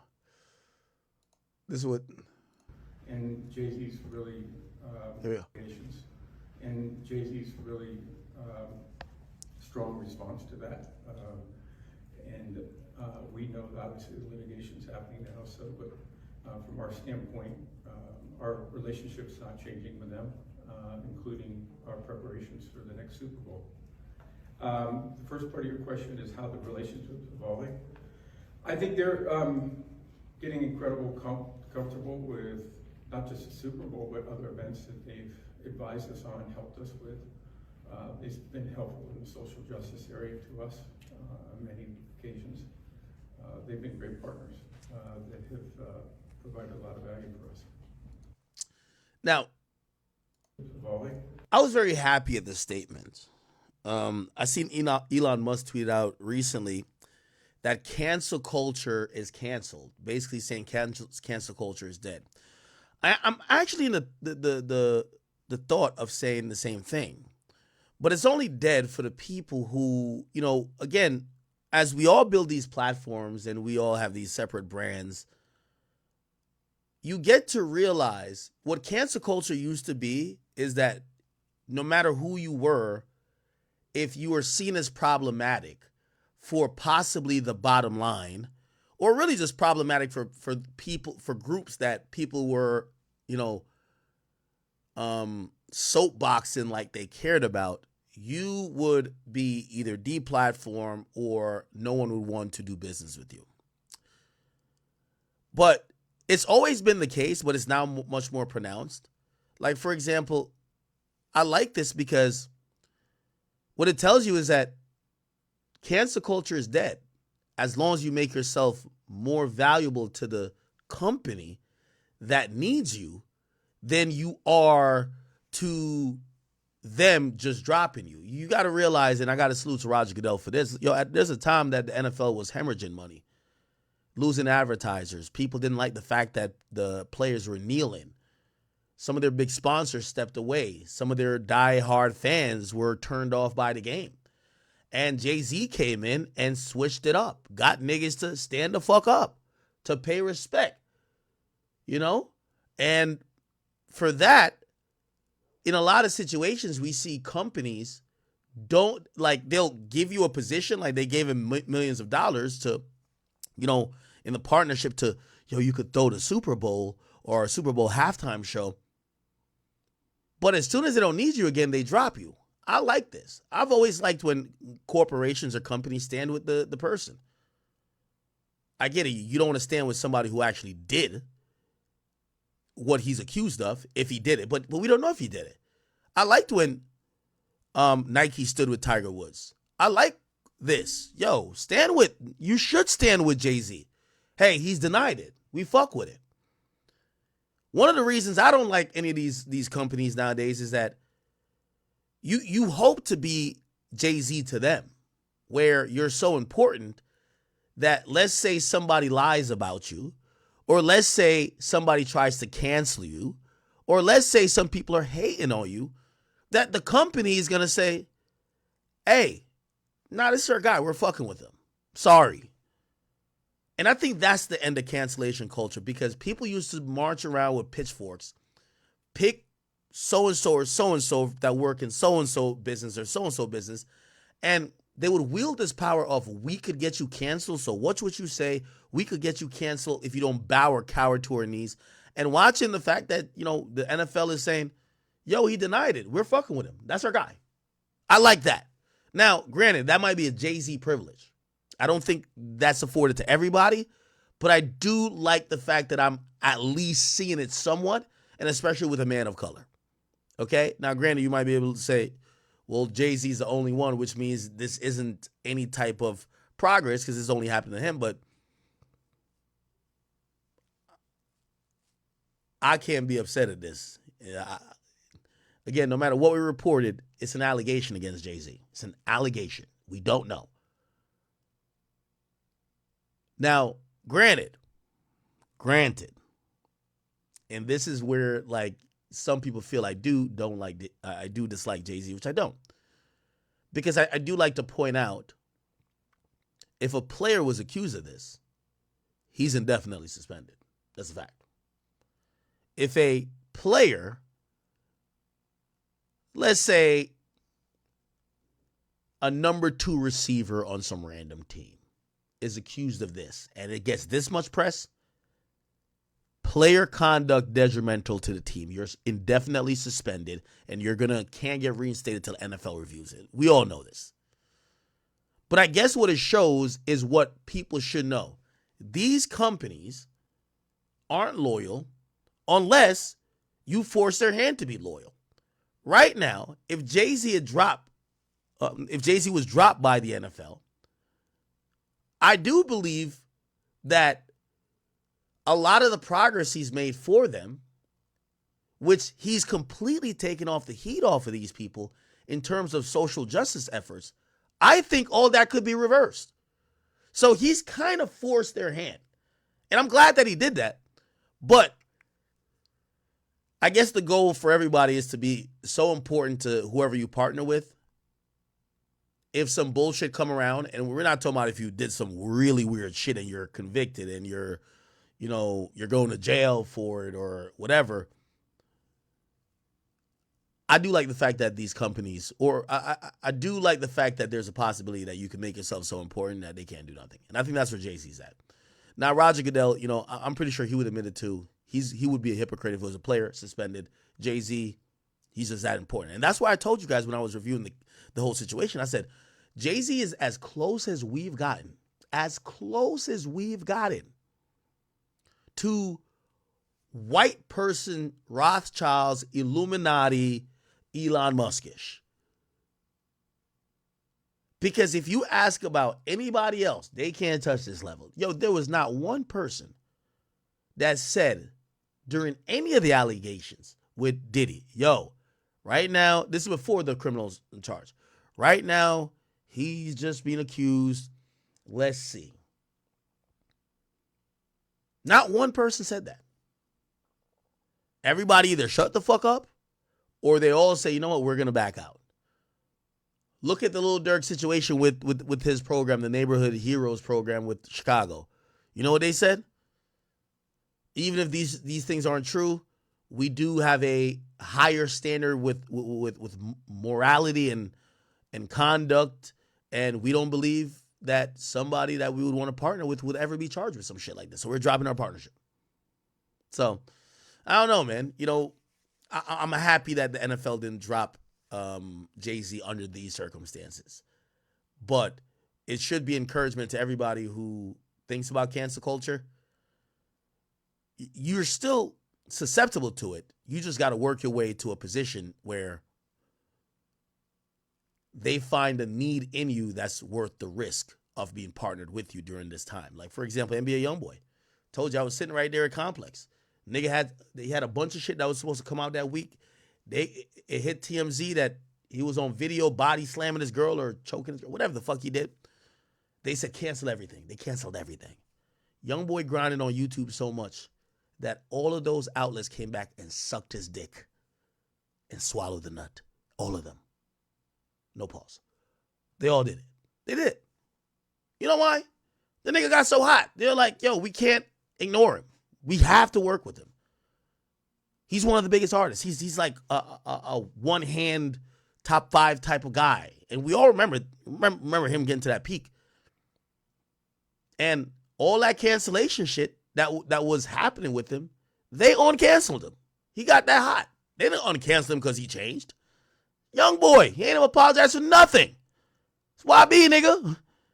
But they fell back off of their stance of not wanting to platform him because he got so hot. They were trying not to like playlist him. Got so hot, they were like, everybody was like, yo, bro, we're not listening to these playlists unless you got YB on the shit. Okay, he's back on. So it happens. It happens, all right? Somebody says, well, yeah, I think they really realize we're not that far away. We're not that far away from another situation happening and players making a stance. I personally think the NFL has Jay-Z there, and his job is associate slave master. Keep these Negroes in check. No kneeling, no protesting. You want to write that's your dead homie that passed away in a car crash on your cleats? Yeah, we going to find you, but that's cool. But let you start making political statements that underscores the bottom line of what we got going on and offends some of the highest contributors. Because look around. You see all them people who just donated to Trump? A lot of them are locked in with the NFL. Let a player start doing some super anti-Trump, yo, Trump should have died, or some bullshit rhetoric or some crazy shit that kind of threatens that establishment. Yo, that's not our like some crazy type of statements like that. And the NFL's going to look at Jay and said, yo, Jay, go get them niggas. Get them. Get them before Papa John's keep calling. Get them niggas to stop. Go get them niggas now. And Jay's going to get them niggas. Them niggas is going to stop. So again, as long as Jay is going to swing the whip of get you in line for the NFL and make sure you're just showing up to get your brain racked or rocked, get CTE and get your fucking ACL tore and get your body demolished on that field, as long as Jay continues to do that, they could overlook a few things because the bottom line of what he got going on with him doing that is worth more than y'all thinking. He don't play. It's not like he played football anyway. And at the end of it, what I could tell by how he's talking, at some point they're going to start rebranding it rather than the Jay-Z throne event. They're going to be like just Rock Nation. So at worst, they're going to just rebrand it as Rock Nation. Oh, this isn't Jay-Z. This is Rock Nation. It's the company. Yes, he's a part of it, but like it's a conglomerate. So it is what it is. But I am glad they didn't drop him. I am glad, honestly. Okay. Did y'all see this nigga right here, man? This is dummy of the year, bro. This buffoon over here went to court, right? Y'all see this? The dude who went to court. Just listen to this. Let's watch this. 558-1. You trying to say what up to is, you know what I mean? The side chick in the back. Yeah. They throw that. Sit your ass down there. Good morning, Your Honor, or good afternoon. Liz Mercer and John Giordani for the state. Good afternoon, Carl Arnold for Mr. Redding. So this guy went to court. It wasn't even, I think it was assault, but nothing that he was going to get like either significant time. I think maybe he was facing like 60 days in like county jail.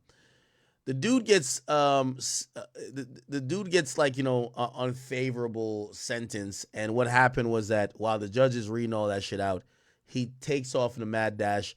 And the most impressive thing I've seen in such a long time, he jumped over the goddamn judge's table without even scaling it. Look at this. Look.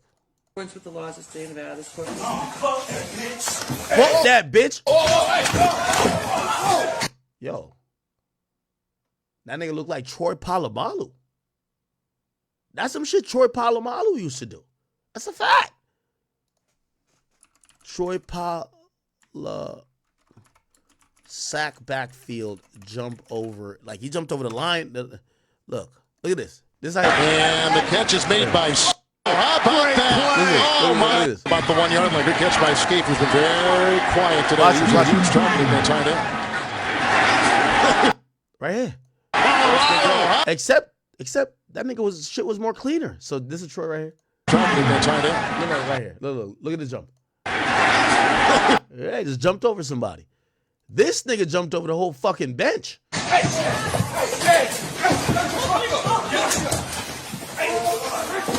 Now he gave it a beach too.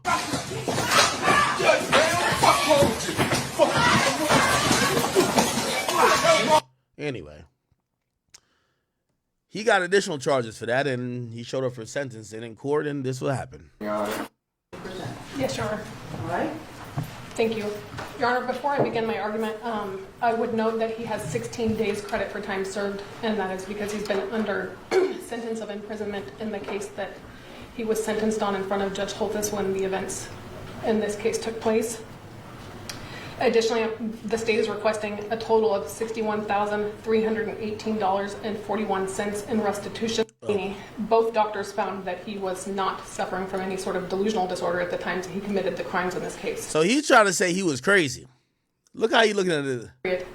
Based upon the information He looked like he want to jump on her. presented to them, and due to his extreme conduct in this case, a heavy sentence is warranted, Your Honor. It is my understanding that Judge Holthus does not wish to address the court personally, but she has prepared a statement that Mr. Giordani will read to the court with the court's permission. We would ask that it be read last, as it is essentially a victim impact statement, which would statutorily be. So they're gonna let this nigga speak. Hear him. Be provided to the court last. Thank you. Your Honor, I'll let Mr. Redden speak first. He wants to address the court. Judge, Miss Judge Susan H. Johnson, I don't understand why the state is like really going after my character. I mean, I've always had problems since I was a little kid of like psychosis and being in big. Yo, somebody gotta tell a stupid ass nigga, when you're playing stupid, you gotta let other people call you stupid. You can't actually, you gotta act like you don't think you're stupid and they call you stupid. Like, y'all remember this nigga right here from the YSL case? There's a nigga who was just itching the whole time. He was like, y'all remember this nigga? He was twitching the whole time. Yeah, him right here. And just and his Young Thug's attorney filed a motion to sever from Dorsey, claiming his behavior could negatively impact Young Thug's chance for a fair trial. Well, the motion reads that Mr. Dorsey displayed unprofessional and unextend. That will take. Look, YSL case, Dorsey. Nigga was wilding out, man. Boy was tweaking out in court, man. Look. Nah, they was tweaking out in court, Chad. Let me see if I can find another one, like a compilation. All the charges. In the ongoing YSL gang trial. The state got up and said they had an announcement, and to my surprise, the announcement was that my client, Mr. Cordero Dorsey, all the charges against him. And this. You know what's funny? All them movements, I would be like, nigga, that's the Atlanta Batiman movements, right? You're not. Yo, that's that native Atlanta Batiman movement you're making, talking about. Like, bro, that's just zest. Calm your zesty ass down, nigga. That's that Zone 6 itching for dick movement right there, nigga. You not crazy. Case, we're going to be dropped. Prosecutors claim it's due in part to Dorsey's most recent murder conviction in a separate case handed down last week. But his attorney says this is his second murder conviction. I think they're just trying to... Dorsey to be room. He was frustrated. He was frustrated to a point of he's been frustrated from the beginning. Dorsey's removal from the case. That's that zest. Could speed things up. However, recent accusations from Jimenez and other defense attorneys, including Young Thug's lawyer Brian Steele, accused the prosecution of delaying the trial by turning over discovery. Other defense attorneys. That's that zest, Chad. Fuck out of here. Anyway. Crowds and always feel like my life is in danger. I didn't know, being a young person, even in middle school, elementary school, knowing that like I fear for my safety. I'm just being me, going to school, growing up, trying to do the right things. I never get tired of trying to do the right things. The state just said that I have no remorse. Like, I feel like Judge Johnson, she doesn't know me. I understand she's doing her job. I'm not mad at her for that. But I know that I'm not a bad person. And I'm thinking, like, even she knows. This nigga don't realize, man, this is a court of law. They got to make an example out of you that nobody else does this stunt. So, again, you know, he wasn't going to do any real significant time on his original charges that he was in for. But then when he did this, he started facing all type of, like, significant charges. Knows that, but I'm sitting here like she's doing her job, you know? And I believe that you all know that I'm not a bad person. I'm not an evil person. When I came to court on January 3rd, 2024, I was listening to music. I was in a good mood. We got to find out what song he was listening to, man. What the fuck? He must have been listening to some Young Boy. What the fuck made you jump over the hurdle the goddamn judge's bench? I had a stable place to stay. I was trying to get a job. I did not catch any new charges. I'm not a bad person. I don't understand why the state is trying to prove me as a bad person. I understand they have a job to do, but this is just, it's not right to me, you know? I'm not an evil guy, and I just keep going after me. I see spirits, I hear voices. I've been going through this for over a decade now, really since 2012, you know? And I just feel attacked or just not safe since I was a little kid. And me growing up, I didn't know that I had these problems. In 2022, I came to prison for the first time. I accepted responsibility for my actions. When I did what I did, I committed a crime. And in 2020 of December, it was 4 years ago, I paid my debt to society. I got out thinking I'm gonna get work. I was really sick and ill. I was very malnourished. I don't complain about things. I don't point the blame when people have done me wrong. I still treat everybody right. And the state just stated that I have no remorse and they feel like I'm a bad person. I just don't understand why are they coming after me like this. But I understand they have a job to do. When I came to court, I know for a fact, Judge Johnson. This nigga yapping. You know?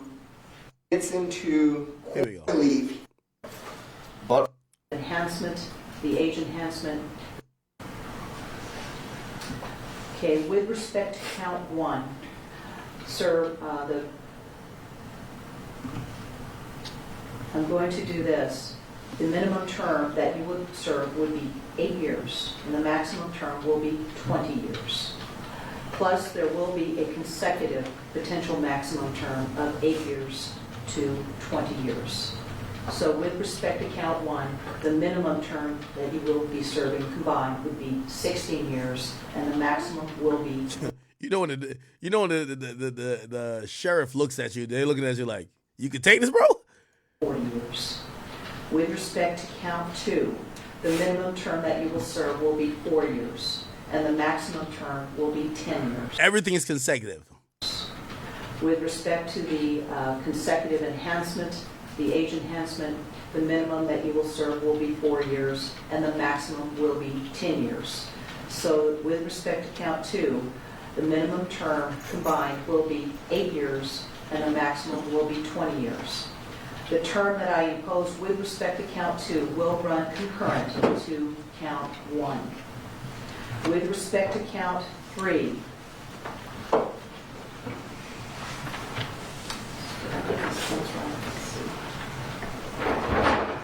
This nigga looked over like, there's more?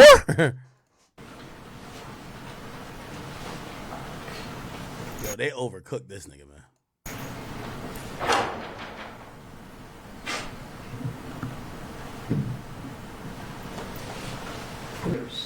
That term will run consecutive to counts, or to count 1.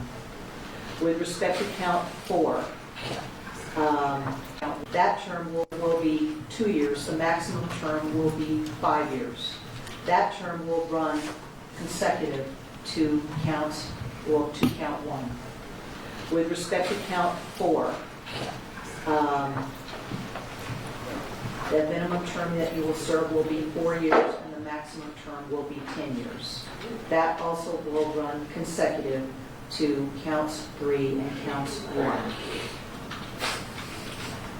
Oh, you see that look right there? Bro, I'm cooked. That look was this look right here.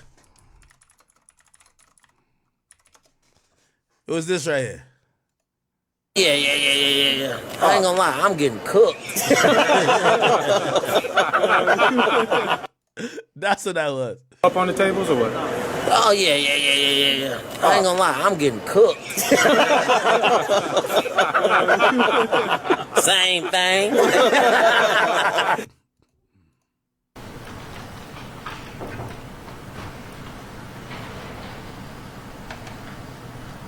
With respect to counts,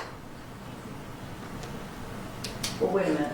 Yeah, okay. With respects to counts 6 and 7. What is this nigga looking at? Like, yo, bro, this nigga's overcooked. He's just having his hand on his back like, yo, just, you know what he do? You know why he doing that?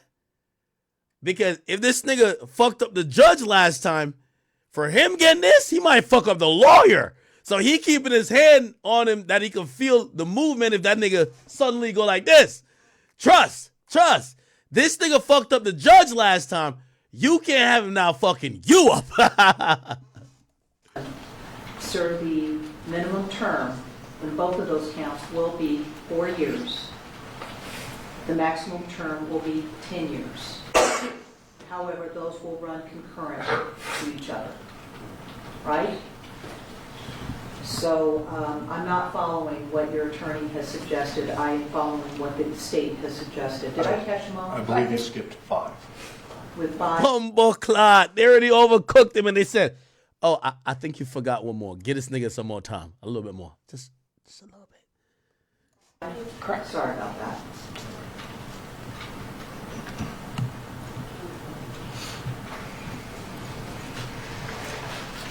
Okay. The sentence with respect to count 5 will be a minimum term of 2 years, and the maximum will be 5 years. That will run consecutive to count 4. And then counts 6 and 7 are concurrent to each other and concurrent to... And consecutive to, well, wait a minute. That was count 6. This nigga don't even want to blink. Was with respect to Officer Brandon, right? Officer Boo. You're on Officer Boo. That will run consecutive to counts, the other counts. See if I can. Hold on, wait a minute.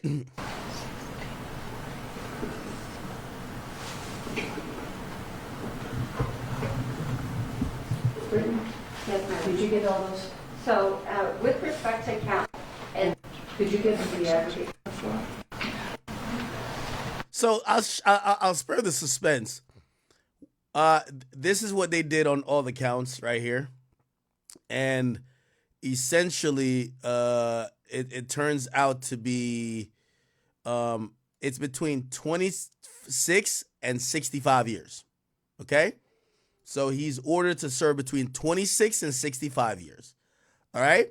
A lot of it's going to depend on his behavior and other aggravating circumstances, but he's going to do between 26 and 65 years for jumping over and beating that judge's ass. You feel what I'm saying?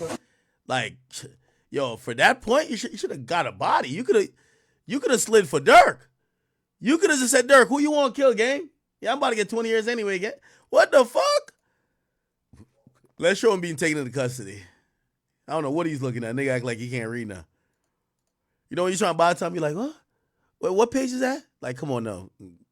Look.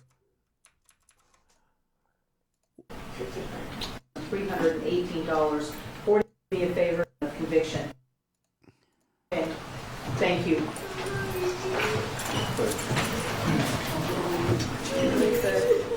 Oh, who cried in the back? Who cried in the back? Yo,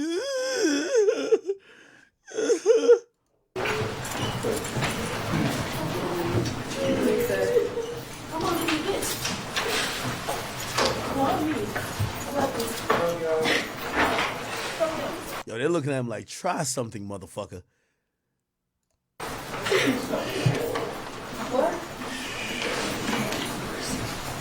Now, I'm going to be honest with you.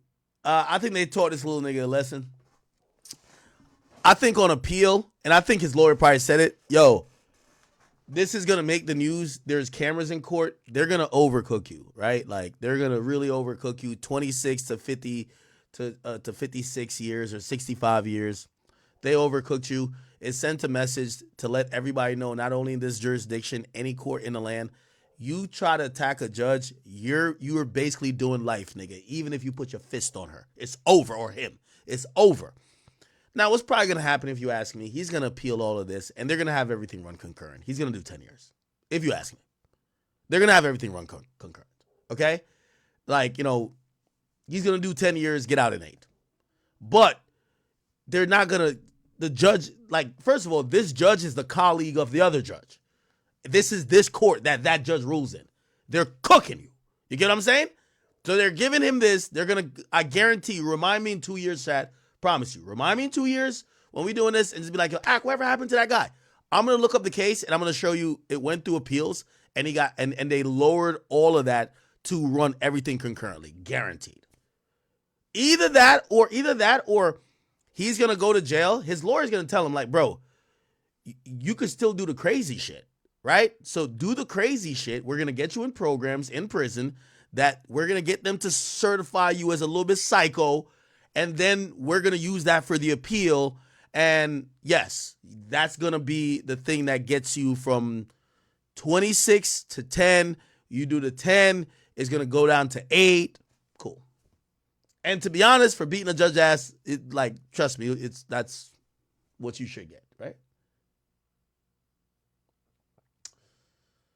Somebody said only works for white people. Nah, appeals work for everybody, bro. Appeals work for everybody.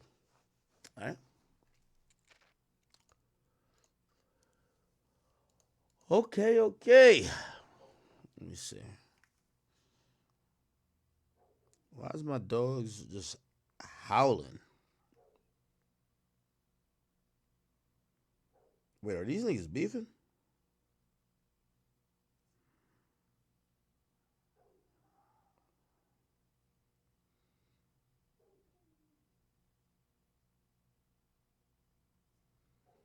Oh my God. This Papoose shit won't end, bro. So this nigga hopped up on here. Let me see this right here. So, Papoose number 2. Newsflash. There we go. The nigga knew. Okay, first of all, I think his name is Easy to Block Captain. Brother, sorry. You're not battle rapping. I get you a battle rapper, respect to you, but don't come on here talking about y'all situation like you about to do a round. This ain't round 3 at motherfucking, like, what was these, like, at URL? Nah, this ain't it, brother. Calm it down and tell us like you actually feel sad because your girl's going through it, right? All of this, like, nah, calm it down. A few months before our battle, hit me and holler. The nigga knew already. I know he up there trying to play victim and all of that, but they knew. He knew 2 years ago. I ain't gonna lie. Give me, don't let the nigga cap y'all niggas up. The nigga been new. He been new. And I'm gonna tell y'all how he knew. So how he knew is that y'all nigga, the nigga that y'all think that's so thorough, he put a recording device in Remy's car. Easy. I'm gonna be honest with you. That's still really thorough. That's my wife. It's my pussy. my bitch. Nigga, I could hack her phone, go through her purse, all that shit y'all be talking about. That's what boyfriends and girlfriends and like people who just be fucking sometimes. Yeah, you shouldn't be doing that. My girl, my wife, if I put a ring on your finger, trust me, I want to have a GoPro everywhere next to you. That's a fact. The fuck? Who cares? That's a real nigga move. Now, if y'all just girlfriend or boyfriend, no. If you have my last name, I want to know everything going on with you. So how he knew is he was bugging her fucking car. So like that's how the nigga knew. The nigga's a weirdo for real. You know what I'm saying? Like that. When niggas gonna keep it $1 here. You know what I'm saying? Like that. He bugged the car and you couldn't really hear me on the other side, but you could hear her talking to me. So that's how he knew. And it's not cap. I got all the proof. So as soon as he say it's cap, I'm gonna show niggas all the proof. I'm just keeping $1 here. You know what I'm saying? You know what I'm saying? Like that. So I'm gonna say I was under everything that basically is niggas done already split up already. Like motherfuckers was living on. Newsflash. The nigga. This is crazy. Oh boy. All right. What else? So everybody keep telling me to go watch the 3rd round of him versus some guy. Let's watch this. 15 minutes of fame. You are. Oh, what you got? Like, I don't give a fuck if you fucking this nigga. Just tell me stop screwing the business. Oh, so this is Remy Ma in the middle. And this is Timu Papoose. And this is the guy battling him. Let's hear this verse. Would have been like Verb and Hitman, and you would have been the one I talked to. Oh, what you got? Like, I don't give a fuck if you fucking this nigga. Just tell me stop screwing the business. If niggas found out you was fucking the help, that could really ruin your image. We're talking Barack and Michelle, Pap and Rim. Nigga, that's us. Y'all the poster child symbol for black love. Niggas think that's how marriages still have to go through them stages. Every interview, he show his admiration and tell the world how he think his woman is great. Yo, look at Rem's face. She want to cry or deck him. That nigga held you down in prison for 6 years.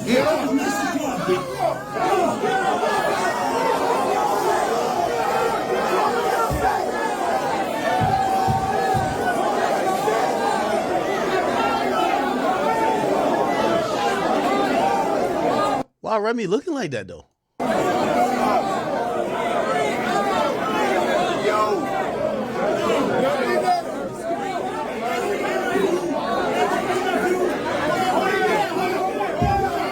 Shut up, let me talk.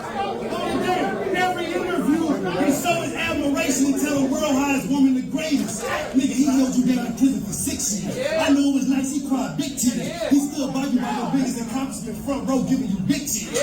Now y'all got a beautiful baby girl who oh so amazing. He'd be damned if he lose you to this bozo with braces. Hey,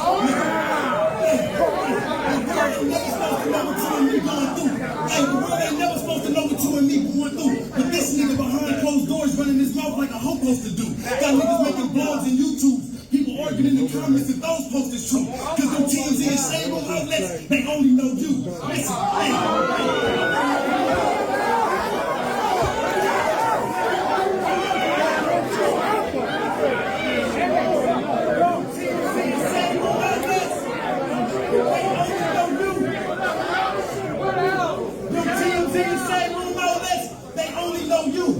Listen, he took you out to the best rooms. When you ain't feeling good, he put you back in the best rooms. So he be damn to see you get stepped to by a nigga he socked out and stood over like a step stool.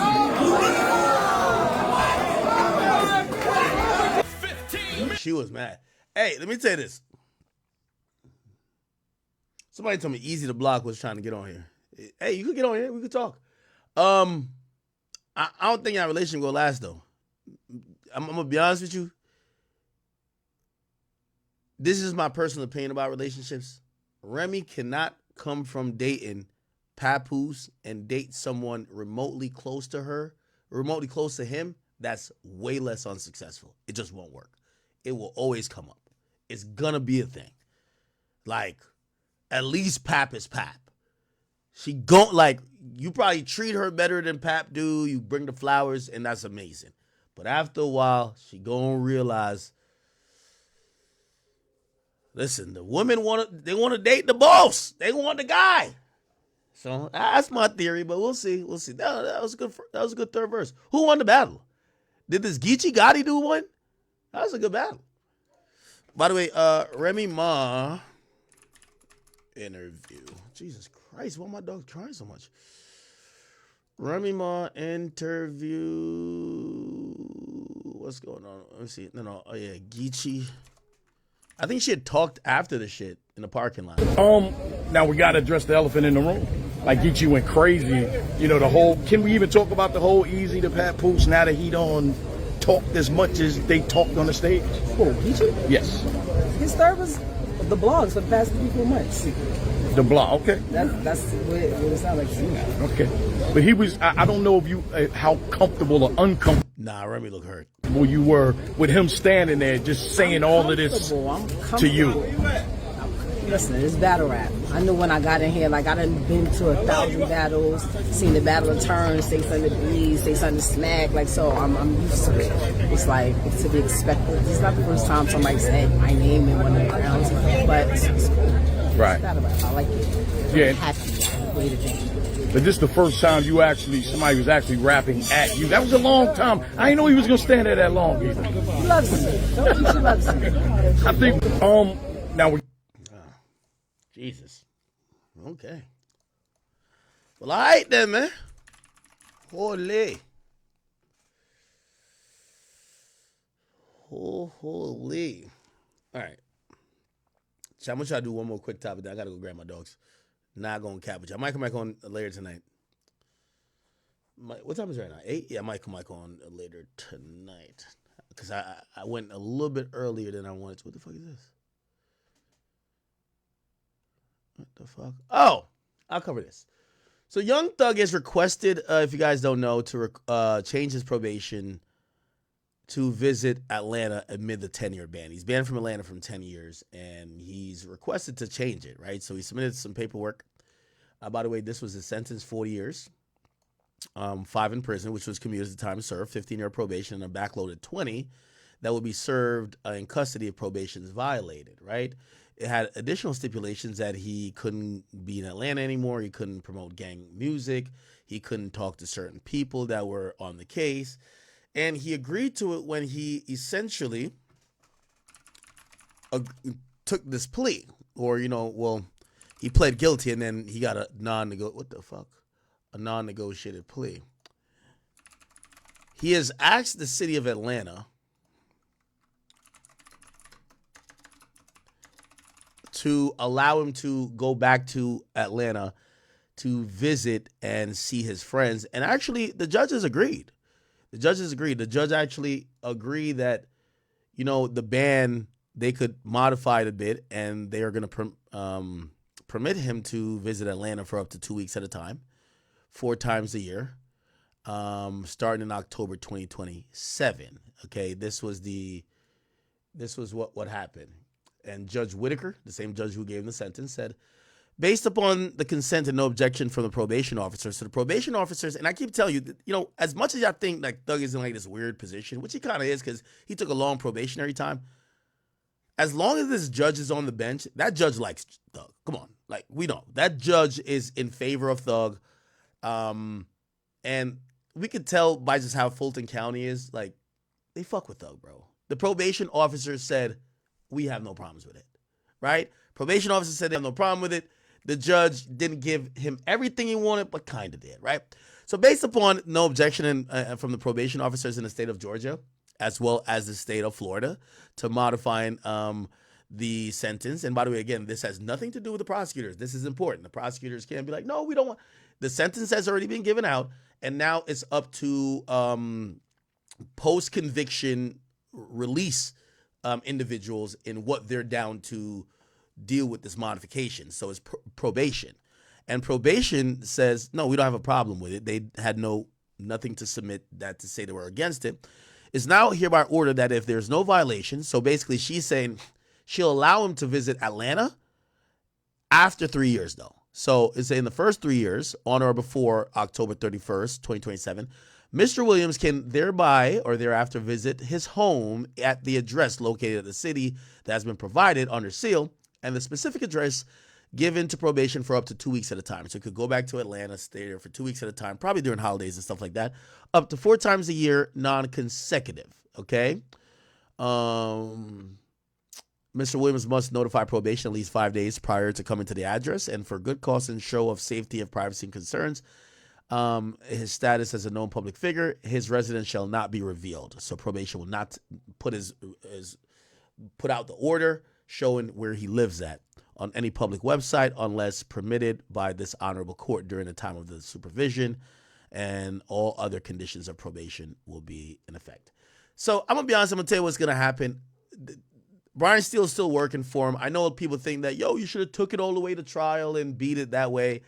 I agree too. He should have, well, you agree now in post. Like, I'm not mad at him just taking the I'm walking out of jail right now thing. But what we do have to think about is that this court is in favor of Young Thug, and I think his probation over time in the next 2 years, if he doesn't fuck up, they're gonna bring it all the way down or almost damn near terminate it. So it's going to be like he beat the case, but he officially didn't beat the case. But, bro, they love Thug. Okay, so it's been less than 30 days since he's gotten his plea, or less than 45 days. And they're like, oh, we'll change this one thing that he could visit Atlanta. So they're going to change every single thing. He'll probably go back to them like, hey, it's hurting my music expression if I can't wipe my nose and do this and say slat or whatever the fuck he does. I don't know what these gang signs fucking mean. Yeah, they're going to change everything. So I do think that as long as Thug doesn't fuck up, within 2 or 3 years, they'll change everything and allow him to do whatever the fuck he wants. It's Fulton County, bro. Like, who gives a fuck? You get what I'm saying? So he'll be good. He'll be good. So shout out to the Slimes. Shout out to the Slats. Shout out to King Slime. And Young Thug will be able to, run around and do what he want to do. So he just has to wait 3 years, and he could, by the way, he could still go to Atlanta to do, because he has to do a few things in Atlanta, concert and whatever, each year. But after 3 years, he could show up to Atlanta for 2 weeks in a row, just non-consecutive. So he has to do 2 weeks, then leave, 2 weeks, then leave, 2 weeks, then leave, 2 weeks, then leave. So up to a month, non-consecutive, actually 2 months, because 2 weeks is half a month. So up to 2 months, he could stay in Atlanta, right? Just non-consecutive in terms of days. And we will see what happens. So congratulations to Thug. And by the way, Brian Steele is still killing it. And, let me tell you this. Young Thug, you owe the Honorable Judge Paige Whitaker your fucking life, my nigga. You should get her a car. That's probably unethical, but, bro, you owe that woman, bro. That woman fucks with you. That woman seen the good in you, and that woman is definitely trying her best to help you. You should be very, very receptive of her good heart, and you should not try to embarrass her. It will be an embarrassing thing if you fuck up on probation. And now the state of Georgia looks at this judge and say, well, why the hell did you give him this? Look at this shit. Like, you're looking crazy now. So just do what you got to do. And again, I think in 2-3 years, they're going to minimize all of these things. And I think she's going to make it very favorable that you could do what you want and be in Atlanta. But you got to rock out for 2 years. 2-3 years. That's all you got to do, bro. This judge is fucking with you. And if you can't do that, I don't care how much money you got. And I know Brian still loves you. But if she ever turns on you, and by turning on you, that means she would think you're spitting in her face for all the good things she's doing for you. Whatever she does to you at that point, you deserve it. Because she's doing a good job. I'm not going to lie. She's doing a good job, and she's a very fair judge for a defendant. All right? Okay. All right. Chat, I'm going to hop off real quick. I'm probably going to be on in a few more hours, so I will get to do a few more topics for y'all then. The big story, hopefully you guys got that. I made sure I emergency jumped on today to do the Dirk thing to make you understand what's going on with that. But hopefully Dirk doesn't get indicted on a second case for murder for hire, even though it's looking like it's likely. But we'll see. All right, chat. I got to run. I'll be back. And thank you guys for watching.